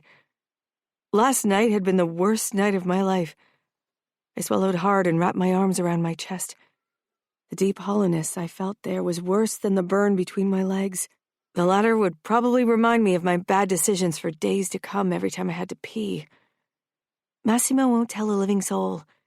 It was very fitting that she limited her statement in that regard, because in Massimo's case, it wasn't unlikely he shared information during an autopsy. The unholy trinities, and especially his fascination with dead bodies in the morgue, was infamous. My cheeks still burned, thinking of how Massimo had found me. I wasn't sure how much time had passed, but I was starting to feel sick again. Maybe because the room stank of my vomit, or because my vagina ached fiercely, or because I felt like the biggest idiot on this planet. Nevio still hadn't stirred from where he was sprawled out beside me, breathing evenly, blissfully passed out. I wish I'd pass out too. Though I really didn't want to be found in my current situation. Our circle was a cesspool of gossip, and this piece of chatter would equal an atomic bomb. The door opened, and Massimo appeared before I could push myself into a sitting position or figure out what was happening. I was glad I'd covered myself with my skirt, but the situation was still compromising, and Massimo was too intelligent. His keen eyes took in the scene, and probably figured out every little detail of my mortification. Carlotta's face, framed in her dark curls, peeked past Massimo's broad frame. Her eyes grew wide, and she squeezed past Massimo and rushed into the room. Massimo closed the door, for which I was grateful. I didn't need anyone else to see me like this. Rory, what happened? Carlotta asked after a disparaging look at Nevio. I hadn't seen him this out of it. He probably wouldn't remember a thing tomorrow. I almost choked on laughter. Had I really thought tonight would end with an epiphany for him? I sat up, curling my lips when I realized I had splatters of vomit on my arm and leg. My shirt wasn't unscathed either. I cringed. I'll see if the bathroom is clear so you can help Aurora clean up. Once you're done, go down to my car. I'll be there in a bit, Massimo said. He barely looked at me as he headed for Nevio, already picking up his phone, probably to call Alessio for backup. You have to come upstairs. The second bedroom on the left. He hung up and moved past us into the corridor. He hammered against the bathroom door and scared away a couple of girls I didn't know. Thank you, Carlotta said as she led me inside. He gave a curt nod, then closed the bathroom door, and Carlotta locked it. I sank down on the edge of the tub, and the tears started flowing freely again. Carlotta dipped a washcloth under water, then sank down beside me and began to clean my face, arms, and legs. Rory, what did he do? An undercurrent of fear and anger in her voice told me she was thinking the wrong thing. It's not what you think. He didn't force me. I stopped because even I couldn't describe what had happened between us. You slept together? I closed my eyes. He passed out the moment he was in me. I cringed when the words left me. I'd fantasized about having my first time with Nevio. This wasn't even in the same hemisphere as my fantasy. I opened my eyes to see embarrassment and compassion reflected on Carlotta's face. We rarely talked about sex since neither of us was really comfortable with the topic. But I needed to get it off my chest, and she was the only one I could talk to about this. You can now say I told you so. Carlotta shook her head with a look of annoyance. Not like this. Not now. She rubbed my back. Will you tell someone? I shook my head because it wouldn't change a thing. It'd only make the situation 10 times worse. I want to pretend this never happened and just move on. After a look at Carlotta's doubtful face, I added, I know it'll be hard to move on. You see Nevio every day. Your feelings won't magically disappear because he acted like an asshole. He's been doing that for years and you still fell for it. Ouch, I whispered. Rory, you really look like a mess. Can I stay at your place tonight? I asked. Worried Dad or Mom would pick up on something and then there would be hell to pay. Dad loved the Falcones, but this would ruin everything. I wouldn't be responsible for a fallout. Of course, Carlotta said softly. But your dad won't be happy if you don't come home tonight. Massimo can tell him a lie. And if he wants confirmation that I'm with you, Dad can call your brother. Carlotta nodded. When we headed downstairs, nobody really paid us much attention. A friend accompanying another friend who had had too much to drink and looked like shit wasn't worth a story. On our way to Massimo's car, I spotted Alessio and Massimo with Nevio between them, dragging him down the sidewalk. They opened the trunk of the pickup and shoved Nevio inside. I was glad I wouldn't have to see Nevio's face while Massimo took us to Carlotta's home. I wasn't sure I could ever face him again. Do you think Nevio remembers? I asked miserably. I wasn't sure which option I preferred. Carlotta let out a huff. I'm sure Massimo will talk to him. Massimo was furious. I wasn't the only one being delusional when it came to the other sex. If Massimo was pissed, then because Nevio wasn't in control of himself. Not because of me. What are you going to do now? Carlotta asked as we settled at the table, each with a giant portion of scrambled eggs. I wasn't really hungry, especially when I remembered the taste of my burger as I threw it up. But I didn't want to let Carlotta's efforts go to waste. I shoved a bite of eggs into my mouth. You need to get over him. I gave her a sardonic smile. I know, trust me, and I'm on my way. Then I amended, I'm at the very beginning of a long way. I sighed and speared another piece of egg, wishing it were Nevio's private. I think I need some space. I can't stay here. Carlotta nodded. You want to babysit Roman again? I'd arranged to travel with the racing circus again for 2 weeks this summer to babysit Roman. I loved the sense of freedom offered by that lifestyle. That had been the plan, but 2 weeks aren't enough. I need more time, more space. I was thinking of asking Aunt Aria if I could spend the summer with them, and maybe do an internship with the Familia doctor. Even if I had originally planned to go to college for a nursing degree, my backup plan had been to intern with our Camorra doc. But the Familia doc was a valid option too. Carlotta's eyes grew wide. Do you really think your dad will allow it? Dad was protective of me, but Mom wasn't as strict. And Dad trusted me. He knew I wasn't a troublemaker, which was another reason he couldn't find out about last night. I'd be grounded for eternity. Nobody in the Camorra would care that I was practically an adult. If I say the right thing, aren't you worried he'll get suspicious? He can't ever find out. No one can. Carlotta bit her lip. If you ever marry... Of course, Carlotta's thought would go in that direction. For her, entering marriage as a virgin was of utmost importance. I flushed. I don't have any plans to marry anytime soon.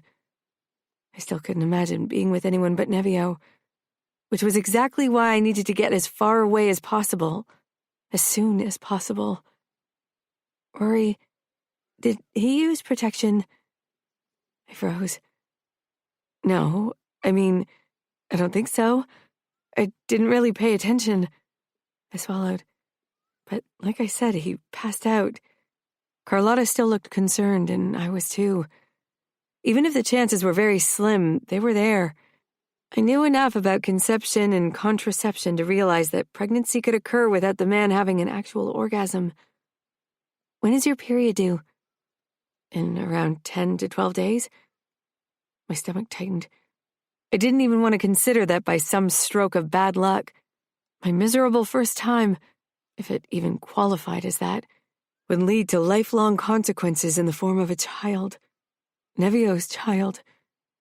This would definitely end Dad's close bond with the Falcones. Scratch that. It would end in several deaths.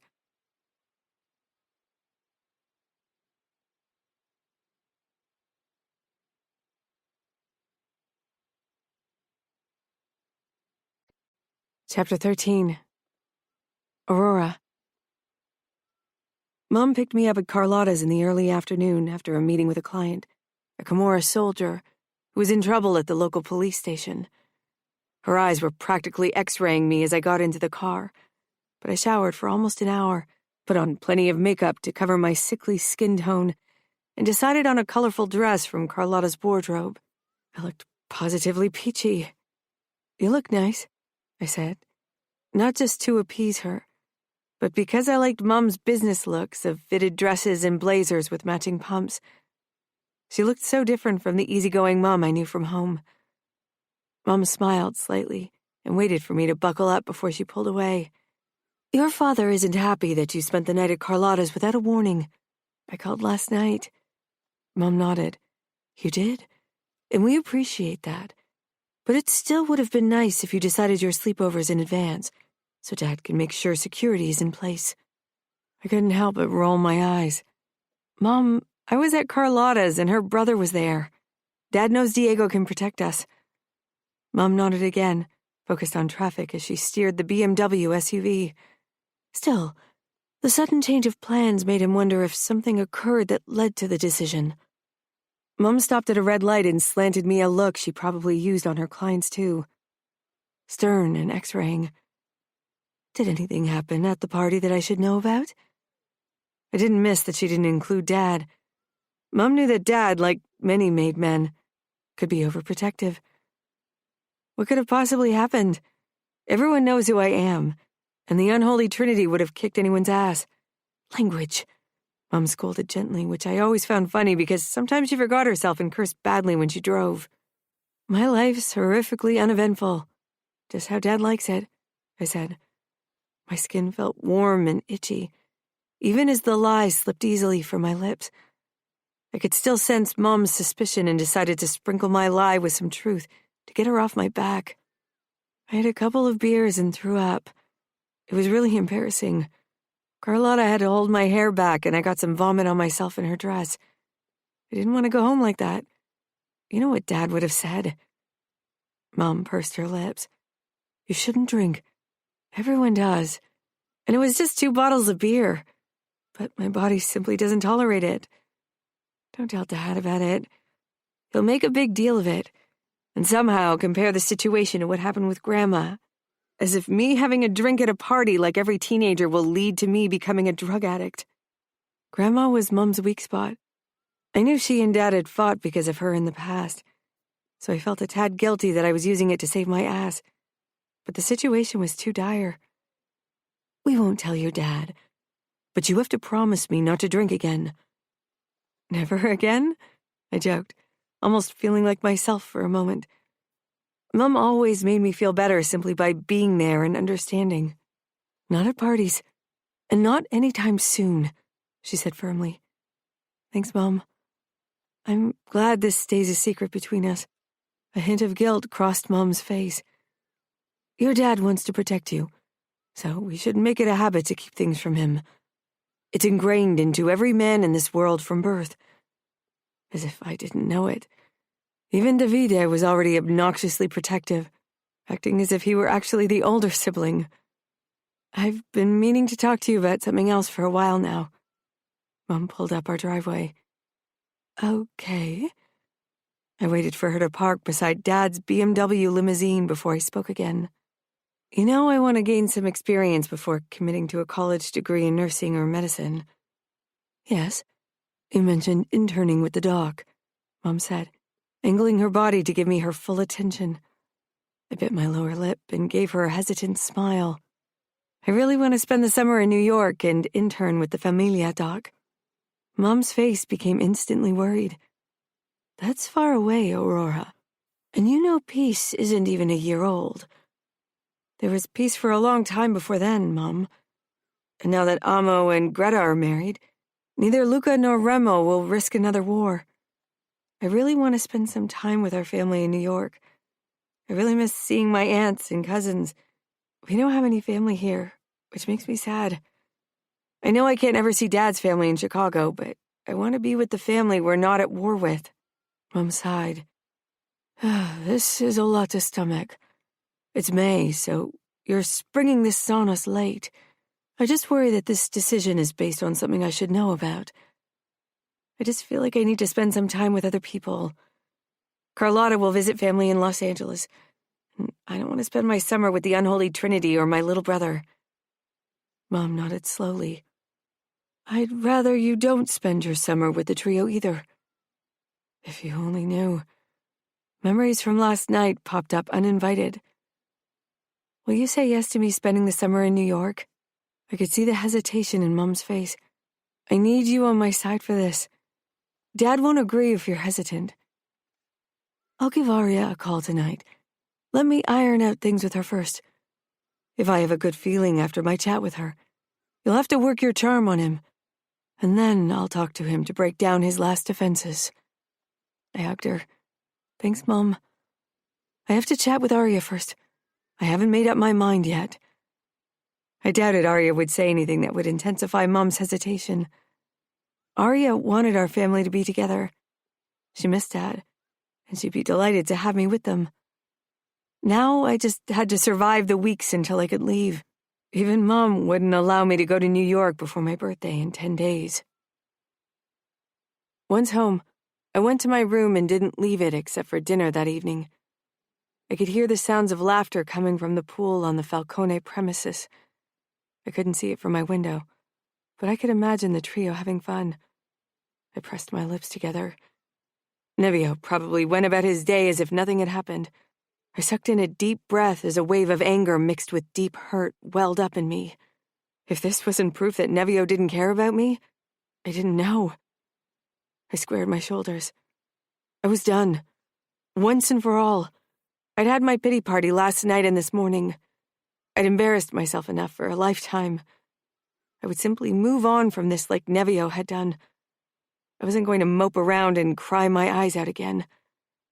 I perched on the windowsill and took out my cell. Since the wedding, I had Issa's number again, so I texted her. What are you up to this summer? Write a few essays in preparation for my courses, and hopefully escape New York's heat and spend a few weeks in the Hamptons. The Hamptons sound perfect. I wish I could spend the summer with you.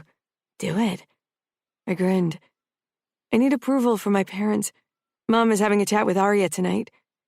Will you be coming alone? Just me. Good. Keep me updated. If you want, I can chat with my mother. That would be great. I need all the support I can get. Done. We'll have the summer of our lives. I blew out a breath. Being this over-the-top positive was a bit un-Issa-like. But maybe she needed a great summer as much as I did. She'd gone through some shit herself. So we could both kick each other's ass if we moped around. I felt better, lighter. As if, for the first time in a while, I was the master of my own life. My happiness. I'd been so dependent on Nevio's emotions that I'd felt helpless. Now that he'd broken my heart and I'd fallen as deep as I possibly could, I could start over. The next day I felt marginally better, My thoughts revolved around Mum's conversation with Arya, which she'd had after dinner last night. But she and Dad had to work early today, so they hadn't been at the breakfast table. After a rushed breakfast to avoid Davita's annoying questions about the party, I returned to my room to watch a few of my favorite skateboard YouTubers. Someone knocked on my door, and my positive attitude went out the window. What if this was Nevio?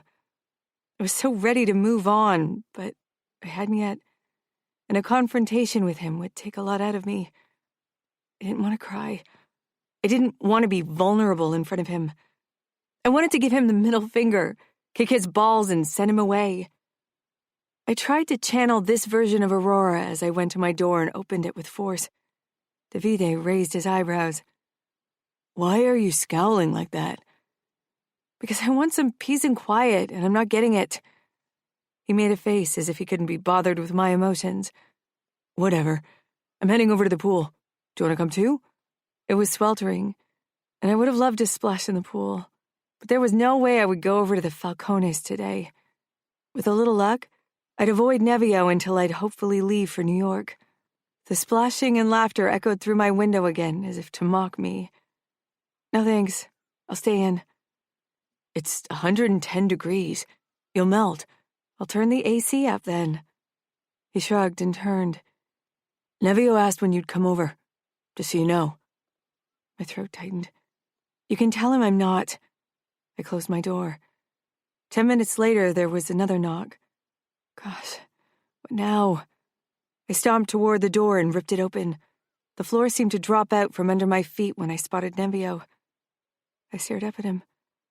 I couldn't remember the last time he'd bothered coming over. Suddenly, as if reminded of what happened, I felt the soreness between my legs that I'd successfully ignored all day. Every feeling of mortification and hurt was back. "Go away," I pressed out. I began to shut the door, but Nevio shoved it open with his shoulder, slipped into my room, and closed the door. "Get out," I said in an even tighter voice. I could feel heat behind my eyeballs, damn it. I would not cry in front of him. Nevio was in swim trunks, but at least he had the decency to wear a t-shirt over them. If he'd showed up in my room half naked, I would have completely lost it.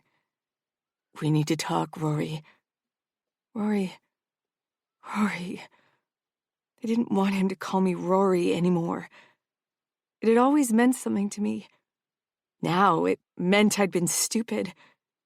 "No, we don't." Nevio regarded me as if he didn't understand me, but wanted to.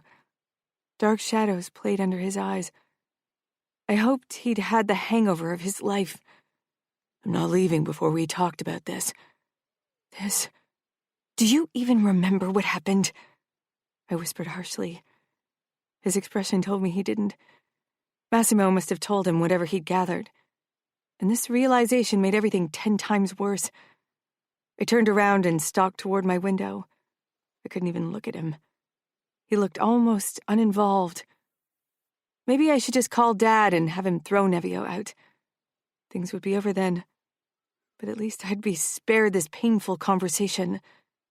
"I don't," he said. "Listen, Rory." Again, Rory. I sank my teeth into my lower lip. "Massimo thinks we slept together.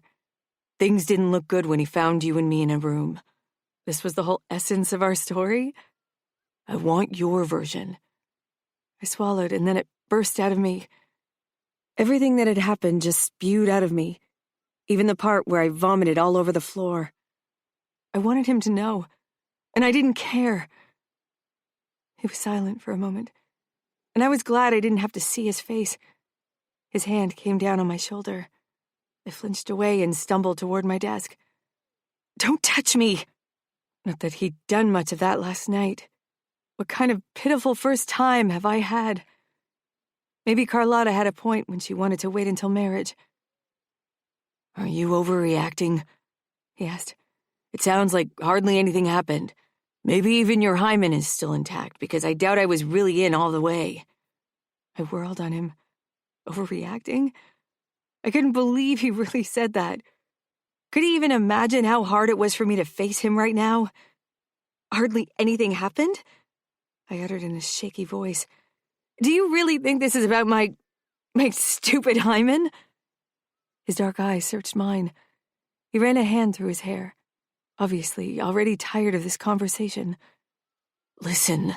No, you listen, I hissed, so fucking done with him and his inability to see the problem. I don't want to see you again. I'm done with you. Leave me alone or I'll tell my father about this. Nevio's expression flickered with harshness at my threat. He nodded once, glanced down at his hands, and then his shoulders moved, as if he took a deep breath. The harshness was gone when he looked back up, and the nonchalant attitude was back. I was the one who was non compos mentis, as Massimo would call it, and couldn't consent to anything. So I reckon I should be angry with you. I bet your dad will see it that way too. He grinned as if this was funny. He actually grinned. Was he this oblivious to other people's emotions? This callous? Why was I even surprised? I turned back to my desk, away from him. For the first time in my life, rage toward Nevio blacked out my potent infatuation. I could hardly breathe from it. Could feel it in the throbbing of my veins, in the hammering of my heart, in the whooshing of my ears. I gripped the first thing I could from my desk, a heavy hole punch, whirled back around and hurled it at Nevio. He was closer than expected. As usual, I hadn't heard him move. It flew toward his head, right at his temple. I froze, my eyes widening. His arm popped up, blocking the heavy object. It hit the underside of his arm right below his wrist. His face flashed with pain for a bare second, soon replaced by terrifying fury and something I'd never seen in his eyes. Murder. Pure hunger for blood and carnage. He took a step back, closed his eyes, and sucked in a deep breath. When he opened his eyes again, he was in control, and his ability to do so easily when I could hardly maintain a subpar level of control around him made me even angrier. I grabbed a book and flung it at him, then another. Dad's warnings about Nevio's lack of control flew right past me. Nevio moved toward me, grabbed my wrist, and jerked me toward him so our chests collided. I scowled up at him. You are everything bad and rotten that people warned me about. I hate you. I don't think I've ever hated anyone as much as I hate you, I hissed, even as my eyes blurred with tears. Through them, I could see Nevio's hard face and the bitter smile. As you should. Finally, some common sense, Rory. Let me go. I never want to talk to you again. I'm going to New York for the summer, maybe longer. I don't want to see you. A hint of confusion in his eyes changed. Nevio touched my chin with his already swelling hand. I recoiled, but he didn't retreat. You belong in Las Vegas, and you know it. He released me and stepped back, then walked out of the room. I swallowed hard, fighting for composure, but then the tears burst forth and I couldn't hold them back. I needed to leave. I'd beg Dad on my knees if I had to, but I wouldn't stay here. Nevio. Massimo inspected my arm with intense curiosity. The bruising suggests a defensive injury against an object, not a limb. Alessio regarded me without pause. You let Aurora break your arm. His ulna, Massimo corrected, still prodding my arm mercilessly. Whatever the fuck it's called. The interesting facts aren't your Latin skills, but the fact that Nevio let Aurora break a bone in his body, very likely on purpose, and I bet she still looks pretty unscathed, and he doesn't even seem to be angry. Massimo slanted a look up at my face. I wouldn't retaliate if a female from our family or Fabi's family injured me for understandable reasons. What exactly happened between you and Aurora that night? And what did you tell her today to bring out her non-existent violent side? Alessio asked, narrowing his eyes in that mind-reading way he sometimes had. I bared my teeth. Nothing you need to know. We had a little argument about the details of the night. Alessio scoffed. We all know Aurora is too in love with you to speak her mind. I pushed to my feet. Get off my fucking back, or I'll unleash some of my rage on you. Aurora's none of your business. She isn't yours either, Massimo said. I stalked down. I really wasn't in the mood to have them analyze me. Their track record with girls wasn't very impressive either. I headed downstairs in search of Nino. He was more experienced when it came to treating injuries, and more importantly, he was less likely to grate on my nerves. He knew less about Aurora. Of course, Nino repeated the same boring monologue as Massimo about my injury. 3 weeks with a cast, and you need to rest your arm for 4 to 6 weeks. It'll heal faster. Nino gave me a condescending look. Nobody could pull it off quite like him. Your body is still bound to the rules of biology, even if your mind breaks the confines on occasion. I laughed. Nino still landed the best punches, and I didn't mean with his fists.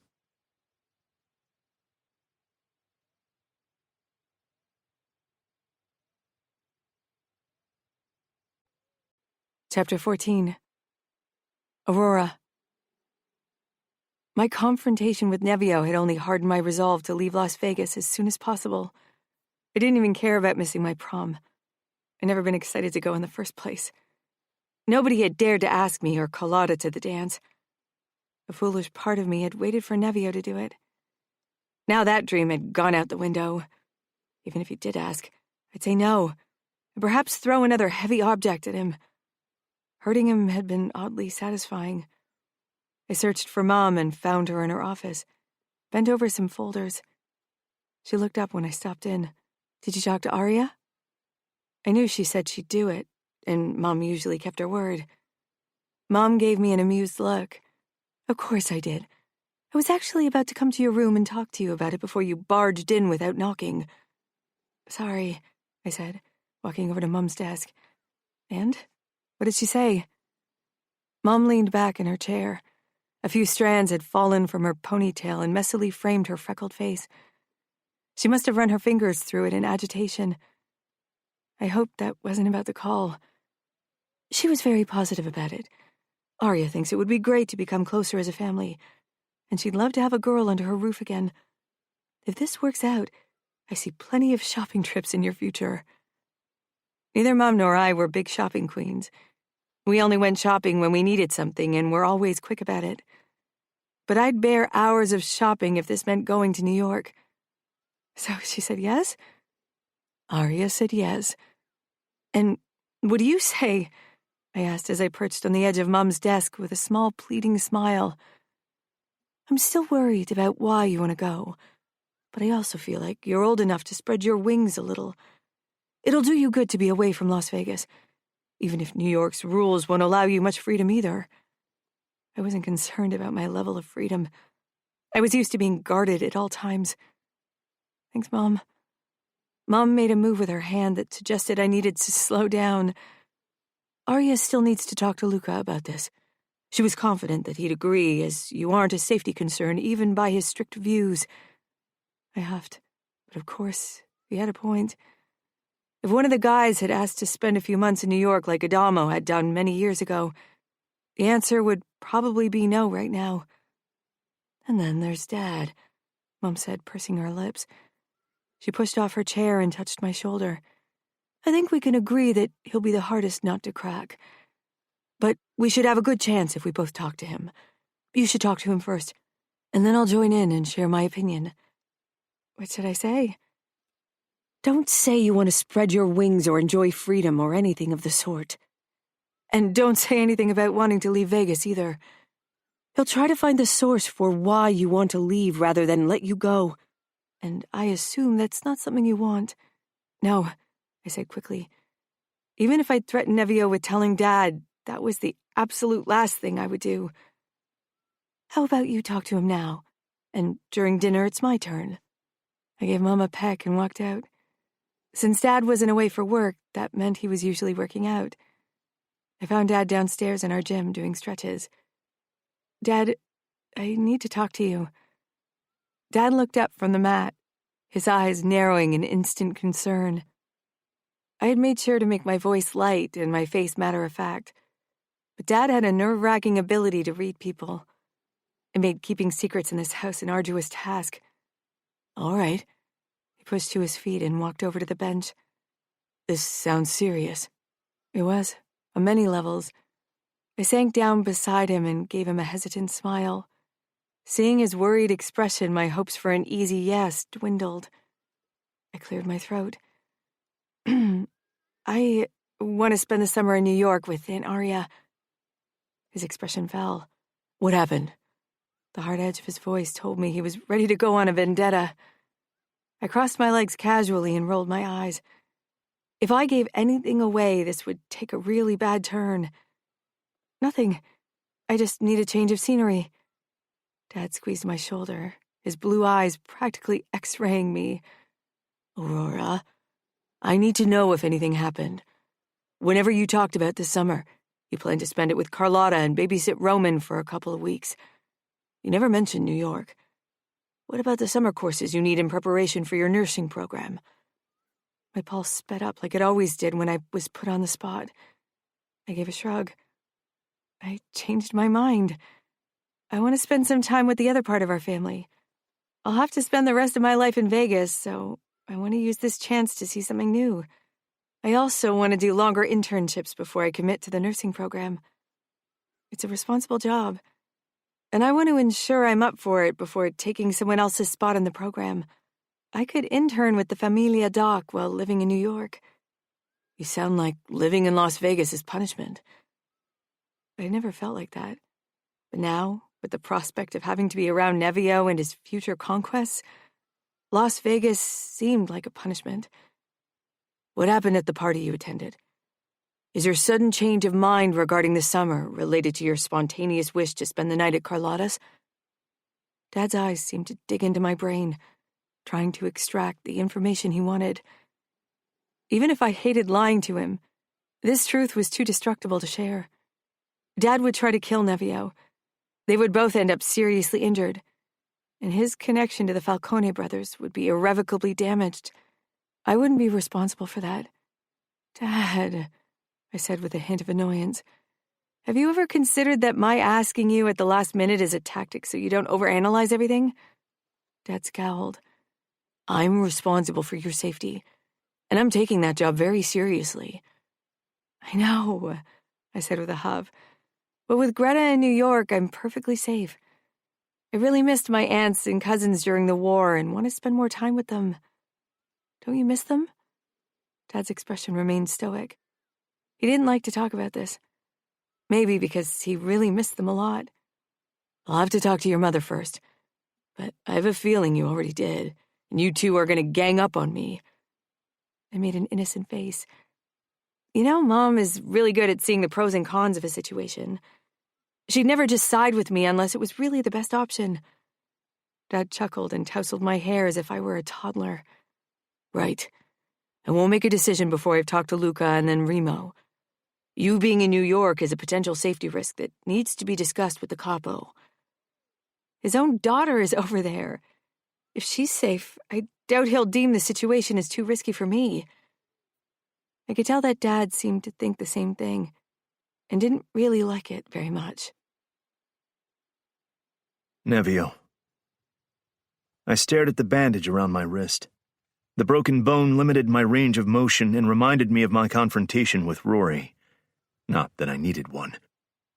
Ever since our conversation yesterday, my thoughts had revolved around her. Hearing her recount of what had happened between us at the party left a foul taste in my mouth. I'd really tried to keep my distance from her in the last year. Of course, it had to end like this. I was losing control and messing up worse than anticipated. I wasn't sure how I felt about what had happened. Was the tight sensation in my chest guilt? I wasn't familiar enough with the emotion to be 100% sure.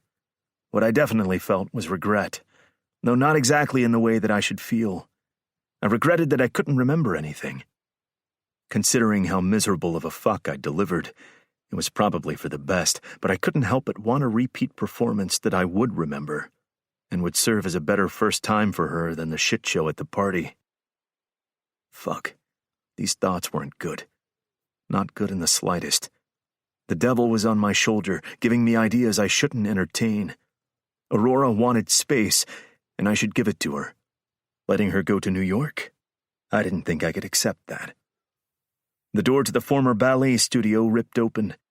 Dad, followed by Nino, walked in, looking as if I was a traitor he had to deal with. Nino narrowed his eyes at me as he closed the door. I leaned back in the chair I'd been occupying for almost an hour while pondering my next move. What's wrong? Dad pulled up a chair in front of me. Fabi informed me that Aurora has asked to spend the summer in New York, possibly even longer. My instincts tell me this has something to do with you. Tell me I'm wrong. I forced down the flood of emotion his words caused in me. Dad was watching me closely, fury swirling in his eyes. I thought Aurora's mention of New York had been an empty threat to get my attention, but apparently I was wrong. Are you listening to a fucking word I just said? Tell me I'm wrong and this has nothing to do with you. Why does it have to be me? Because Alessio and Massimo have too much common sense to mess with Fabi's daughter. I almost mentioned Massimo's interest in Carlotta, but gritted my teeth instead. I simply returned Dad's gaze. Anything I said would only make the situation worse, and it was already fucking bad. Dad grabbed my shirt and jerked me closer to him, causing my bandaged arm to bang against the armrest. I hissed through my teeth. Nino cleared his throat. His ulna is broken. He can stand the pain, Dad said. He was pissed. Really pissed, and I doubted he really knew what had happened, or he would have broken my wrist and every finger, too. I grinned. I get off on it like you, Dad. Careful. Did Aurora break your ulna? Nino asked calmly, as if the situation wasn't about to detonate. Considering how pissed both Alessio and Massimo were, I was surprised they hadn't run to their dad and snitched on me. You think she could? If you mean mentally, most people are capable of violence if given the right incentive, and you're very adept at bringing people to the brink. From a physical standpoint, she obviously wouldn't stand a chance against you, but in the right situation, Chiara could injure me. I didn't like the comparison. It lacked a comparable basis, which was really not Nino's style. You would die before you'd ever hurt Chiara. Nino motioned to my bandage. How's the arm? Dad, who'd been listening closely, tugged at my shirt, bringing my attention back to him. You wouldn't hurt a member of this family, and I count Fabiano's family in it. Good thing that we weren't related by blood. I didn't miss the slightest hint of uncertainty in his voice, and I had to admit it stung. Though I had no reason to get my fucking boxers in a bunch. After all, I had hurt Aurora. Not on purpose, I admitted, as honest as I rarely was. Dad released me and jerked to his feet. He drew in a deep breath through his nose. His rage filled the room. Many people thought I was a carbon copy of Dad, and while physically that might be close to the truth, I was far more unhinged than he was. You tell me what you did, or I swear on this family that I'll get it out of you by whatever means necessary, he snarled. My gaze dropped to the curved knife at his waist. I'd often wondered how its blade would feel, how I would measure up against Dad's or Nino's talent. How would it feel to bathe in my own blood, for once? I always feared how my genes would come to play in a child, and you surpassed every fear I had. My heart briefly throbbed harder, but I simply shrugged in reaction to Dad's words. I didn't need reminding that I had inherited every ounce of darkness he harbored. Remo, Nino said, you don't have to side with me. His words don't hurt me. Nothing does. For you, I hope that one day you'll see that's not the case. Dad turned to the door. I can't force the words out of you, but I can talk to Aurora. Her respect for me is too great. She'll spill your secrets. I shoved to my feet. You'll stay the fuck away from her. I'm capo, and you'll watch your mouth, he growled. I tried to stalk to Dad, ready for the next step. Nino gripped my injured arm tightly, and I ground to a halt with a snarl. You can spare Aurora a conversation if you tell your father what he wants to know. I ripped away from his hold. It's not in my nature to spare someone. Right, Dad? I took a deep breath, my chest heaving. Silence filled the room.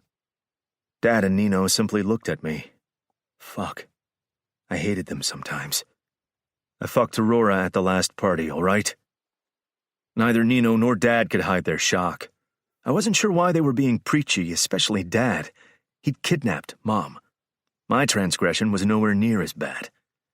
I could see a question in Dad's eyes that stung worse than his knife ever could. I was a monster, and atrocities were dear to my heart, but when it came to Aurora, most of them weren't on the menu. I was stinking drunk. I could hardly walk, and I remember only bits and pieces from the night, but Aurora came to me. I didn't force myself on her. Then why the fuck is she fleeing Las Vegas as if the devil were after her? I hadn't dwelled on the question so far. It was uncomfortable in a way I wasn't familiar with. She wanted something else from me, something I can't give her, or anyone. You just wanted to fuck her, and she thought it was more. I didn't even realize it was her. I didn't mention the disgraceful way I ended the night. That was a part of my memories I hadn't wanted back. Dad's lip curled. This is unacceptable. Even for you, son. Do you even realize how bad you fucked up this time?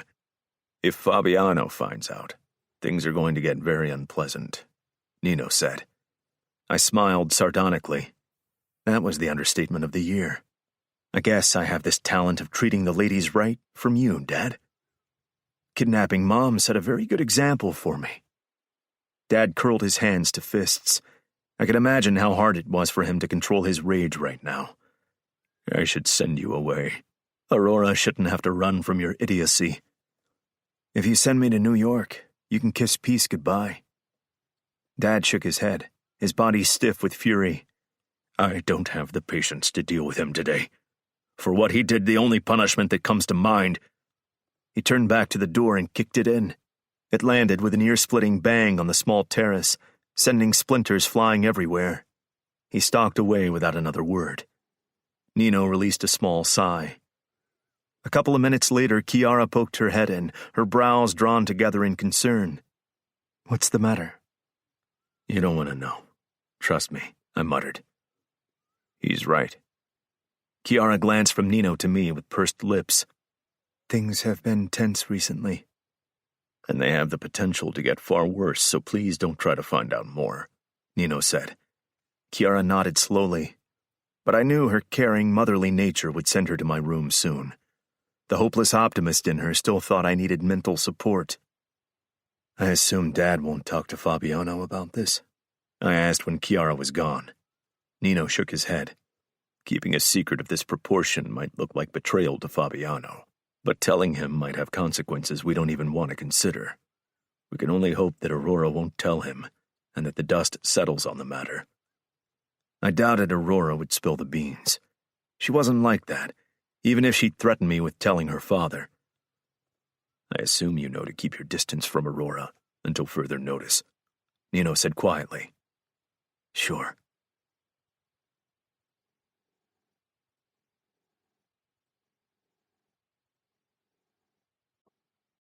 Chapter 15. Aurora. It wasn't the first time I spent time away from home. The previous 2 summers, I'd spent a couple of weeks with Adamo and Dinara at the racing track to watch their son Roman while they dealt with business. But I'd be gone longer this time. Maybe just for 2 months during the summer, or maybe beyond that. I wasn't sure how long my heart would need to heal, how long it would take to come to terms with the fact that Nevio and I were a bad idea that would never happen. I wanted to turn love to hate, wanted to shield my heart with pure contempt for the man who'd ignored me most of my life, and then taken my virginity without even realizing it was me. As if I were so inconsequential to him that even then my presence hadn't registered. When I landed in New York, I was nervous. I wasn't even alone. Dad had insisted on accompanying me. I supposed he wanted to make sure I was really well protected. Things between the Camorra and the Familia were still somewhat shaky, despite Greta's marriage to Amo. I briefly considered living with them, but they were newlyweds, so my presence would probably bother them. Not to mention, Greta was too close to Nevio. It seemed like an awfully bad idea. Dad and I took a cab to the townhouse where my Aunt Aria lived with her family. My cousin Valerio was around my age, but I hadn't seen him very often due to the physical distance between us and the war.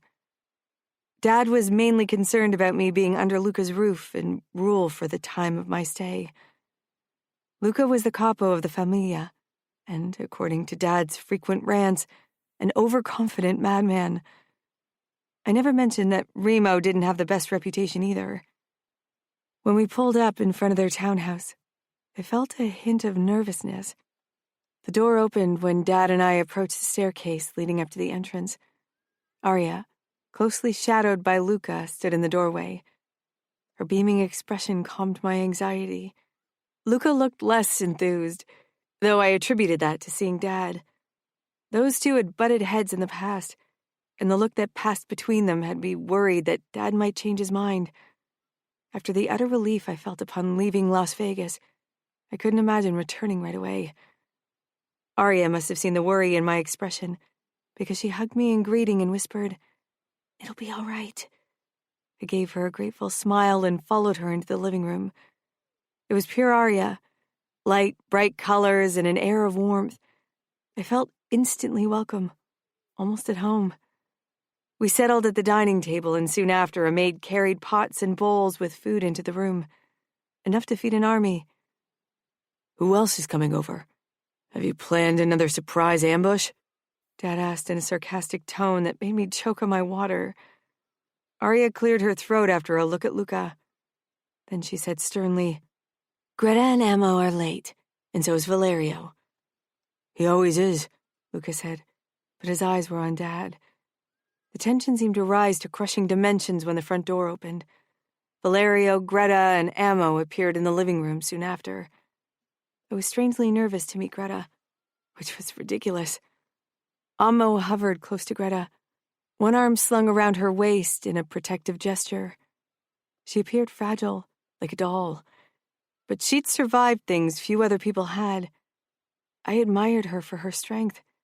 "You're late," Arya said, with narrowed eyes at Ammo and Valerio, before she sent Greta a smile and pulled her into a hug.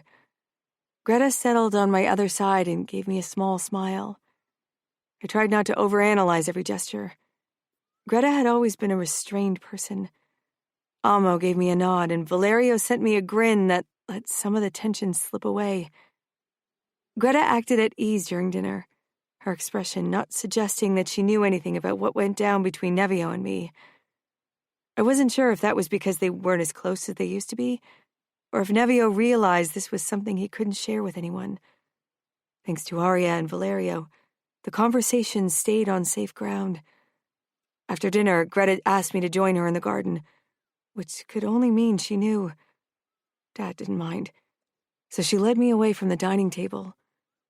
The moment we were outside alone, Greta gave me a small, sad smile that made my stomach drop.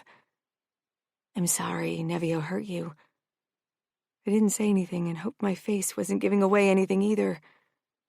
Her words left room for plenty of interpretation, and I didn't want to reveal more than necessary. I'd sworn I would be more careful.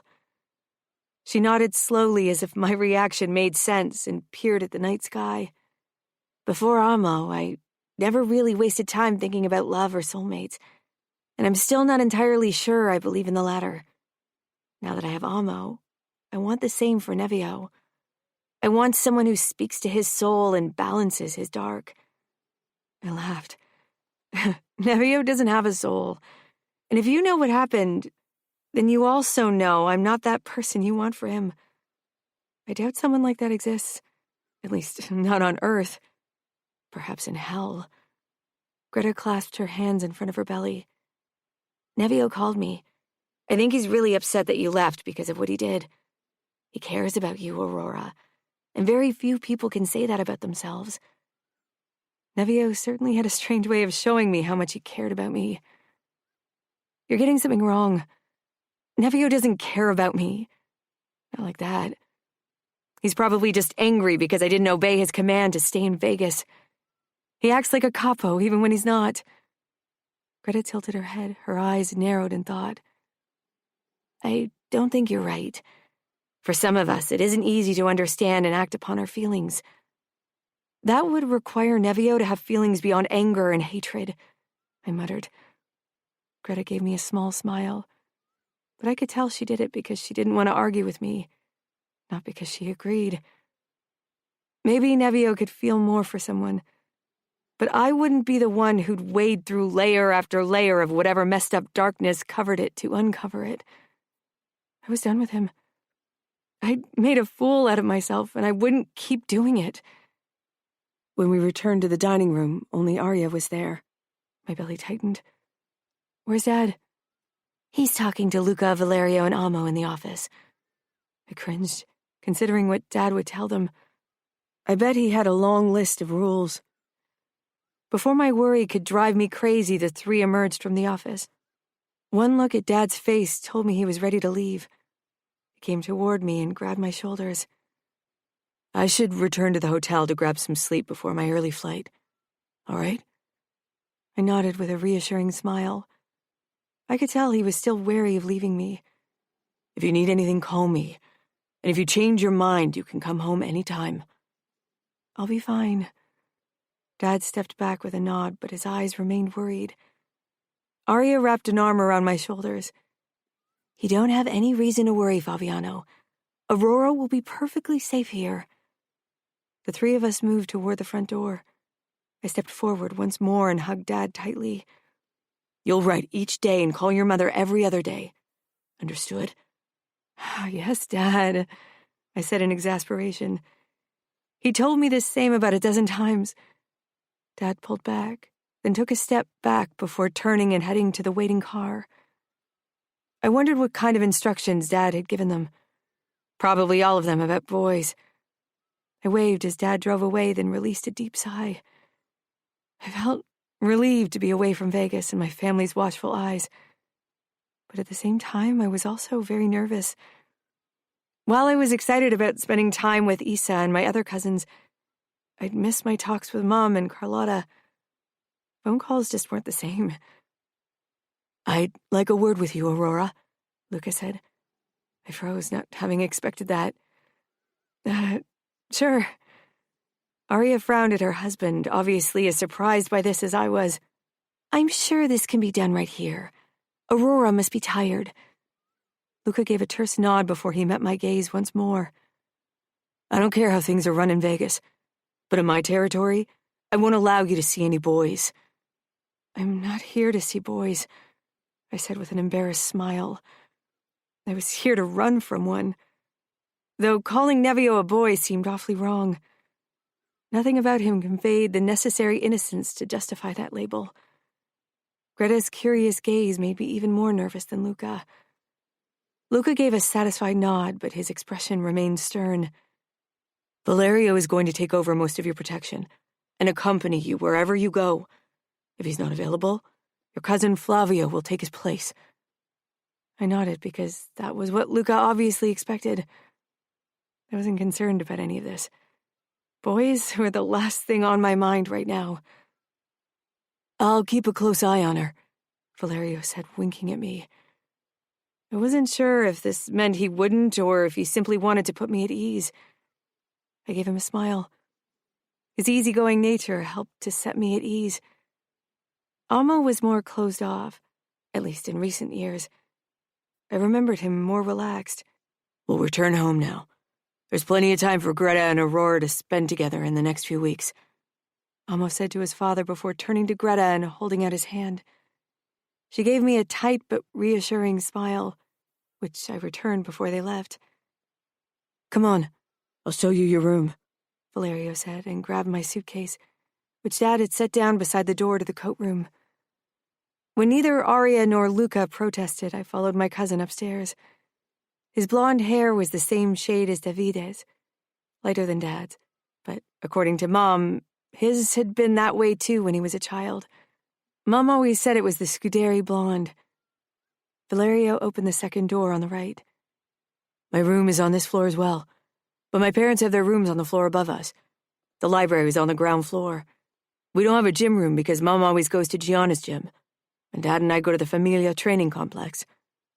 "I'll go to Gianna's gym if I feel like working out," I said, though I doubted that time would come.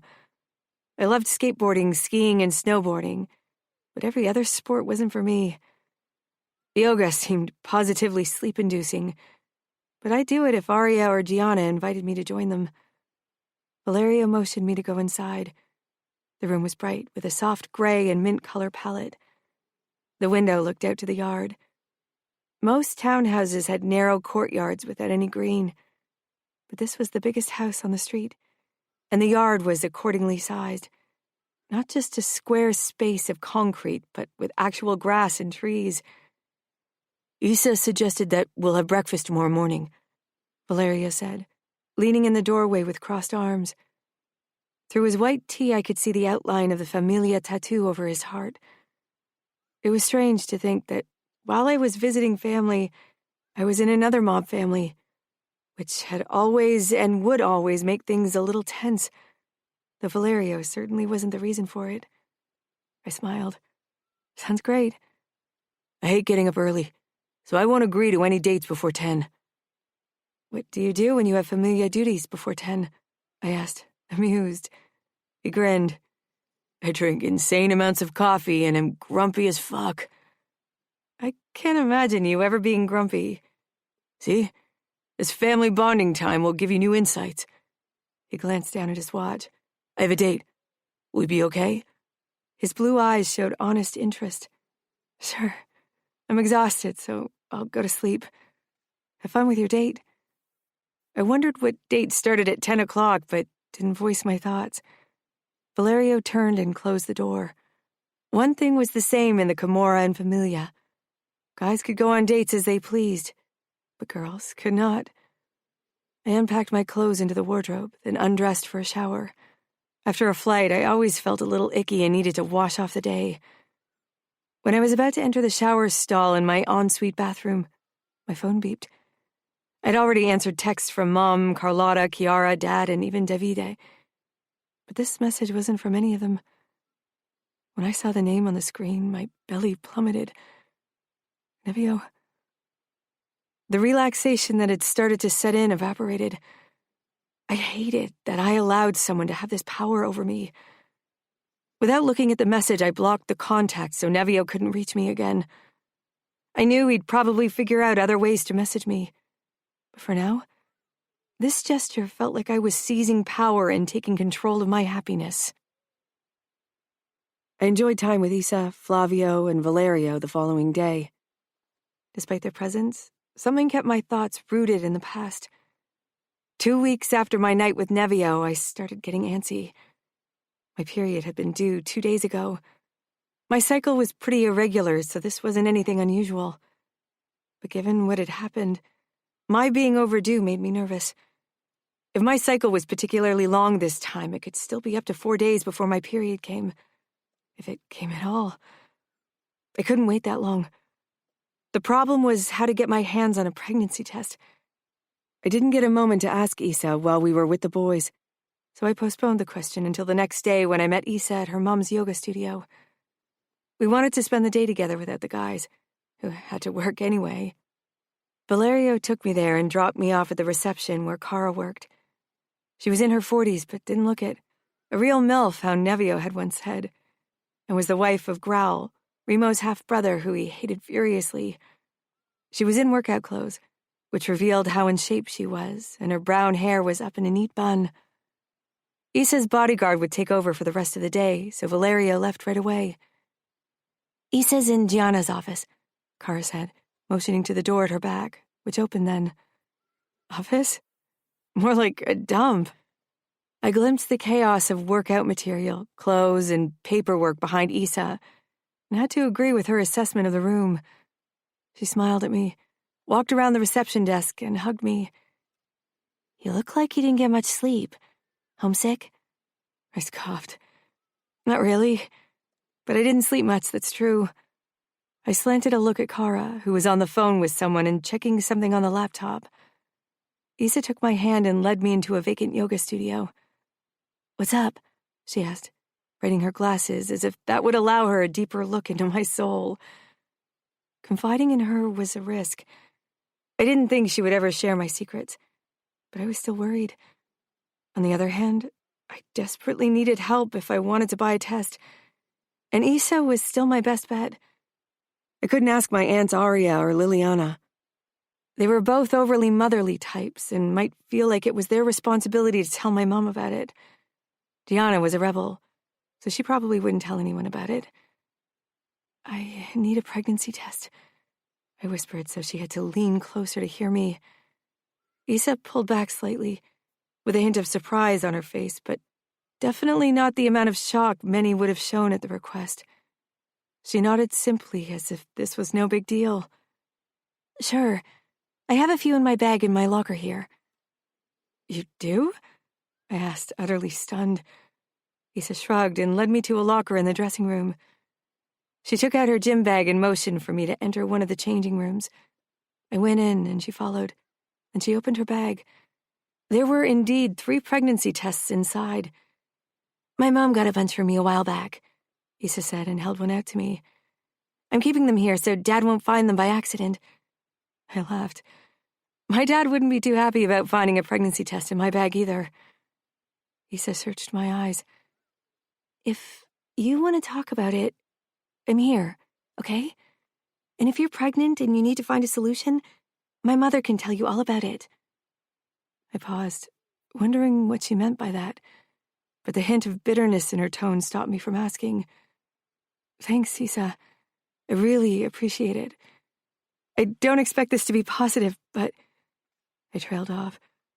It was difficult to explain the situation and the slim chances of me being pregnant without revealing more about the embarrassing night that I wanted to forget. It's a very sensitive test, so it's almost 100% safe if your period is due. I nodded again and stuffed the test into my bag.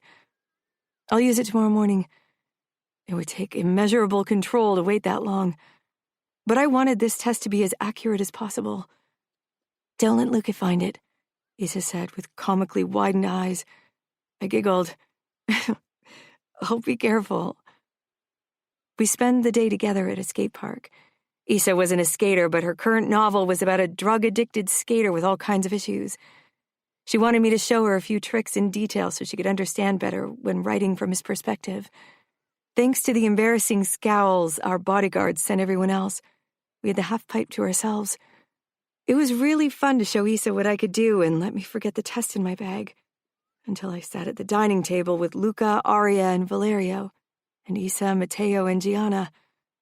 Liliana and her family would be coming for dinner tomorrow, and all of us would leave for the Hamptons in a week. Isa and I went to my room after dinner, followed by Valerio. He, Isa, and Flavio were close friends, a bit like the unholy trio, but minus the brutality and raids at night. I liked Valerio, especially his brand of humor. But I preferred to chat with Isa alone, as I was seriously considering doing the test now. We talked about our day in the skate park for a while, but Isa and I kept exchanging looks, and eventually Valerio caught on. He got up and raised his arms in surrender. I know when I'm not welcome. It's not about you. It's your Y chromosome, Isa smirked. Many girls would cry bitterly if I didn't have a Y chromosome. God's gift to womanhood, Isa said with a roll of her eyes. It's a pity we don't appreciate the gift because we're related. Valerio nodded sagely, but then he slipped out and left us alone.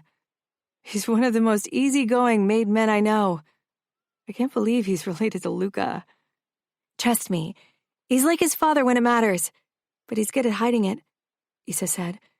Then she narrowed her eyes and thought. You want to do the test now? I sighed. Yeah, I should probably wait until morning, but I don't think I can. Just do it. I have more tests, and Mom will buy more if you need them. Time crawled at a snail's pace as I waited for the result. When the test finally stopped blinking, I held my breath, then released it in a whoosh. Not pregnant. I held my chest and squeezed my eyes shut, relief flooding me. Now I could really move on. Nevio. I closed my fingers around the skateboard necklace in my jeans pocket. Aurora had asked Carlotta to return it to me after she left for New York. She'd also given me back her unopened birthday gift, which now waited in my fucking nightstand drawer. For the past few years, Alessio, Massimo, Greta, and I had always given Aurora a birthday present as a group. But this year, after the party fuck-up, I'd also bought her skateboard earrings to match the necklace. According to Carlotta's words, Aurora's forgiveness couldn't be bought. Maybe that had been the plan. I wasn't fucking sure why I'd thought buying her jewelry was a good idea. The only thing I knew was that Aurora had made herself comfortable in my head. It was maddening. She'd really fled Las Vegas as fast as she could, and left what could remind her of me here. "You've been out of it since Aurora left," Alessio commented as we sat in the dark of Greta's former ballet studio after a night with a few drug dealers who'd gone behind the Kimura's back. I didn't say anything as I pulled my hand from the pocket without the necklace and turned my arm in thought. It still occasionally felt a bit stiff from the fracture. I actually liked the dull pain, liked how it reminded me of Aurora, of her rage. It had been beautiful to see this side of her, and because of this crazy-as-fuck thought, I shouldn't be anywhere near her. Aurora wasn't a vengeful, angry person, but I made her that way. "It's for the best. Distance will allow Aurora to get you out of her mind. That'll reduce the risk of future drama," Massimo said. Distance would maybe allow Aurora to get me out of her mind, but she was a constant pounding in my skull. I couldn't shake her off. If I wanted therapy, I'd go to a shrink. "The shrink that can stomach your kind of crazy doesn't exist," Alessio muttered, then let out a laugh as if he'd made the greatest joke of all time. Massimo regarded me closely, though I really didn't know how he could make out much in the dark of the studio. "You're up to something, and I get the feeling it will cause more trouble. You should be glad Aurora is gone for a few weeks so things can calm down. You realize that, right?" I did realize that her absence would minimize the risk of Fabiano finding out about our night together. I also realized that her absence didn't sit well with me. I didn't like that she was out of our territory, which meant out of my reach and sight. "Nevio," Massimo warned in a low voice. I raised my palms. "I'm here and behaving. What do you want?" "For you not to follow your first impulse for once." I felt naked traveling without any weapons, but considering that this was a standard charter flight and not our Kimura jet, I had to leave everything at home. I'd just have to buy a few things once I was in New York. Massimo would probably insist his warning had triggered me like a 2-year-old going through the terrible twos, but my decision to fly to New York to check on Aurora and make my standpoint clear had been made pretty much the moment I'd heard that she'd left. After landing in New York, I went to one of the gun sellers I'd found on the darknet and got the necessities like 2 knives and 2 guns. Knowing Luca's overbearing protectiveness, I had to stay on my toes as I walked the neighborhood of the Vitiello townhouse. I didn't know Aurora's schedule yet, so that posed a problem. When I eventually, after many hours of waiting, caught sight of Aurora's face in a car, she was accompanied by Valerio. It was difficult to rate the Vitiello men on my personal dislike chart, but he was probably at the top with Amo merely because of his annoyingly sunny persona that seemed to trick some people into believing he wasn't Luca's bloodthirsty spawn. That guy was a wolf in sheep's clothing. I knew a mess up when I saw one. I followed the car in a cheap Prius that I'd bought for the occasion. Rental cars always attracted more attention. Valerio's car disappeared in the guarded underground garage of the building complex that harbored the Familia gym, including Gianna's yoga studio. My phone vibrated in my pocket with incoming texts. I supposed Massimo and Alessio had noticed my absence by now. I took my phone out while keeping a side eye on the building. The first few texts were indeed from the guys, but then there was one from Greta. She messaged me every day, mostly mundane stuff, but without having opened her message, I had a feeling this wasn't simply one of these life update texts. "Where are you? Alessio and Massimo are worried." Of course those two had to blab to Greta about my disappearance. They knew me too well. That was why real serial killers never had close friends. "I talked to Aurora." That caught my interest. I dialed my sister's number and she picked up after the second ring. "We should meet. I don't want to discuss this over the phone." Greta released a small sigh that reminded me of Nino. It held a quiet but firm message full of disapproval. "You're here?" "Where can we meet, without your husband? I hope you won't tell him anything." "I'm alone at home right now. I can leave and we can meet in a park or cafe." "I'll pick you up. I don't want you running around alone." "I'm safe." It was strange to think that her safety wasn't supposed to be my concern anymore. And now I was supposed to swallow the bitter pill of Aurora, finding a new home in New York as well? Fuck it. I hung up after we'd ironed out a park close to Greta's apartment where we could meet. Of course, I didn't head there. Instead, I drove directly to the apartment. She left the building when I pulled up. Her eyes immediately went to my car. She ignored it and walked down the sidewalk, away from the surveillance cameras of the building. The smallest hitch in her walk from the injury she'd suffered let new rage boil up inside me, but I wasn't here to revisit my failures from the past. Well, not how I failed my sister. I smiled sardonically. I followed slowly until she eventually stopped and got into my car. She hugged me tightly. I worry about you. I'm not the one married to a madman and far away from my family. Greta pulled back with a frown. The concern in her dark eyes didn't sit well with me. She released another quiet sigh, then leaned back. I started the car to take us farther away from her home and possible prying eyes. I could just imagine how Amo would react if he knew I was in New York. The drive to the park didn't take long. Greta was quiet in the meantime, which wasn't overly unusual for her, but she was watching me in a way that suggested her silence had a deeper meaning.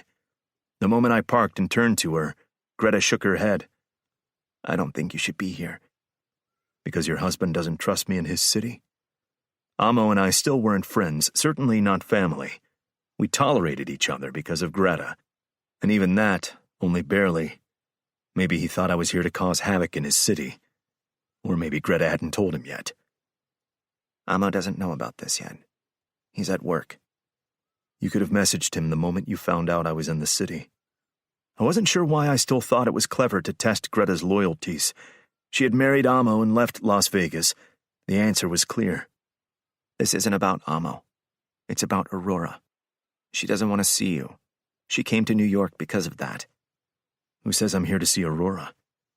Greta let out a small sigh and curled her legs under her body. You hurt her, Nevio. Physically and emotionally. The disappointment in Greta's eyes was a knife in my chest. What did she tell you? I wasn't sure I wanted to know how much Greta knew. We met at Arya's and Luca's house a couple of days ago, and she told me a few things. More than you did, anyway. Still not everything I believe, but enough to make me really worry about you. How could you lose control like that? I'm a mess. I don't know why you're surprised, I said with a twisted smile. My smile died down after a moment. What am I supposed to do now? I don't know. I think Aurora is heartbroken, and unless you want to be with her, I don't think there's anything you can do. I'm not even sure that would be enough. Aurora is trying to get over you, and I think it might be for the best. I never saw her like that. She's like one of us boys, not someone I'd fuck. She wasn't even my type. She was too good, too kind, too everything I was not. But you did, Nevio, and you took her first without care or consideration. Greta opened the door and got out and left me sitting in the car. Girls and their firsts. Bullshit. I didn't even realize it was Aurora. I got out too and followed her into the park. My eyes scanned our surroundings for any threats, but I didn't detect anything. Still, I never fully relaxed. Being in a different territory always felt wrong. Greta sat down on a bench and I sank down beside her. How do you feel about what happened? Feelings. My favorite topic. In the past, Greta was as wary of emotions as I was, but Amo had to come and ruin it. I rarely felt guilty unless it involved Greta or Mom, but now an uncomfortable sensation filled my chest. I didn't want to hurt Aurora, even if I got off on hurting people. The right people, not my people. And Aurora was my people. You think she's on her way to get over me? I asked, mulling over my sister's words from the car. Greta turned her head to me, her eyes searching mine. Not yet, but soon. I pulled down her sunglasses perched on her head and covered her piercing gaze with them. Greta didn't comment, but her lips tightened. I shoved my hands into my pockets and looked out over New York's skyline. I didn't like the idea of Aurora getting over me. If that didn't make me an asshole after everything that had happened, I didn't know. Then whatever she thought she felt for me can't be that serious. How would you know? Greta asked curiously. Have you ever been in love? I grimaced, and in the reflection of Greta's glasses, my face took on a grotesquely monstrous appearance, which was very fitting, I supposed. I didn't think Aurora was in love with me. She saw something in me and was attracted to the projection. You know the answer. I didn't think I could fall in love before I met Amo. I stifled a snide comment about him. Every time Greta mentioned her feelings for Amo, her fucking husband, I wanted to scrub my body with a steel brush. There's a difference. I've known Aurora forever. Not every love is love at first sight. I'm not in love and won't be. It's not in my nature. Then you should allow Aurora to get over you. Return home and give her a chance to move on. To find that love you don't believe in. It's the right thing to do. I stared up at the sky. If I tilted my head all the way back, it appeared as if not a single skyscraper surrounded us. The right thing to do. It was typically Greta to think doing the right thing was something that was part of my program. A small part of me wanted to do the right thing, for Aurora, but the far bigger and darker part couldn't let go of Aurora yet. Stalking Aurora was a full-time job and required far more stealth than I'd anticipated because Valerio had taken up the job of her personal bodyguard. I followed their car to a coffee shop and watched them enter. To get a better view, I got out of my car and approached the shop until I spotted Rory behind the counter. Her face lit up with a smile, but it wasn't a joke from Valerio that made her face glow like Christmas decor. What the fuck? The guy behind the counter smiled broadly at her and leaned toward her, as if he wanted to jump over the counter to get even closer to her. My chest constricted, and I curled my hands to fists. I wasn't sure why the sight made me so livid. Fuck. I'd never felt so much rage come up so quickly, and that meant a lot coming from me. I'd felt murderous for plenty of reasons in my life, but this time, a feeling I was entirely unfamiliar with had been the trigger. It took me several heartbeats before I could define the sensation, and then even longer to really come to terms with it. I was jealous.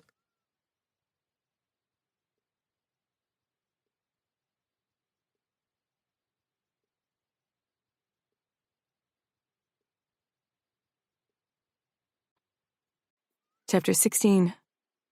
Aurora. Let's grab a coffee first. Valerio parked in front of a small coffee shop at the corner.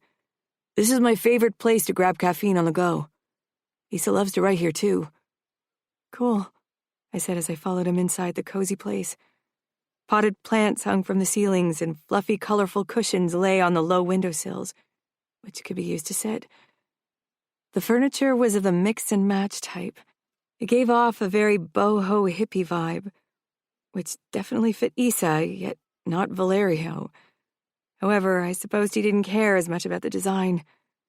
Valerio nodded at a pretty brunette who waved at him from her place at one of the high tables. Can you order an Americano for me? Sure, I said curiously, but Valerio didn't elaborate as he made his way over to the girl. It wasn't my business, really. I wasn't even sure if Valerio was promised to anyone. I waited patiently in line for my turn, trying not to pay attention to Valerio and the girl. When I saw you enter with Valerio, I thought you two were an item, but I suppose I was wrong, the male barista said before I could say anything. I laughed, a little startled. He's my cousin. Ah, he said, smiling. I'm Marcos. Nice to meet you, cousin of Valerio. He was kind of cute in a normal guy way. Kind brown eyes, wavy brown hair, no visible scars or tattoos. I'm Aurora. I'm here to visit family. I'm from Las Vegas. He made a shocked face. You don't look like a girl from Vegas. I raised my eyebrows. How does a girl from Vegas look? I don't know. I've never been. More flashy and with more makeup and glittery clothes. I huffed. That's not true. He looked a bit embarrassed. I prefer your looks. You're really cute. Thanks? I'd never gotten a compliment from a guy before. He laughed and rubbed the back of his head. Okay, this is awkward.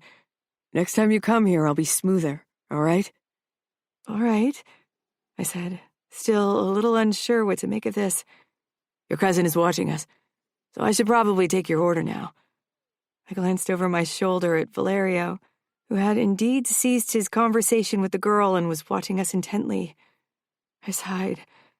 An Americano for my cousin and an iced latte for me. Are you sure you don't want something with foam on top? Why? Do you want to add a message? I teased. He blushed. Touché. Next time, I'll be smoother. Promise. You said that before. I laughed. He turned and began to prepare our orders, and Valerio appeared by my side. Everything okay? Sure, I said. He nodded but didn't leave again. Marcos only smiled when he handed us our order, probably because of Valerio's presence. Valerio and I left together. Marcos's awkward flirting had lifted my mood considerably, even if I wasn't interested at all. He wasn't even remotely my type, even if I didn't want to ponder why that was. He'd probably run away screaming if he knew my family background, though he must know who Valerio was. We can walk to the hospital from here. It's not far. That way we can drink our coffee. Great. With a smile, I really felt better than I had in a long time.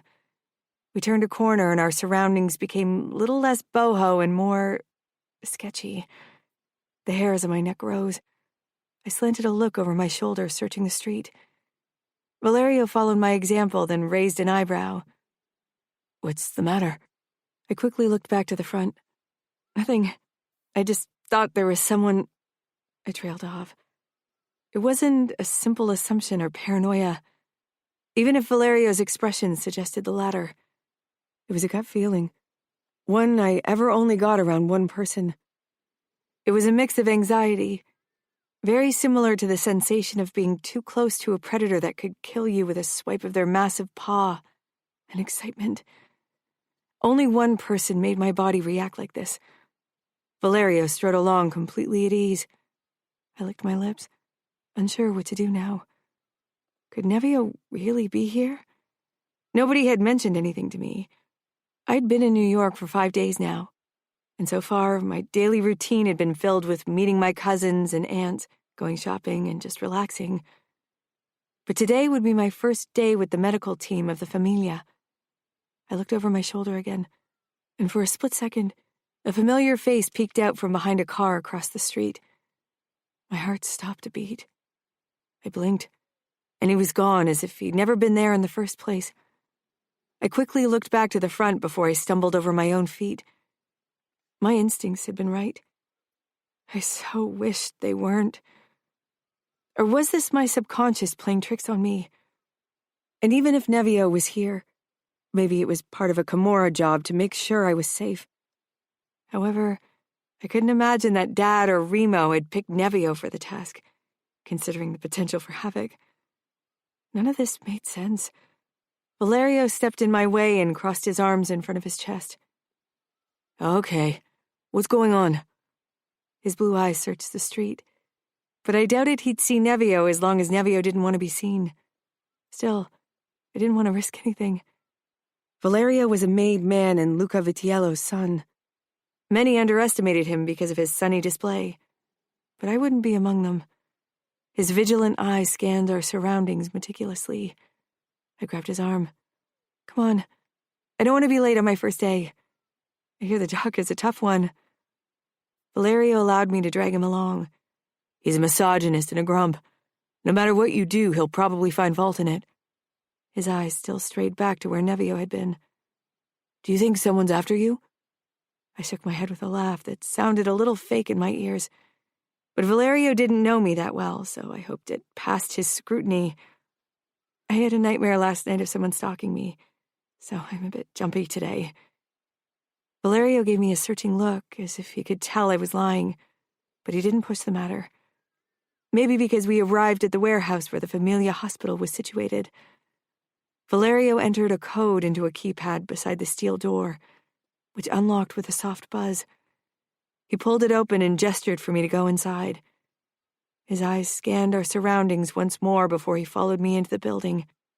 Valerio had been right about his assessment of the Familia's doctor. He was in his mid-60s, and his comments throughout the day made it clear he thought women less capable than men. Maybe that was the reason the 2 other doctors who worked under him were men. I was used to the male-dominated nature of the mafia world and kept my mouth shut when he spewed his old-fashioned opinions. The day wasn't busy, with only 2 patients who'd suffered third-degree burns on their arms and chest in a recent fire. But the nurses showed me around the place and kept me busy enough that I managed to forget about this morning's spotting of Nevio. For my lunch break, Valerio surprised me by bringing Isa and Flavio along. Flavio wasn't as outgoing as Valerio. He was more thoughtful and observant. But like Valerio, he always made me feel welcome. We went to a small Italian place around the corner from the hospital. Valerio and Flavio nodded greetings at the owners, as well as several customers, so I assumed the mob frequented it. We picked a booth close to the window, and my eyes scanned the sidewalk in front of the restaurant to see a sign for Nevio. I couldn't imagine him being unreasonable enough to follow me to a mob restaurant. Isa jabbed her elbow into my side, making me jump. "What's wrong?" She followed my gaze, and so did the guys. I smiled awkwardly. They probably thought I was paranoid. "Aurora thinks she's got a stalker," Valerio said with a teasing smile. I pursed my lips. "Do not." "Do you want me to walk around the area and take a look?" Flavio asked, already scooting to the edge of the bench. "No, it's nothing." Valerio misinterpreted my words on purpose. Flavio's brown eyes moved back and forth between Valerio and me. "Let's eat, okay? There's always a potential danger lurking around the corner waiting to kill us all. I'm starving and would rather die with a full stomach," Isa muttered. My eyes widened and I pressed my lips together, torn between wanting to laugh and concern because of Isa's bitter words. "Spoken like a true pessimist," Valerio announced. "I'm not a pessimist." "Flavio and I are around to make sure you can torture us with your hangry attitude for years to come." "I've been well protected all my life. Doesn't mean I'm safe. And that's realism, not pessimism." Flavio and Valerio exchanged a look that spoke of buried guilt. I knew what incident they were all thinking about, which was why it was important that Nevio left New York as soon as possible. An hour later, Valerio returned me to the hospital while Flavio took Isa back to Gianna's gym. Again, I thought I had seen a brief glance of Nevio's reflection in a shop window across the street, but I was starting to doubt my own perception. "I'll pick you up in about 2 hours, okay? There are 3 guards on the premises, so don't worry." "I'm not," I insisted, "at least not for my safety. My sanity, peace, my heart. For those, definitely yes." As expected, my paranoia festered overnight, and when Valerio and I walked into the coffee shop to get our caffeine fix, I couldn't stop looking over my shoulder. But I didn't spot anyone following me until he dropped me off at the clinic, where I spotted Nevio again right before I walked inside. This had to stop. The problem was I didn't know how to get him off my back before this ended in a major disaster. Plus, I needed him gone for my own sake. I wanted to forget him, and his stalking wasn't giving me the chance to do so. I was jumpy all morning, trying to come up with a plan to confront Nevio, even if it was the absolute last thing I wanted. Unfortunately, the hospital was closely monitored by security cameras, so my every move was recorded and seen by the guards. I couldn't leave the place without someone noticing, and then they'd stop me. Luca definitely wouldn't be impressed if I ran off from his protection. I was helping one of the nurses change the dressings of one of the patients when a shrill alarm filled the vast inside of the building. I clamped my ears shut, my eyes scrunching up in pain and my pulse pounding madly in my veins. "What is it?" I screamed at the nurse. "Fire alarm," she screamed back, but her words were drowned out by the unbearable noise. It finally turned off. "We need to leave the building," she told me. The patients, nurses, and doctors, as well as the guards, gathered in front of the building. "We need to find the source of the fire," one of the guards explained. A second was on the phone. I glanced around. This was a big coincidence. One day after I started interning at this place, the fire broke out. In the general confusion and commotion, nobody really paid attention to me. I knew I didn't have long before more guards would arrive. I rushed away, out of the back alley where the hospital's entrance was. This area wasn't one I'd usually like to spend time on my own. Many strange-looking people walked around. But I was confident I wasn't alone as I hurried along the sidewalk. An arm shot out and grabbed me, pulling me into a narrow dead end. My pulse spiked. I was pressed against a rough wall and found myself face to face with Nevio. I wasn't shocked, yet I felt disbelief and indignance over his presence. I glared up at his overly pleased face. As usual, he was dressed in all black, t-shirt, cargo jacket, cargo pants, and boots. But he had a baseball cap on his head, which was new, probably to hide his identity. "I don't know what you think you're doing," I gritted out. Nevio tilted his head as he regarded me from head to toe, his hands casually stuffed into his pockets. His nonchalant attitude really pissed me off. "I'm disappointed that you're not in a nurse outfit." I balled my hands to fists, unable to believe his audacity. "Why are you here? I don't want to see you, to talk to you, to even think about you." "You can't ignore me forever, Rory." I stared. "I'm not ignoring you, or I wouldn't be here talking to you, which is, in case you didn't realize, the last thing I want to do. And if I remember correctly, you managed to ignore me for 18 years. I never ignored you, and by running to New York, you're ignoring me or trying to. But it's very difficult to ignore me." I scoffed. I nodded at his wrist, which was no longer bandaged, though my attack had only happened about 3 weeks ago. "How's your wrist?" It was probably still tender. Maybe I could re-break it to pay him back for showing up here. I didn't like my new violent tendencies, and would have been truly concerned if they didn't only appear around Nevio. Nevio's smile became darker and he moved closer. With the wall at my back, I had no way to escape. "I'm used to pain, Rory, in any shape and form. You can't deter me with it." The way Nevio said pain raised goosebumps on my skin. "You shouldn't be here. I doubt your dad knows about this. Luca would throw a fit. It's his territory and I'm only a guest." "You shouldn't be here," Nevio growled, pressing the palm of his injured arm into the wall beside my head. His scent engulfed me as he did so, but my anger stopped me from falling in its trap. Still, Nevio's dark eyes almost made me buckle from their intensity. There was something in them that had never been there before in all the years, as I had suddenly become his prey. "You belong in Las Vegas." Maybe I don't anymore. Maybe my future is here, away from Las Vegas, away from you. It's not. An indignant laugh burst out of me. "Says who?" "I'm saying it, and that's the end of the story." "You can't tell me what to do. Now, less than ever. Not after what happened." My voice still wavered when I mentioned that night, and my heart felt too heavy in my ribcage. Nevio braced his other arm beside me. I sagged against the wall. I was scared of his closeness because of what it still did to my body, to my mind, to every part of me. "I think after what happened, I can tell you that you belong in Vegas." "Why? Do you need another disappointing drunk one-night stand?" "I'm not up for the job, in case you're wondering. Find someone else like you did in the past." "You're not a one-night stand," he growled. "I'm not? Please, enlighten me how I'm not a one-night stand if you banged me once and then disposed of me like you do with every girl." "Aurora." The edge in his voice raised the little hairs on my forearm. His dark eyes burned with anger and frustration. "You're not like every girl. If you were, I wouldn't blink twice to kill you. But I can tell you that you're one of the very few people on my I doubt I could kill list." This would have come as a joke at the wrong time with anyone else. But I knew Nevio wasn't joking. Is that supposed to give me warm feelings? "I don't know what it gives you. It's the truth." "I'm staying in New York. Right now, nothing in Vegas is drawing me back." "Don't think you being outside of my territory will stop me from doing what's necessary to protect you."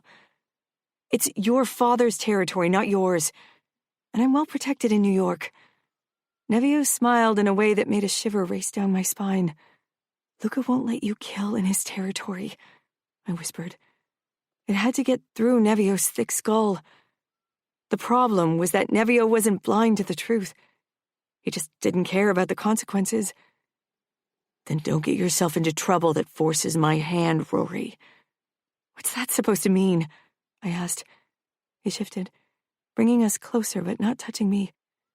Maybe because I tensed or because he didn't ache for a touch like I did. I don't trust other guys around you. Stay away from them. I blinked.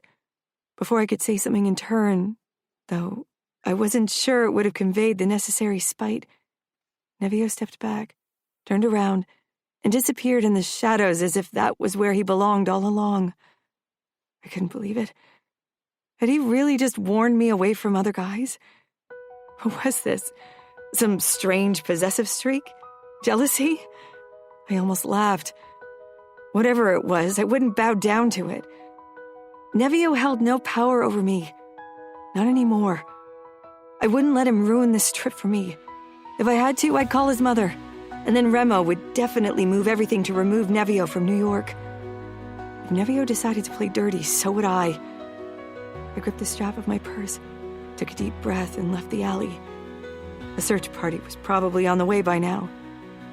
I slowly made my way back to the hospital. Halfway there, Flavio jogged my way, looking stressed. "Aurora!" he exclaimed. He picked up his phone. "I found her. She's fine." He stuffed the phone into his back pocket and grabbed my shoulders. "Why did you run off? Something could have happened to you." For a second, I wondered if Nevio already considered Flavio to be one of the guys I wasn't supposed to be around. But considering he was my cousin, I doubted it. I hated that Nevio's comment had the power to steer my actions. He had absolutely no right to tell me what to do. "Aurora?" I blinked, then gave Flavio a reassuring smile. "I'm fine. I'm sorry about running off, but the fire alarm and all the commotion gave me anxiety. It brought back bad memories from, I allowed Flavio to draw his own conclusions. He nodded grimly. The night of the ambush probably haunted quite a few people in the Familia and the Camorra. "Still, you shouldn't risk anything. This was dangerous. You need to stay with a bodyguard at all times," he said as he guided me back to the hospital. I'd never been in danger. From the moment I'd realized Nevio was in New York and on my trail, I'd been safe. He would protect me in his own twisted way.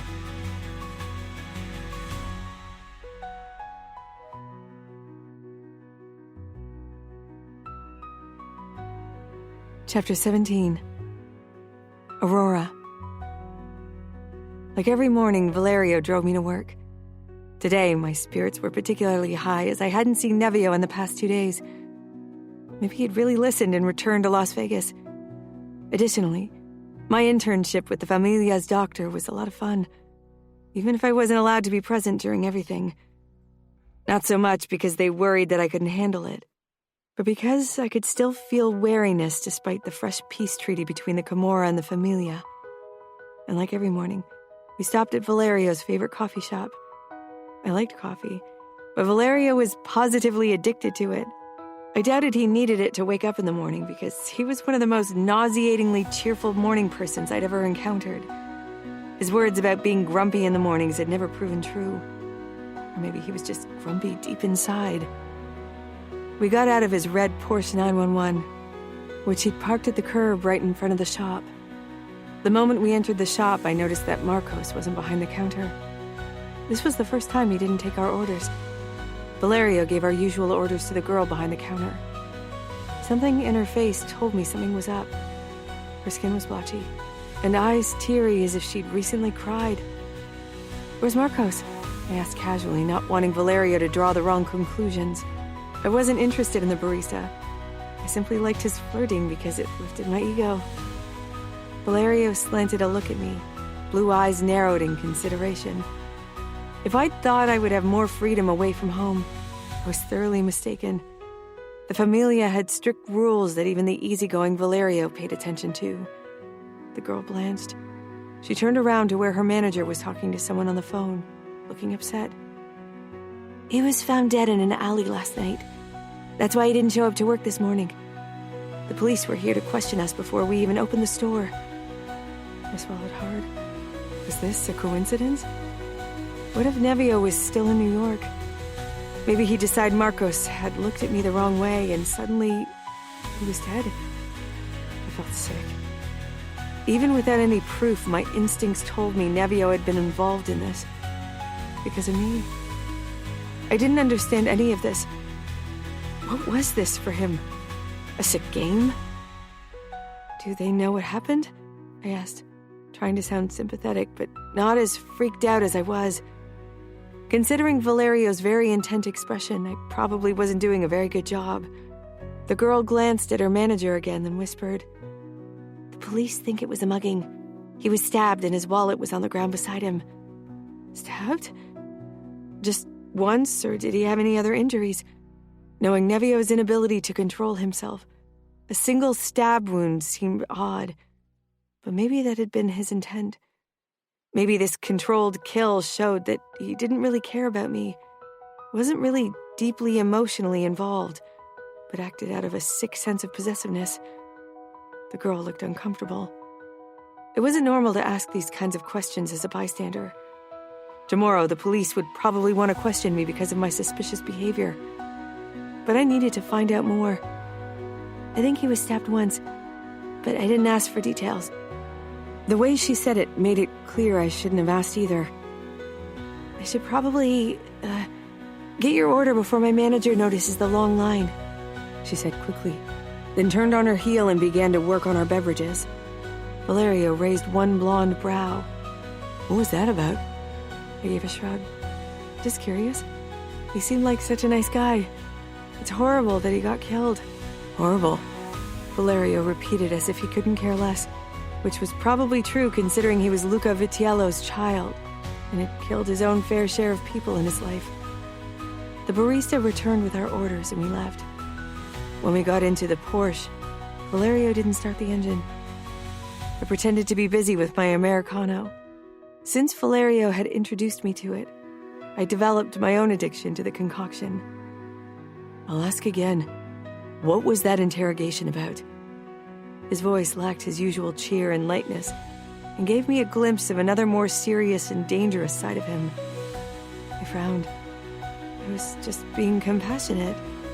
The girl must feel bad after such horrible news. Horrible, Valerio repeated with a hint of sarcasm. Even I could tell the girl was freaked out by your questions. She certainly didn't get compassionate vibes from you. Maybe I had a crush on him, I muttered, feeling defensive. My thoughts were a jumbled mess, and it was only a matter of time before I'd let something slip. I didn't get the vibe that you had a crush on him. He had the hots for you, no doubt, but you weren't into him. I have a feeling this isn't just you being your caring self. I sipped my coffee, hoping Valerio would stop prodding. On the other hand, maybe getting him and, in consequence, Luca involved would make Nevio retreat. Peace was still a fragile construct, though. What if Nevio's actions caused a new rift that led to war? With Greta in New York, things would get even more complicated. Could I really risk this out of an unfounded suspicion? Valerio angled his body my way, his back against the door and one elbow propped up on his steering wheel. It's strange. You get lost when a fire breaks out in the hospital, and Flavio finds you completely flustered. You keep checking our surroundings as if you know someone is after you. My instincts tell me someone has been watching us. Someone who's really good at staying in the shadows. Someone who's used to creeping up on others and hunting them. And now, a guy who was into you is dead. People get mugged and killed all the time. Sure they do, he said. Still, I find this string of events odd. Were you promised to someone in Las Vegas? You know I'm not. Does someone think you belong to him? I'm not a pet. I don't belong to anyone. Valerio just smiled as if I'd said something funny. I had underestimated him. His funny nature made you forget what he was at the core of his being. A made man and Luca Vitiello's son. Sure, if the lie makes you feel better. He finally started the car and pulled away from the curb. I really hoped he'd let the matter drop. I couldn't do it. I needed to find out more about Marcos' death. The problem was how to do it without making the police or the Vitiellos suspicious. Luckily, Greta and Amo were invited over this evening again, and I used my chance to have a private chat with Greta right after dinner. We settled on the Hollywood swing in the backyard, away from prying eyes and ears. Is Nevio still in New York? I asked in a whisper. He hasn't been in contact with me in over 24 hours, so I assume he's returned to Las Vegas. Well, he's laying low in his own way, I muttered, then told Greta what I'd found out today. My pulse spiked just talking about it, and my eyes burned as they had done every time I'd considered my role in an innocent's brutal death. She didn't say anything, only looked thoughtful. Nobody knew Nevio better than Greta, even if I'd often wished it were me. Now I wasn't so sure anymore. Greta? She ran her elegant fingers over her skirt, dark brows curving in deep contemplation. I told you, he cares about you. And that's his way of showing it? He killed an innocent man because he didn't like me talking to him. I still didn't want to believe it. I wasn't sure my conscience could take it. How could I ever risk talking to a man again if it meant risking his life? Wasn't this fear exactly what Nevio wanted to evoke in me so he could control me? But revolting didn't pose a risk to my safety. I was playing with other people's lives, and I couldn't do that. Can you please talk to him? He needs to stop this. We're not an item. He's never given me any indication that he wanted to be in a relationship with me. He doesn't get to decide who I hang out with. I want him to return to Las Vegas and stay out of my life. We're not dating. We're nothing. Not even friends after everything he did. I don't want anything to do with him ever again. Greta sighed. Aurora, don't try to make me understand him or even feel sympathetic for him. He's out of line. I'm done with him. Greta bit her lip. I'll see if I can contact him, and then I'll let him know. But I can't promise he'll listen. Nevio is unpredictable. The sliding doors made us both go silent. Luca stood in the doorway and my stomach tightened. Something in his face told me I was in trouble. I need to talk to you, Aurora. I got up from the Hollywood swing. Greta gave me a worried look. Did she worry I'd expose Nevio? If war weren't on the horizon, if I did, I might have done it. He deserved punishment. All his life, his actions had never been followed by consequences. And now an innocent had to pay the price. I followed Luca into his office where Matteo, who'd also been at the dinner with Gianna and Isabella, and Valeria were waiting. I assumed Amo would try to get information out of Greta in the meantime. I gave them a hesitant smile. Did I do something? Sit down, Luca said, motioning at the armchair on the left across from him, as if I was facing an inquisition. Nerves twisted my belly as I sank down. I wasn't concerned for myself. The worst that could happen to me was that Luca would send me back to Las Vegas. And while I wasn't ready for that yet, it wouldn't be horrible. Valerio told us about the murder of a man you were in contact with.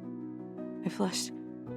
I bought my coffee in the coffee shop where he worked, and Valerio or Flavio were always there too. I didn't suggest you were involved with this man, but he seemed interested in you. Flavio and Valerio are good at hiding their nature, so it's not surprising that he didn't get the message that you were off limits. It seemed someone else conveyed the message to him in a very obvious way. The police think it's a mugging gone wrong. Of course they do, Matteo said with a snort. What do you think happened? I looked Luca in the eyes but quickly lowered my gaze, unable to stand his. He was killed with a sawtooth knife. Matteo cocked an eyebrow at me. Who do you know who has a pet sawtooth knife? It was Nevio's favorite knife. Everyone knew that. Many people use sawtooth knives, right? I tried to look as innocent as possible. Bullshit.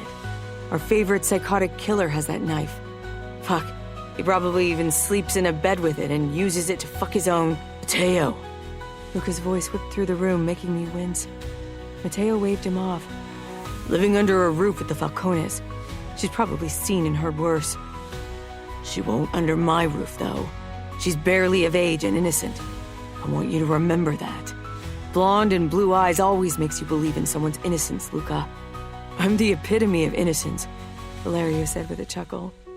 My point, Matteo said. I pressed my lips together, not sure what to say or do. If Nevio had really wanted to cover up his tracks, he would have done a better job.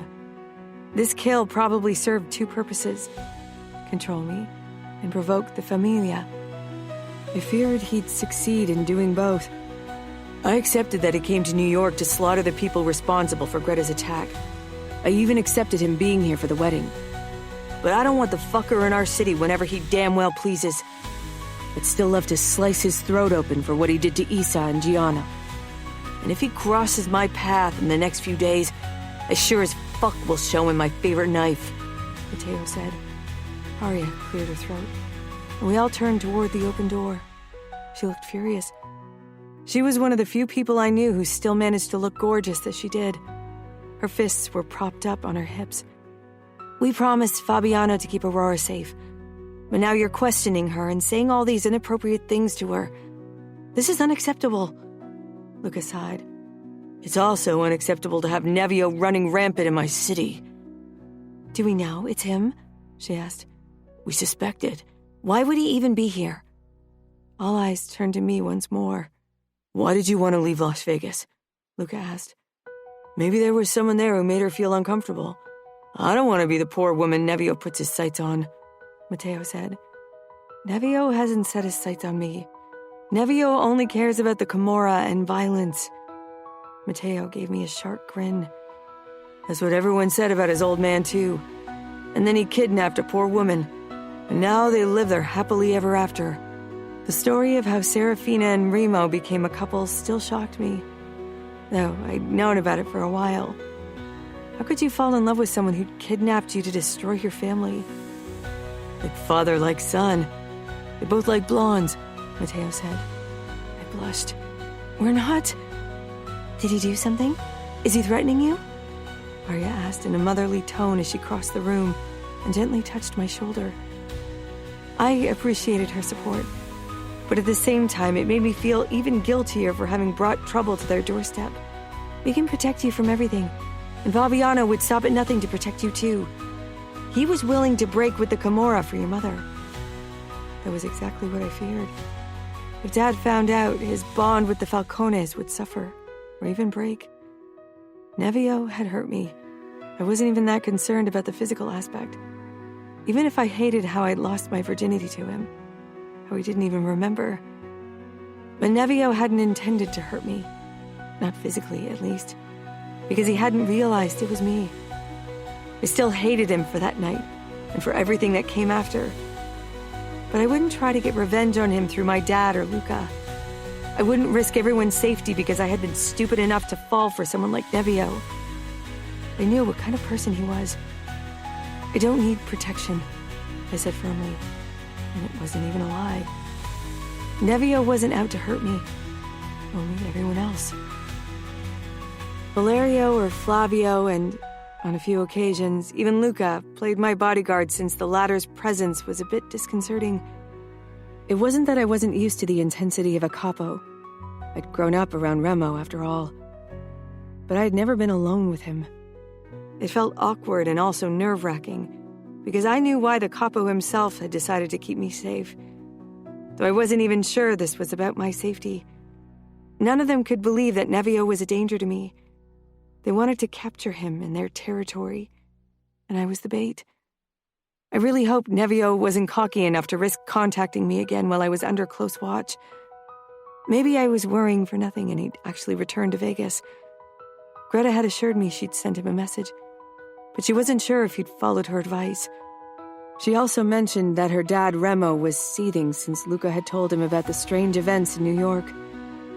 Maybe he'd find a way to stop his son. Nevio. Listen, Nevio. I have no clue what's going on in your head, but your father is ready to explode. Luca called to ask about you, and your dad lied that you were here. You need to return, Alessio muttered. I'll be back tomorrow, I said, then hung up. After a week in New York, my job here was done. Aurora understood that I was dead serious. I wouldn't let some random asshole flirt with her without consequences. Not to mention that Luca had upped his protection for Aurora. Tomorrow, the whole Vitiello clan would go to the Hamptons for a few weeks. Returning home would definitely lead to a big conflict with Dad. I'd ignored all of his messages, and the same went for the messages from pretty much everyone else. When I left the airport the next day, Dad was already waiting for me. His expression made it clear he was ready to kill me. It wasn't the first time, but I had a feeling he was closer to the end of his patience than ever before. I got into his car without a word. Evading his explosion would only make it worse, though I had a feeling this would be pretty bad. Did I care? Not really. "What the fuck is wrong with you?" Dad snarled the second my door was closed. We both know the list is long. Dad gripped the steering wheel in a death grip, his knuckles turning whiter than the cocaine the junkies ripped out of our hands. "You're in New York?" I nodded because Dad knew and only wanted to test me further. "I lied to Luca and told him you were here. Fuck, the second you went missing, I immediately had a feeling it was because of this nonsense. What the fuck is wrong with you?" The answer was still the same, but I didn't bother pointing that out. I also didn't mention that he had been notorious for his crazy moves when he was younger, kidnapping a bride, for example, and had only calmed slightly since he had family. "Did you kill that outsider? Because Luca thinks that was you, and I have to agree with his instinct. He picked the wrong girl. Aurora left Las Vegas because she wanted to get away from you. What about this message didn't you get? You kidnapped Mom. It's not like you were a shining example of how to treat a woman." Dad gripped my throat. I was surprised it had taken this long for him to get violent, because his anger must have accumulated over the past few days. Hell, the past few weeks. "This isn't about your mother and me. She doesn't know about your mess-up, by the way. I lied to her. Told her I had sent you away on a special mission so she doesn't worry. Fuck, and I had to lie to Fabiano, too. I'm stacking up too many lies because of your bullshit." I pissed Luca off. "Isn't that a mission you can get behind?" I asked, grinning despite my lack of oxygen. Dad's fingers flexed, but he released me, turned away, and started the car as if he needed to busy himself with traffic to make sure he didn't choke me to death. "We need peace for Greta's sake, Nevio. Isn't that something even your brain should be able to understand?" He gritted out, every word shaky with anger. I leaned back. This was a topic I had no interest in discussing. If I were keen on war with the Familia, my week there would have looked different. Luca hardly gave a fuck about that dead outsider, and he definitely wouldn't start a war over him. Just give me one reason for this major fuck-up. One sane reason that maybe makes me want to send you away a little less. I wanted to show Aurora that I wouldn't give her up just because she ran away. Dad glanced at me, his lack of understanding as plain as day on his face. "What do you want from her? And if your answer is anything less than marry her, then don't say anything, and for fuck's sake, let that girl be. She's Fabiano's daughter. If you want to mess with a girl's life, pick another. This is my last warning, Nevio. I won't risk losing Fabiano because you got it in your head to give chase simply because she started running." I kept my mouth shut because fuck if I knew what I wanted with Aurora. I couldn't let her go. I knew that. And the consequences? Fuck. They would hopefully be worth it.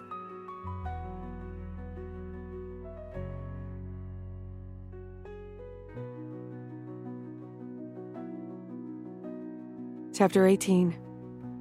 Aurora. After 6 weeks in New York, I returned to Camorra territory with trepidation. My short encounter with Nevio in New York hadn't been conducive to forgetting him and what had happened between us. If Nevio's intention had been to unsettle me, he'd succeeded. Maybe this had turned into a sick game for him. I wouldn't be played. Still, Marcos's death weighed heavily on my conscience. Of course, I couldn't be sure it had been Nevio. Nothing pointed toward him. I wasn't familiar with his killing style. All my life, I'd done my best not to dwell on what he did, not only for the Camorra, but also for fun at night. Marcos hadn't been tortured. The police still thought it was a mugging gone wrong. But Luca's suspicion had confirmed my own. Mom, Dad, and Davide had picked me up in New York themselves. And we'd spent 2 days in the city as a family, because I wasn't returning to Las Vegas right away.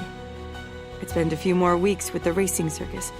I was excited about a chance to see Roman, Adamo, and Dinara again, and really spend time with them, as their visits in Las Vegas were usually short. Dinara hugged me when I got out of Adamo's car. Roman flung himself into my arms, and I lifted him with a huff. It had gotten heavy.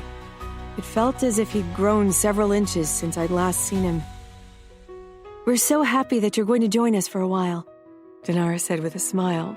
"You're happy to have me as a babysitter," I joked. Dinara tossed her red hair back, looking indignant. "You know we love having you, but Roman missed you, so he'll definitely want to spend time with you." She grinned, and I laughed. I missed him too. I hugged him even tighter until he started squirming, and I had to set him down. "We got you your own trailer this time, so you have privacy." Adamo led me toward a camper van that stood right beside their mobile home, which was huge compared to most trailers, camper vans, and VW buses that many of the drivers used as their home during the races. Of course, most of them didn't travel with a family. "And you really want to help our dog and not join the races?" Dinara asked, as we sat down in front of their motorhome a bit later for a dinner of grilled steak and delicious Russian potato salad. I shook my head. I don't think racing's really in my blood. I love the wind in my hair when I throw myself down the half-pipe. But barreling through the desert at 150 miles per hour doesn't really seem appealing to me. "If you change your mind, I'll give you a crash course, and I'm sure we can find a car really quickly for you," she said. "Dinara has been trying to recruit girls for the races for ages, and you're one of her top choices. She'd love to have you around more often." I grinned. I really liked the freedom living with Adamo and Dinara gave me, but I'd miss my family and the crazy Falcone clan in the long run. It was past midnight when Dinara glanced at her watch with a deep belly sigh. "Tomorrow's a qualification race. We should probably head to bed." I was ridiculously tired anyway. The moment my head hit the pillow, I was asleep. The air was ripe with nervous energy when I emerged from my camper van the following morning. People buzzed around, making last-minute repairs on their cars. Adamo and Dinara were set for tomorrow's race, so they didn't have to join the qualification race. As the organizers, their workload was still massive, so I would spend the day with Roman until the actual qualification started. "Look!" Roman shouted excitedly, pointing at a car that pulled up in the line of participating cars. It was a black Ford Mustang with red headlights. Even before I looked inside, I knew whom I'd be seeing. My lips still fell open when I spotted him behind the steering wheel. One arm casually draped on the lowered window. Nevio. Roman let out a holler and waved at his cousin. My belly, however, coiled so tightly, I worried I'd projectile vomit my breakfast. This time, Nevio wasn't alone. Alessio and Massimo were in the car with him. I knew those two would hardly hold Nevio back from whatever madness he had planned now. "Dad!" Roman shouted at Adamo, who stood only a few steps away and was discussing something with one of the race drivers. He looked up and followed Roman's pointing finger. His dark brows dipped in confusion. I walked over to him while Roman rushed toward the Mustang. "Has he ever joined a race before?" I asked Adamo when I arrived by his side, doing my best to sound mildly interested and not show how anxious Nevio's appearance actually made me. Adamo shook his head. "I thought motocross was his thing. Maybe he needs a new hobby to keep him out of trouble. But Massimo, Alessio, and he have visited the races before to hang out with me." I had a feeling Nevio wasn't here to stay out of trouble. He was here to cause it. For me. When our eyes met and he gave me a sly smile, I knew I was right. He joined the qualification race that day. As the capo's son, he didn't have any trouble getting a spot, of course. And knowing Nevio, he probably would have gotten rid of anyone in his way. Roman and I accompanied the race in one of the camera cars. I knew the driver from my last time at the races. Gigimo gave me a broad smile when I slipped across the back seat with my little cousin. "Any bets on who's going to win the qualification?" he asked. I shrugged. Nevio would probably play dirty, so his chances weren't too bad. Though I seriously doubted his incentive to come here was to win any races. I tried to enjoy the atmosphere and the thrill of the race, but every time I caught a glimpse of the black Mustang with the eerie red headlights, my belly plummeted again. A small part of me, some really insane part I tried to ignore, felt thrilled about Nevio's sudden interest in me. Though interest seemed a strange word for his deadly obsession. "He seems eager to catch your attention," Jijimo said about halfway through the race. We raced alongside the leading group of cars, but we kept losing them as their maneuvers got riskier. I followed his gaze outside. The black Mustang drove close to us. Nevio had his window down, his arm propped up on the door, and was steering his car with one hand, despite the mind-boggling speed. I sent him a scowl that he couldn't misinterpret. The corner of his mouth tipped up in a half-smile. Then he tore his eyes from me to briefly assess Jijimo in a way that worried me, before he focused on the track and his opponents. Nevio came in third place, which was surprisingly good considering he'd never joined a race before and had been busy annoying me throughout the race. The moment Jijimo parked the camera car in the camp, I shoved open the door and got out. I wanted to put distance between him and me before Nevio misjudged something. Of course, Roman had other plans and chatted with Jijimo about every detail of today's race. I waited outside. But right when Nevio pulled into the camp, Jijimo joined me with a friendly smile. "How did you enjoy today's race?" he asked, as he propped up one arm casually against his car, bringing us closer. It was cool. I knew it was rude, but I took Roman's hand, and with a curt bye, I walked away. Jijimo was a nice enough guy. When I first met him at the races, he'd been a driver hiding from the police for robbing a gas station. Most people who were part of the race circus were either part of the mob or had a criminal record for other reasons. I hid in Adamo's and Dinara's mobile home, despite Roman's protests and my annoyance. I didn't want to have to hide. I'd been excited about spending time at the races. I loved the atmosphere, the crazy people, and the sense of freedom. I didn't want Nevio to take this from me. Eventually, Roman's begging and my own annoyance won out. When many of the racers gathered around the bonfire, which was the tradition after every race, I finally emerged too.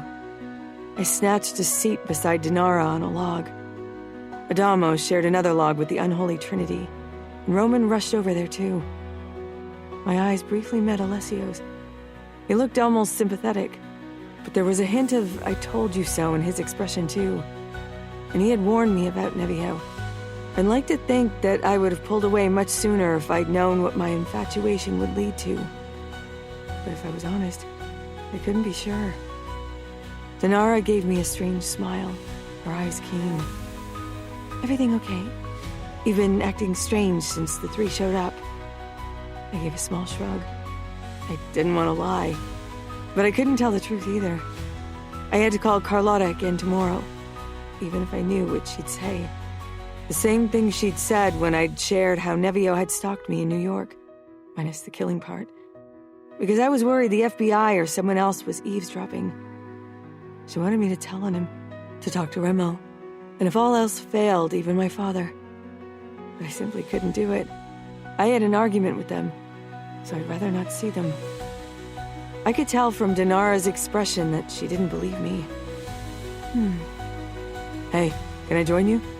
Jijimo asked and sat down cross-legged on the dirty ground in front of us before we could say anything. Dinara leaned over to me. "Do you want to be alone with him?" "No," I pressed out quickly. I didn't even want him close. Jijimo knew who I was and who my father was, but he wasn't part of the mob. So maybe he didn't understand what it meant. Plus, he didn't know anything about my crazy stalker. I glanced toward the log with the Trinity, and of course, Nevio's eyes were on us.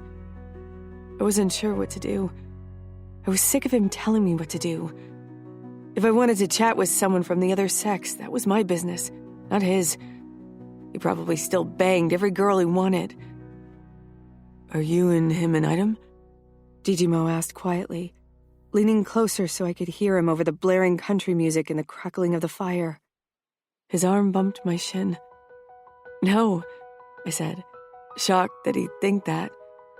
Dinara emptied her beer with a chuckle. Apparently, she found the situation entertaining. I couldn't blame her. I probably looked like a deer in the headlights. Like the animal. I simply wanted to run away, but couldn't. I think I'll go to bed, I said eventually and rose to my feet. Do you want me to walk you to your trailer? Jijimo asked, and made a move as if to get up from the ground. That was the absolute last thing I needed.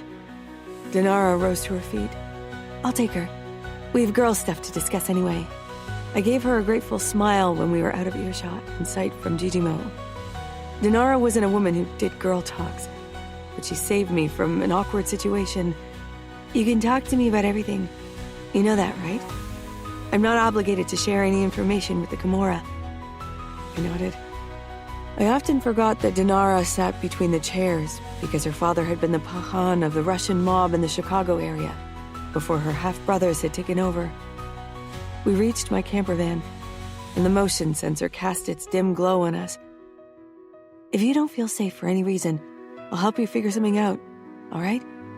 Nobody's safer than Rory. Nevio's low voice came from the dark, almost giving me a heart attack. Dinara and I whirled around to find Nevio a few steps behind us. His stalking talents were disturbing, albeit not surprisingly outstanding. For heaven's sake, Nevio, you almost made me pee my pants, Dinara hissed. Nevio stepped closer to us into the light, his hands casually tucked in his pockets. I need to talk to Aurora. Dinara frowned at him and glanced my way. I nodded my okay because I'd have to talk to him eventually. He was here because of me, and he wouldn't leave. I'll be over at the bonfire if you change your mind about going to bed. Dinara gave Nevio a stern look, which he ignored before she walked away and disappeared behind another trailer. Now Nevio and I were alone and out of sight from prying eyes, which made my pulse spike. I wasn't scared of Nevio, not in a way many people were scared of him. Maybe that was my main problem. Nevio reached up for the lamp and turned it in the other direction, so we weren't in its direct beam anymore. Then he leaned against my camper van. Jijimo looked quite cozy next to you. He knows me from the last 2 summers when I watched Roman. I was proud of how controlled and cool my voice sounded, despite the madness rocking my insides. So, he thinks you two have history. I stared into Nevio's dark eyes, wondering what the hell went on behind them. If you count that as history, I have history with at least half of the race circuit, okay? He smiled strangely, and with the shadows playing on his face, it looked ominous. You're trying to protect him. Are you jealous? I asked scathingly. Nevio's smile sent a chill down my back. I don't get jealous, Rory. I get murderous. You can't kill everyone who talks to me. Who's gonna stop me? Your father will eventually have enough. People will ask questions, and even a capo has to answer to his soldiers at some point. Oh, he'll be mad at me. He'll want to kick my ass.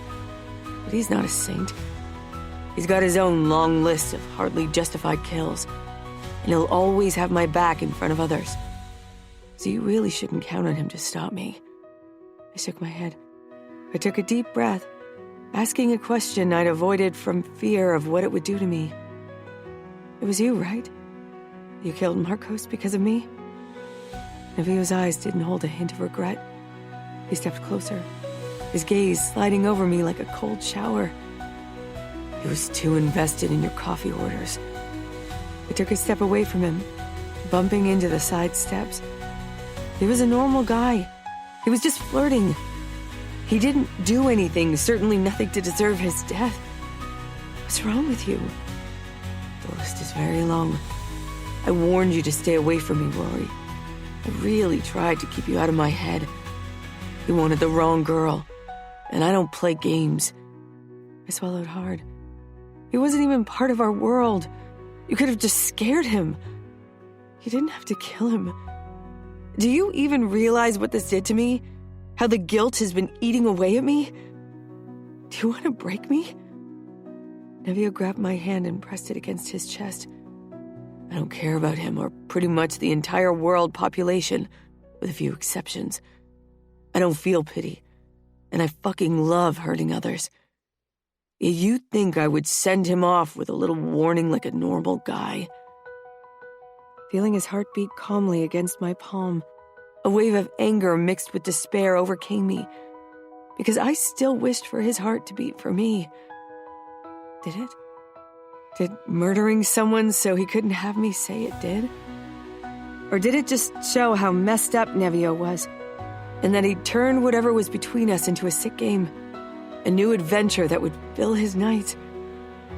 I ripped my hand from his hold and turned away from him, feeling my eyes burn with unshed tears. I didn't even know if Marcos had a family. Maybe I could send them an anonymous apology and some money to alleviate some of the guilt I still felt. Don't cry for him, Rory. He wasn't the nice guy you thought he was, if it makes you feel any better. His last girlfriend got a restraining order against him because he kept breaking into her apartment and following her after she broke up with him. He even put dead birds on her doorstep. You're making that up to make me feel better, I gritted out. I really wished he'd told me before, because my conscience had been an absolute mess these past few weeks. But I guess Nevio simply didn't understand how a person could suffer because someone they barely knew had died. And even if Marcos was kind of messed up himself, did that make him deserving of death? No. But maybe it said a lot about me and made me feel better, just like Nevio intended. Nevio shook his head slowly, a few strands falling down his forehead. Didn't I just make it clear that I don't feel pity? I slanted him a look. You also made it clear that you don't care about others. What about me? Nevio regarded me in a way that halted my breath in my chest. It was an intimate look that slipped under my skin, warming every inch of my body. I think that's a question you can answer on your own, I huffed. And your justification of why it was okay to kill him doesn't even make sense coming from you, since you're also a stalker. I could probably get a restraining order against you if we weren't part of the mafia world. Nevio chuckled, obviously amused by my anger. I don't need justification to kill Rory. I only told you for your benefit. I'd kill a fucking priest or Nobel Peace Prize winner if he made a move toward you.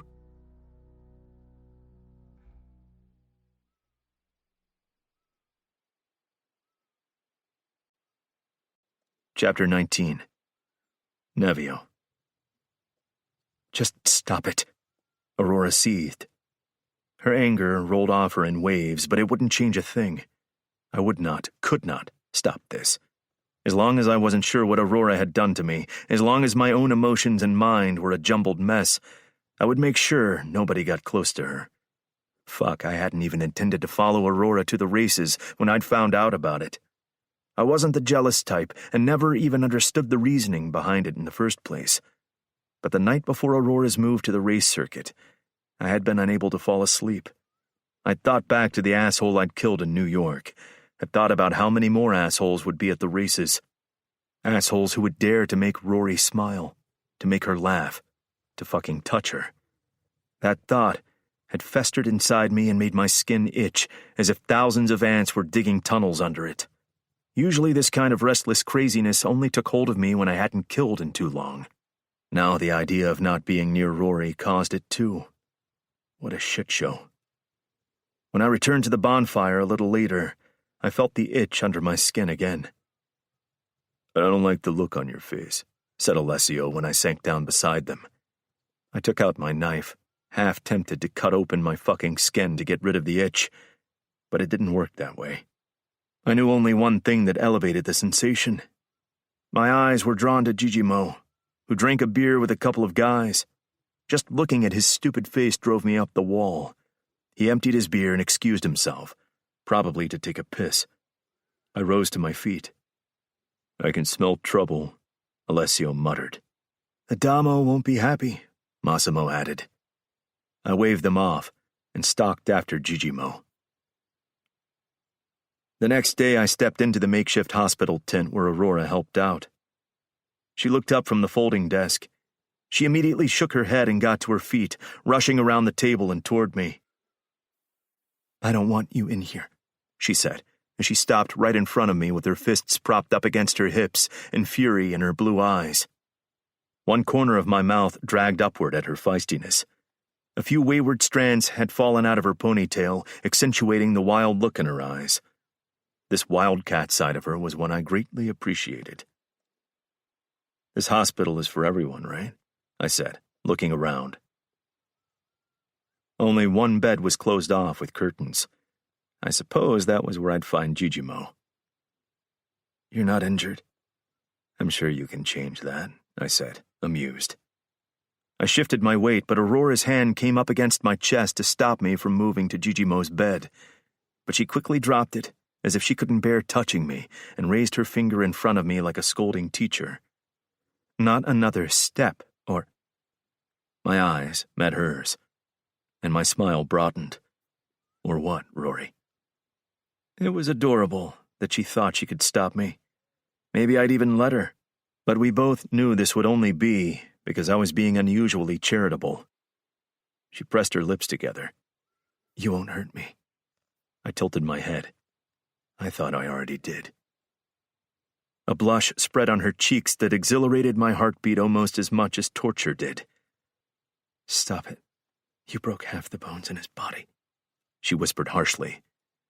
That was a major exaggeration. I'd really held back as much as I was capable of. I didn't kill him. If only she knew how fucking much I'd wanted to cut his throat, how hard it still was to resist. One slash of my knife, and the stupid fucker would spill his warm blood over my hands. Instead, it flooded his worthless body. A waste of perfectly fine blood. Do you expect me to thank you?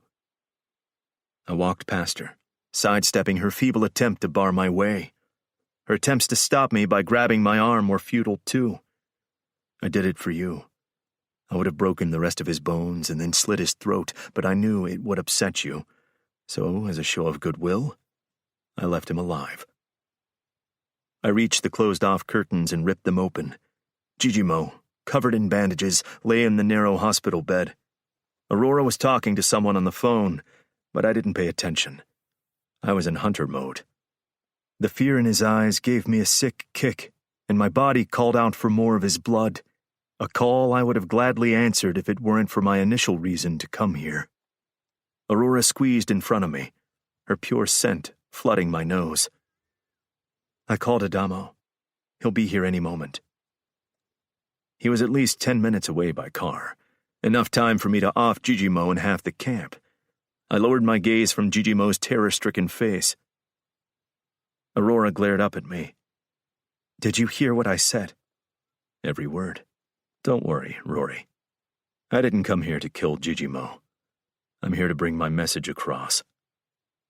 I think he got whatever message you had for him when you beat him up, Aurora seethed. I flashed her a hard smile. I'm sure he did, but you didn't. And that's why I'm here. Her brows dipped in confusion and a hint of anxiety.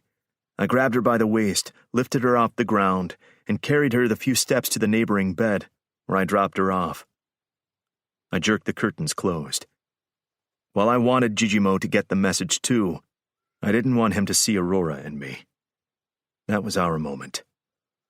I was the first inside you, and I'll be the last one. Until the words shot from my mouth, they hadn't even been in my mind.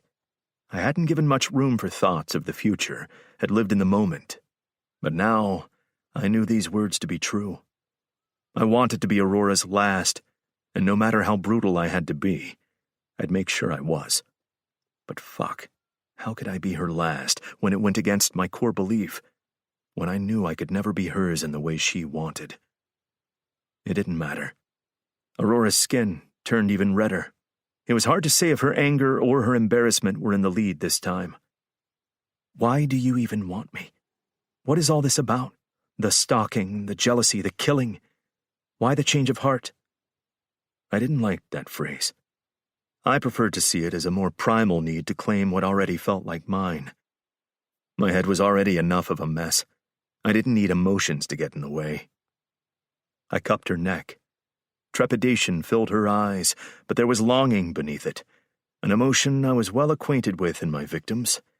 Longing for me, the same longing that now pulsated in my veins like a jungle drum. I'd taken her virginity, but didn't remember. There were so many more firsts to claim, and I'd never forget any of them again. I leaned over her, bringing us closer. She fell back on the cot with my arm under her lower back, her palms against my chest. I lowered my head and pushed my lips against hers, wanting a taste.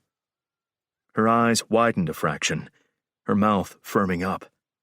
My tongue traced the hard line of her lips. She parted them, but only to nick my lower lip with her teeth, drawing blood. My grip on her neck tightened as I pulled back an inch.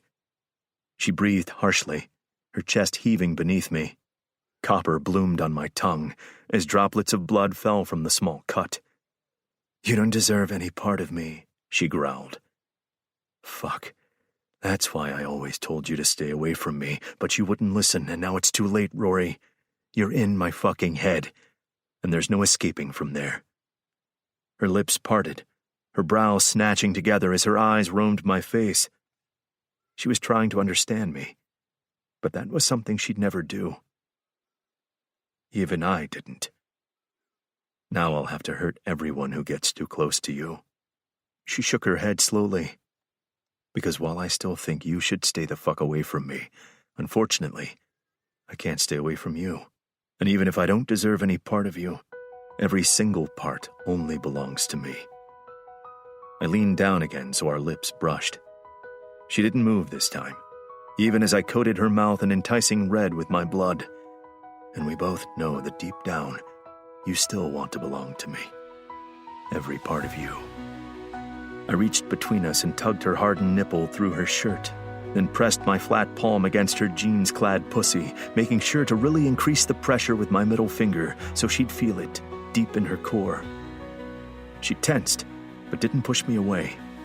I could see the fight in her eyes, the fury not just at me, but also at herself.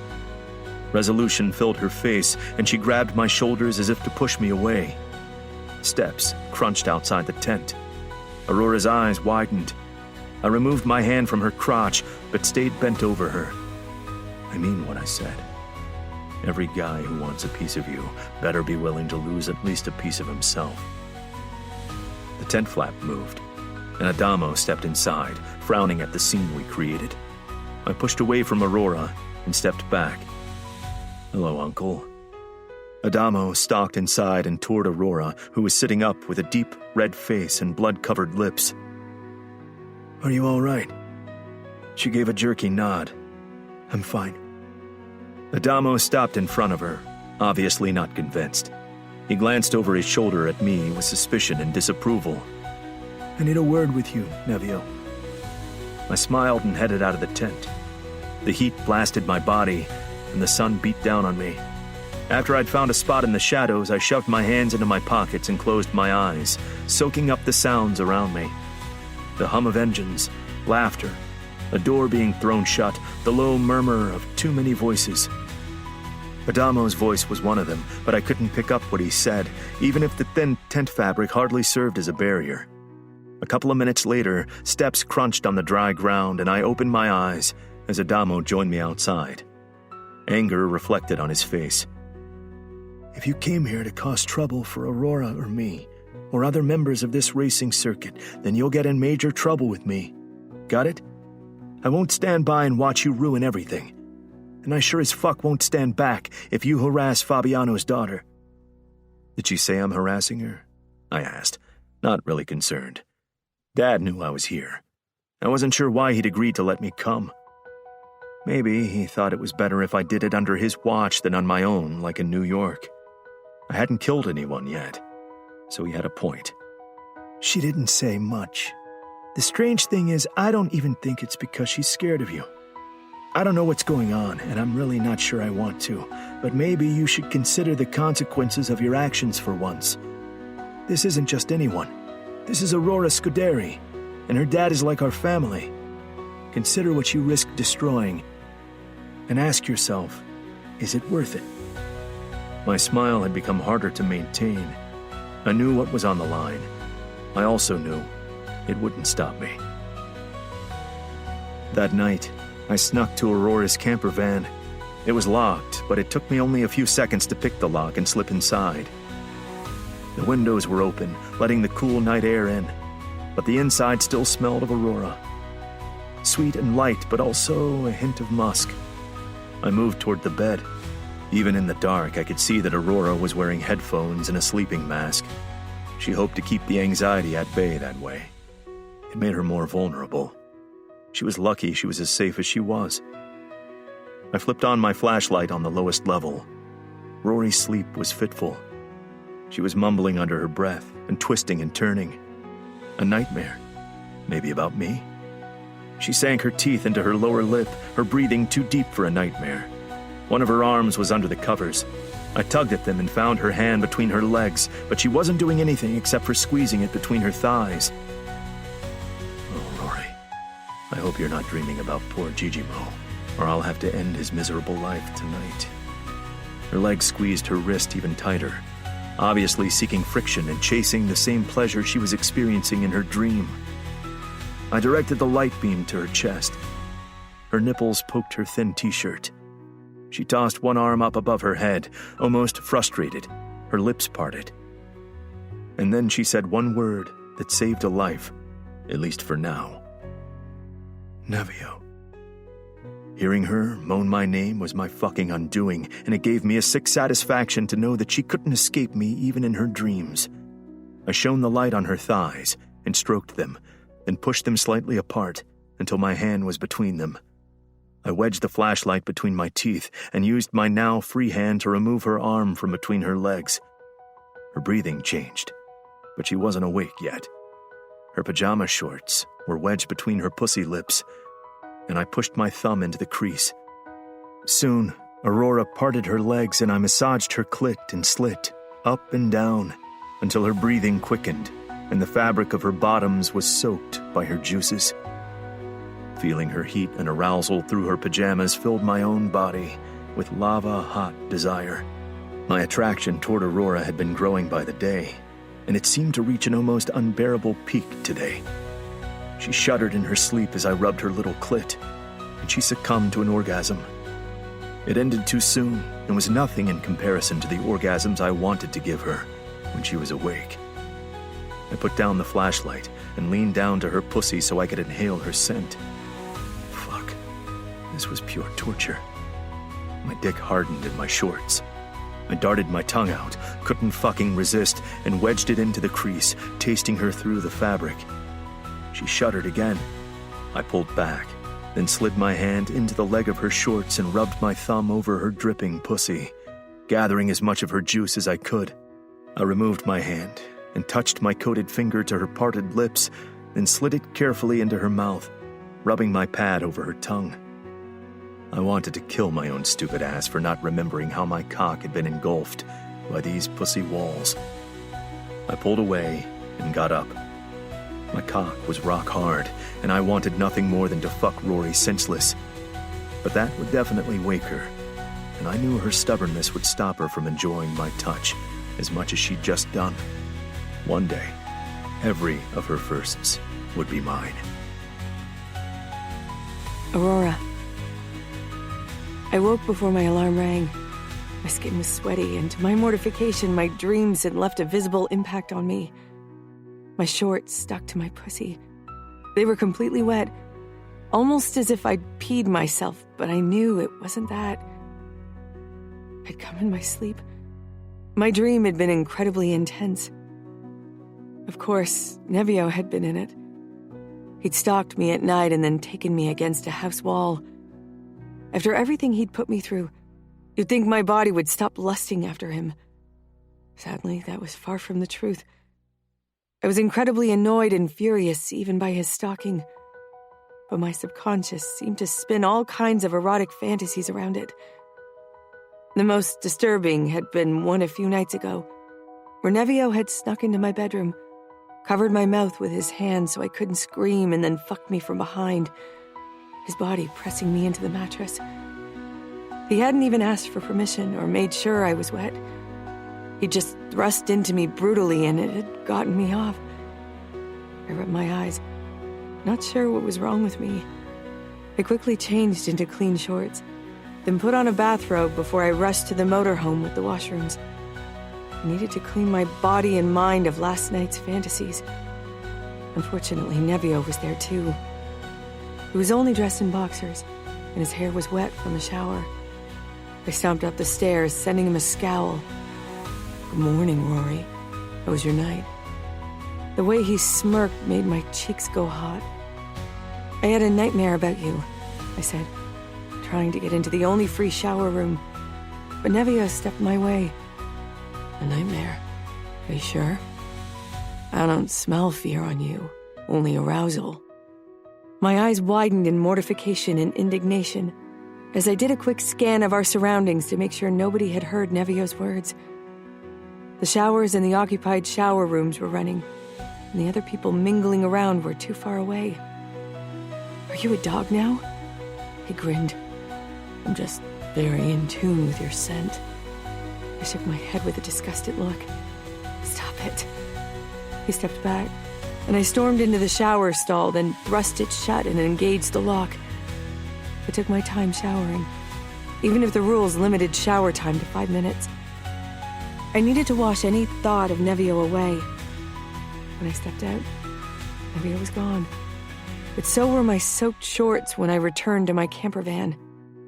I knew I'd put them down on the heap of dirty clothes in the basket in the corner, and now they weren't there. I should have locked my door, but I doubted that would have stopped Nevio. I stormed out of my camper and rushed over to the one that Nevio, Alessio, and Massimo shared. I hammered against the door and stormed inside. Nevio leaned against the small kitchenette in the trailer with a cup of steaming coffee in his hand. I had half a mind to spill it down his privates.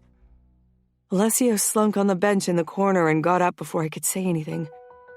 He was only in boxers, his many tattoos and a nipple piercing on display. "I don't want to know.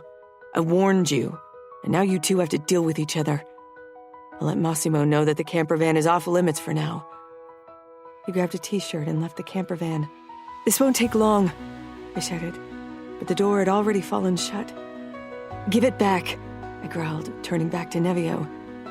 Nevio's dark eyes held mine, mirth dancing on his face. "I fear that's not how it works, Rory. What's gone is gone." I flushed when I realized he wasn't referring to the shorts. "I hate that you took it," I whispered harshly, on the verge of crying, which made me hate him even more at that moment. "I didn't take your virginity. You gave it to me, and I only hate that I don't remember every second of it." I staggered toward him. He held the coffee out of my reach, obviously anticipating my need for violence. I shoved him, and a bit of the hot liquid spilled on his chest. He hissed, then smirked. "This and the scent of your soaked shorts will get me off in no time." "Have you lost your mind?" What a stupid question. "Give me my pajama shorts. I didn't know you were a creep who steals women's underwear." "I only steal yours, Rory, and I'm definitely a creep." I shook my head. Maybe he'd stop this bullshit if I stopped reacting to it like a crazy person. I needed to learn to ignore Nevio, but I was incapable of doing it. I shrugged. "Then keep it. I don't care." His answering smile was even more infuriating. "I still have your panties from the wedding, too. I think they smell of you, but not nearly as intense as the ones from last night." My eyes widened. "You promised to throw them away." His dirty grin drove me insane. I couldn't part with them. I knew it would be a while before I'd get the chance to get closer to your pussy. I couldn't believe he'd kept them. Part of me was sickeningly elated by the news when I should really just be annoyed and repulsed. Everything Nevio did was a provocation. Throw them away. They only smell of chlorine anyway. They were wet when you took them. I regretted my choice of words when I saw Nevio's answering smile. It was dark and daring enough to make my panties wet this time for entirely different reasons, and I hated that my body still reacted to him like that. "Maybe I'll throw them away now that I have the shorts with your lust all over them." "Your sense of smell is obviously off," I muttered, even as my cheeks burned. Don't pretend you don't finger yourself to sleep every night imagining it is me, Rory. I can practically smell your arousal whenever we're close. And last night, I was witness to your wet nightmares. I froze, swallowed hard. Had he watched me sleep? Had he seen me touch myself? I wasn't sure what I'd done during my very hot dream, but judging by the state of my shorts this morning, I might have actually touched myself. Part of me wanted to turn on my heel and run away. The need to escape the situation was unbearably strong. But I didn't want to give Nevio the satisfaction. He was the one in the wrong. He should have never been in my camper at night. I bet you're having wet dreams about me as well. I won't deny it. Not just at night. I think about how it'll be to bury my cock inside you all the time. I shrugged, almost as if it didn't matter, though my heart still beat furiously. You were inside me. That doesn't count. Next time, I'm going to remember every inch of my cock claiming your tight pussy. Going to memorize the smell of your arousal. Lick it up after I make you come over my hands and face after I licked your pussy in your ass. I blinked up at him, trying to determine whether he'd really said it. Maybe I was actually asleep again, because sometimes he said similar things in my sleep, but never when I was actually awake. Silence spread between us, and I could tell that Nevio enjoyed making me speechless again. I glowered. You're all words, and I'm sick of them. Nevio dropped the coffee cup in the sink, grabbed my hips and jerked me toward him. I breathed harshly, feeling a wave of rage, but also desire for the man before me. Before I could choose either, Nevio's lips pressed against mine. They were softer than I'd expected. I sank my nails into his shoulder, determined to shove him away and maybe bite him again, only harder this time. But instead, I pushed into the kiss, letting my rage consume me. Nevio turned us around so my back pressed against the counter and kissed me even harder. His heat was everywhere, and he tasted and felt so good, like temptation and darkness. A rage-fueled kiss wasn't what I'd imagined for my first real kiss. It felt good, addicting, but also as if I was being pulled in a direction that wasn't me.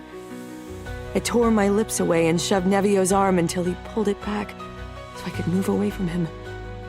I didn't want to be fueled by rage or hatred. Nevio obviously thrived on these destructive emotions, sought them like an addict, and I could see how they could become addicting in situations like this. They were easier to process than emotions like love and affection, which bared your soul and made you vulnerable.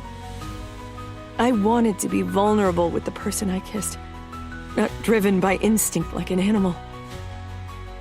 I think you gave me another one of your firsts, Nevio said. I didn't look at him. I wouldn't give him a reaction. Not when this was obviously a game that got him higher than any drug could. Keep my undies. I don't care. I can't play by your rules. I won't. I left his caravan without a look back. Part of me was satisfied with these highs, even if they were fueled by negativity. I had no intention to let that part win.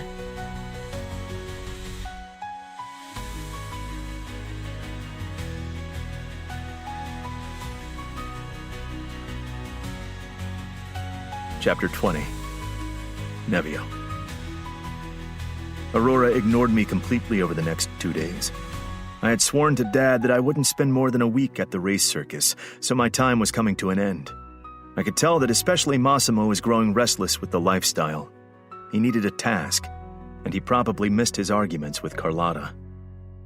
I too missed Las Vegas, mainly because of our raids. Not killing anyone in a week really gave me an itch. Still, I had every intention to stay until the race tomorrow and try to get one more rise and hopefully orgasm out of Aurora. In the afternoon before race day, Massimo, Alessio, and I sat on folding chairs in front of the trailer we shared. Another thing that grated on Massimo's nerve. He preferred privacy, especially at night. Adamo came over to our trailer. He gave Massimo and Alessio a smile before he narrowed his eyes at me. He was still pissed because of Gigimo. It was an open secret in camp that I had attacked him because of Aurora. Nobody had dared to look at her twice since then. Even Adamo's wife Dinara had given me the nasty eye ever since the incident. Nevio, a woman came to me today. She told me she needs to see you. It's of utmost importance. What did you do now? Alessio asked, his black Converse propped up on the folding table in front of us. We're in the middle of the desert and trouble still finds you. How did she look? I asked, not really interested in the matter. If she was a groupie wanting to have sex, well, I was out of the business of having sex with random girls. And if she was a girl from the past, hard pass for me. Adamo gave me a look that made it clear he didn't want to get involved in whatever went on. Tall, dark hair, with a French accent. I frowned. I can't remember a French girl. You had 2 French girls so far. One last year, one the year before, Massimo said, not even looking up from his phone, where he was probably reading the newest Science Weekly or whatever tickled his fucking fancy right now. Adamo let out a long sigh. Whenever I'm around you 3, I realize why Remo was constantly pissed off at me when I was a teenager. You're a nuisance. Any plans to return to Las Vegas? Perhaps tonight? Massimo gave a small shake of his head. Technically, only I'm still a teenager, if you go strictly by the numbers and not by intellect and level of development. Uncle Adamo, I said with fake hurt. We're family. This is our bonding time. Your version of bonding causes me too much trouble. I chuckled. Adamo sighed again. The girl looked really panicky, and I think it's urgent, so maybe you should talk with her before she disturbs the race tomorrow. I'd be really pissed if that happened. It's an important race. We have halftime, so new bets will flood us. Lots of money to be made. I lowered my feet from where I'd rested them on a vacant chair. All right. Where is the mystery girl? She wants to meet you at the car cemetery. She seems to share your sense of morbidity. And his level of crazy if she meets with Nevio at a place where he could dump her body, Alessio added. Adamo gave me a hard look. No bodies. What you did to Gigimo was enough. This is my last warning, Nevio. She'll live, I said, as I stretched out my arms. I don't see how she could piss me off enough to make me want to kill her. You want to kill pretty much everyone, Alessio said. Do you need moral support? I answered his mocking grin with my middle finger. After a yawn and stretch, I rose from the chair, strode over to my car, and got in. I missed the comfort of my Ram. The hard suspension of the Mustang was a nuisance. The drive to the cemetery took me 30 minutes. I tried to remember any French girls from my past, but my mind came up blank. It wasn't surprising, though, considering I'd even forgotten my night with Rory, who overshadowed every other girl in my past. A rental Toyota Yaris waited on the gravel parking lot next to the car graveyard. Over the years, Adamo and other racers had buried the remains of their cars in the dusty ground. Now dozens of cars emerged from the ground, like dominoes. I came to a stop with my bumper facing the other car's bumper, and got out. I could see a woman sitting behind the steering wheel. She didn't look happy to see me. Maybe this would end in a tirade. Who knew what I'd done after I'd fucked her? It must have been bad if she hunted me down more than a year later to give me a piece of her mind. This could be fun. Finally, the driver's door opened and she got out. Adamo was right. She was tall and had good curves, but she definitely wasn't dressed to impress today. She wore simple jeans and tight tee, plus flip-flops and no makeup. I hoped she hadn't foregone her face paint because she planned to ugly cry. She'd soon realize that crying didn't work on me. She hadn't pulled the keys from the ignition, so she was preparing for a quick escape. My interest was piqued. Her face didn't conjure up any memories. I couldn't even say if she was my type. I had been a mood fucker. One night I picked the tall, model type who turned everyone's head, and one night the wallflower who gave you the blowjob of a lifetime, risking lasting damage to her throat in gratitude for picking her. She stopped in her tracks and looked at me. her expression filled with anxiety. You don't remember me, right? I shoved my hands into my pockets. No, not at all. I figured, she said, her eyes darting to her car. I had a feeling there was someone in there. Did she bring her new lover for support? Narrowing my eyes, I stalked toward the back door and opened it. She didn't stop me, only watched. I froze when I spotted a small child in a dirty child seat in the back seat. He was only in a diaper, which was probably enough in the blistering heat outside, but not in the AC air inside the car. I took a step back and glared at the woman. I want a fucking explanation, and I want it ASAP, or this is going to become a very unpleasant experience for you. She came toward us and picked up the child, a boy, I would guess, from his facial features, from the seat. She held him as if he was a dirty mutt she'd found on the street and couldn't wait to drop off at a shelter. I had a fucking bad feeling about this. She held him out to me in her outstretched arms. The boy stared at me with wide eyes. Fuck it. He's yours. She tried to hand him over to me again. I took a step back, staring at the kid, then at the woman. She put him down on the hot desert ground and he crawled toward her legs, trying to be picked up again. The ground was probably blistering. Put that fucking towel under him or pick him up, I snarled. She reached for the dirty towel on the floorboard, thrust it on the ground, and set him down on it. Stay, she said impatiently, as if he were a disobedient dog. She met my gaze. He's your son. I shook my head. My son? What the fuck? I'd forgotten a condom on occasion in the past. Was this really coming back to bite me in the ass now? How do I know he's mine? She glared. I usually use a condom. You are the only one where I didn't use protection. If you went bareback with me, you might have fucked other guys bare too. He's yours. You can do a DNA test if you don't believe me. I didn't want to believe a fucking word out of her mouth, but I didn't need a DNA test to know he was mine. Fucking mine. He had my eyes, and something about him just screamed Falcone. I couldn't explain it. I'm not taking him back with me, she said, as if we were discussing a piece of furniture, not a kid. Didn't women usually have motherly feelings for their brood? My mother would have chopped herself to pieces before she would have abandoned us, but of course I knew the stories about my crazy-ass grandmother, who tried to kill my father and his brothers. Wasn't it fitting that I had picked a crazy bitch for a fuck? I'm not taking him back, she repeated, as if I hadn't heard her the first time. I don't want him either, I roared. Fucking furious and also fucking overwhelmed for maybe the first time in my life. She'd popped him out of her vagina and taken more or less care of him since then. I was seeing him for the first time. If she didn't have feelings for the kid, did she really expect me to have them? Fuck. Feelings and I weren't on a first-name basis. He was a kid, all right, and had part of my DNA, but I didn't feel like a father. I didn't feel anything but utter confusion and rage. She shrugged. Didn't abandon him in the desert, or drop him off in front of a hospital, or do what you do at night. Everyone knows what you are. Was she fucking serious? Was she really suggesting I kill that kid?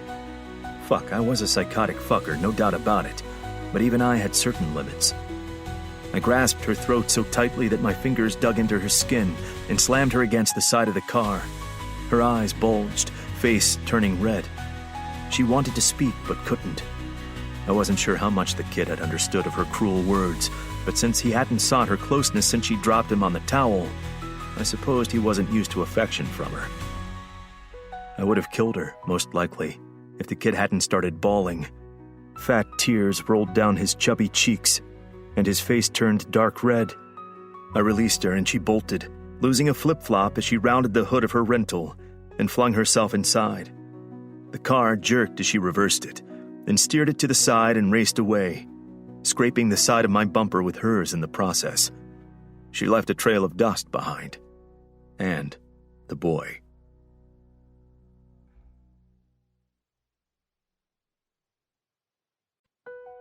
Chapter 21. Nevio. I watched the car disappear on the horizon, whirling up dust. Fuck. Slowly I looked back down to the kid sitting on the dirty towel. He was covered in a fine sheen of dirt, which clung to him because he'd broken into a sweat after he'd been moved from the cold inside the car to the heat outside. He had dark hair that curled above his temples and at the nape of his neck. Only Adamo had curls in our family, but maybe this was her heritage. She'd looked like she didn't originally hail from France, but rather North Africa or maybe the Middle East. I didn't even know how old the kid was. Fuck, I didn't remember much from party nights. He looked really small, definitely under 1. My head felt like it was going to explode, and not just because the kid didn't stop bawling. I wasn't sure if he was crying because his mother had taken off without another glance at him, though I could hardly imagine that she deserved to be missed by him, or because I scared him. I glanced back at my own car, half tempted to take off as well. What was I supposed to do with a kid? I sighed and rubbed the back of my head. It seemed to be getting hotter by the minute, and sweat trickled down the nape of my neck. A small body probably had a harder time against the sun. I stepped closer to the kid, and he cried harder. I got down on my haunches like you were supposed to do with scared animals, but the kid cried still harder. Not that I'd expected anything else. Most people cried when I pretended to be sympathetic. Shh, I said, but the boy didn't even react. Usually I shushed in a very different context, mostly to mock my victims. I picked up my phone and called the first person who came to my mind to save the day in a situation like this. Isn't it enough that you follow me everywhere? I hadn't been sure if she'd even pick up, but trust Rory to have a too big heart even when she tried to hate me. Rory, I really need you to come to the abandoned car yard. Silence on the other end. I'm not meeting you in the middle of nowhere. I smiled. Maybe she finally understood that she should stay away from me. A little too late. What's that sound in the background? She asked, her voice dripping with concern and suspicion. My crying son. Fuck, I really couldn't believe it. I need your help. This is serious. I can't call anyone but you. I'm fucking desperate. What? I hung up. Maybe if she thought I was lying in the desert bleeding to death, she'd come running. Though she had every reason not to care. Knowing Rory, she would help. She was too good. I stuffed my phone back into my pants pocket, then glanced down at the still crying boy. Though his volume had reduced considerably, his voice was becoming hoarse, and his hiccuped breathing was causing more breaks in his cries. Listen, buddy, I began, but the kid only stared at his dirty feet and kept crying. Who was I kidding? Nothing I'd say would calm the kid. I bent down and grabbed him under the arms and lifted him off the hot ground. He froze in my hold like a baby gazelle the second before the lion broke its neck. Without a word, I carried the kid to my car and put him on the back seat. I turned on the AC, but made sure it wasn't too cold, then closed the door. I would have loved to sit in the cool inside, too, but his cries were starting to grate on my nerves. I would have thought I was used to human screams by now, but his bothered me. Maybe because I had no way to stop them. Well, I wasn't willing to use the methods I usually employ to shut people up.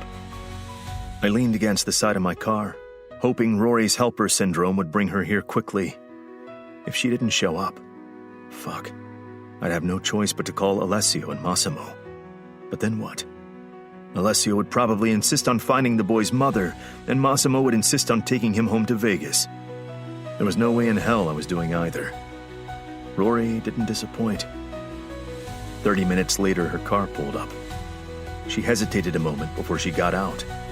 The amount of relief I felt when she got out was alarming. She'd always seemed like a beacon of light, but today, she trumped even the Aurora Borealis. Aurora. I wasn't sure why I was here. Why, after everything, I was on my way to Nevio because he supposedly needed help. Maybe this was a new form of his game. Maybe after weeks of stalking me despite my more or less clear rebuke, he wanted a change of pace. See me run to him again.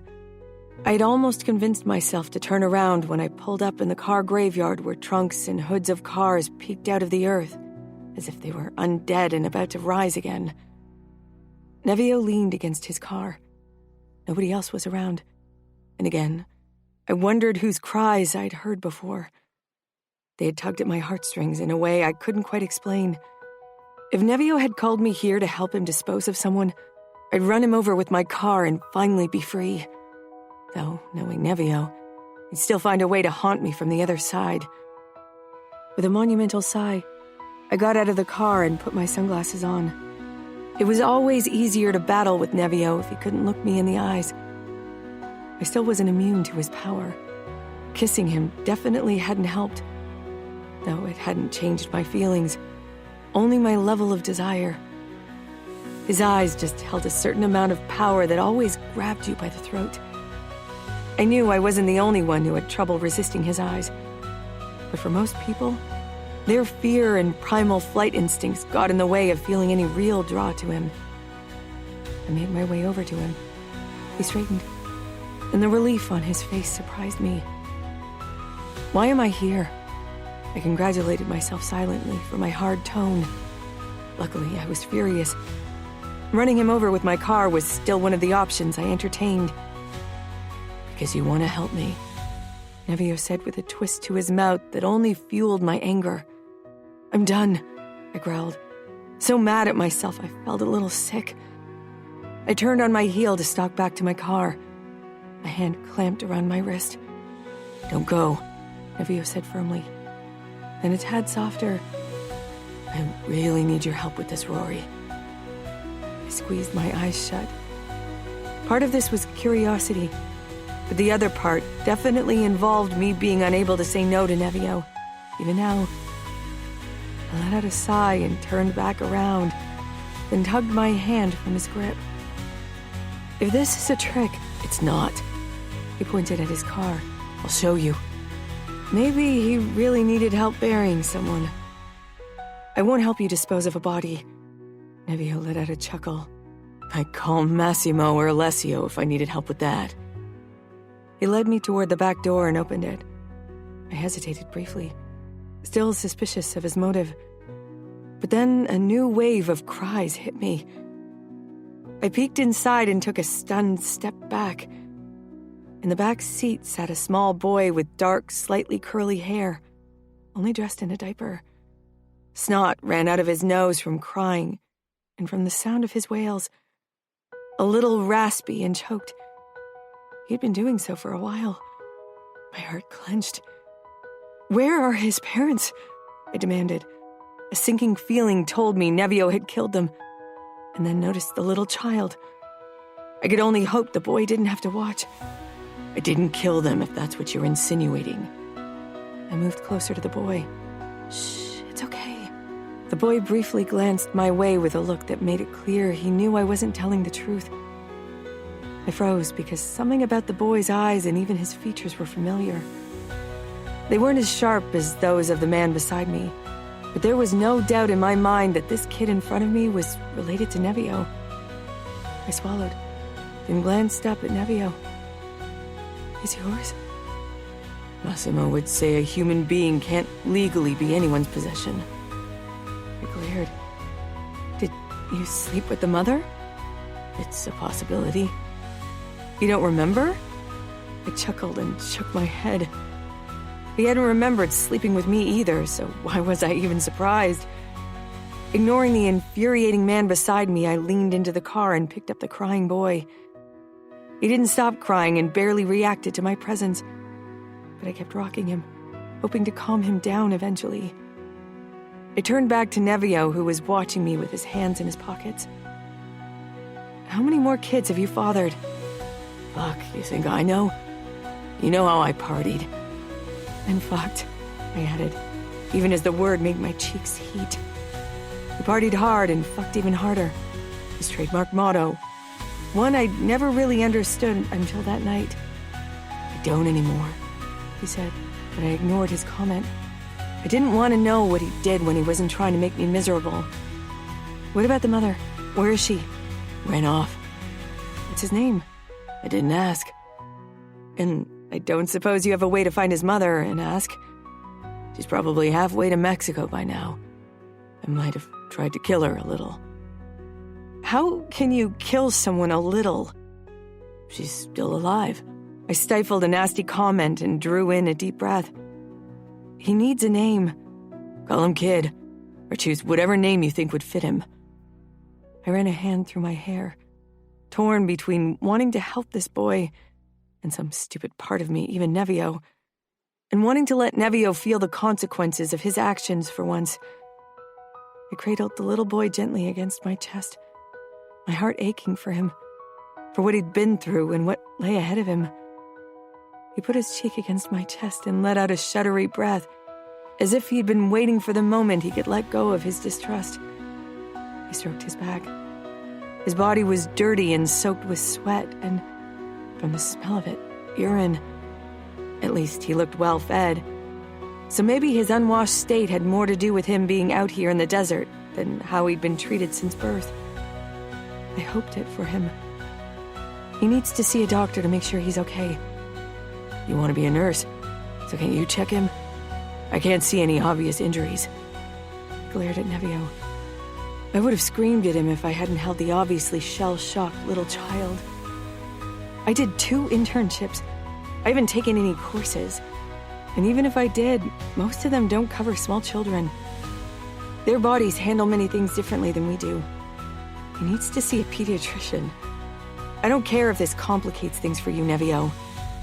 Nevio narrowed his eyes, probably because of my tone, which was still tame to the tone I actually wanted to use right now. Then he nodded. I'll take you to a pediatrician, but he can't be linked to the Kimura, so I'll have to do research. You want to keep your son a secret? Nevio's expression stilled when I said, son, as if he hadn't allowed himself to think of the boy as such. Nevio certainly wasn't the most empathetic person on this planet. It wasn't that he didn't understand other people's emotions. He just didn't care. But this, seeing his own child, must do something to him. At least I hoped it did. I don't want my father or the rest of my family to know. I'd figured as much, or I wouldn't be here. I'd carried secrets before. So you call me? You really think I'll help you? Nevio looked at the boy, then back up at me. What am I supposed to do with the kid? How old is he? He gave me a blank stare. I thought you'd know. You used to babysit Adamo's kid. From looking at him, he's your kid. When did you sleep with his mother? I laughed, realizing how ridiculous the question was. Never mind. I looked more closely at the boy. He obviously couldn't walk yet, but he could sit on his own. Even though I'd watched Roman, I wasn't an expert on little kids. I would have guessed he was between 8 months and a year old, but only a doctor would be able to tell. Unless Nevio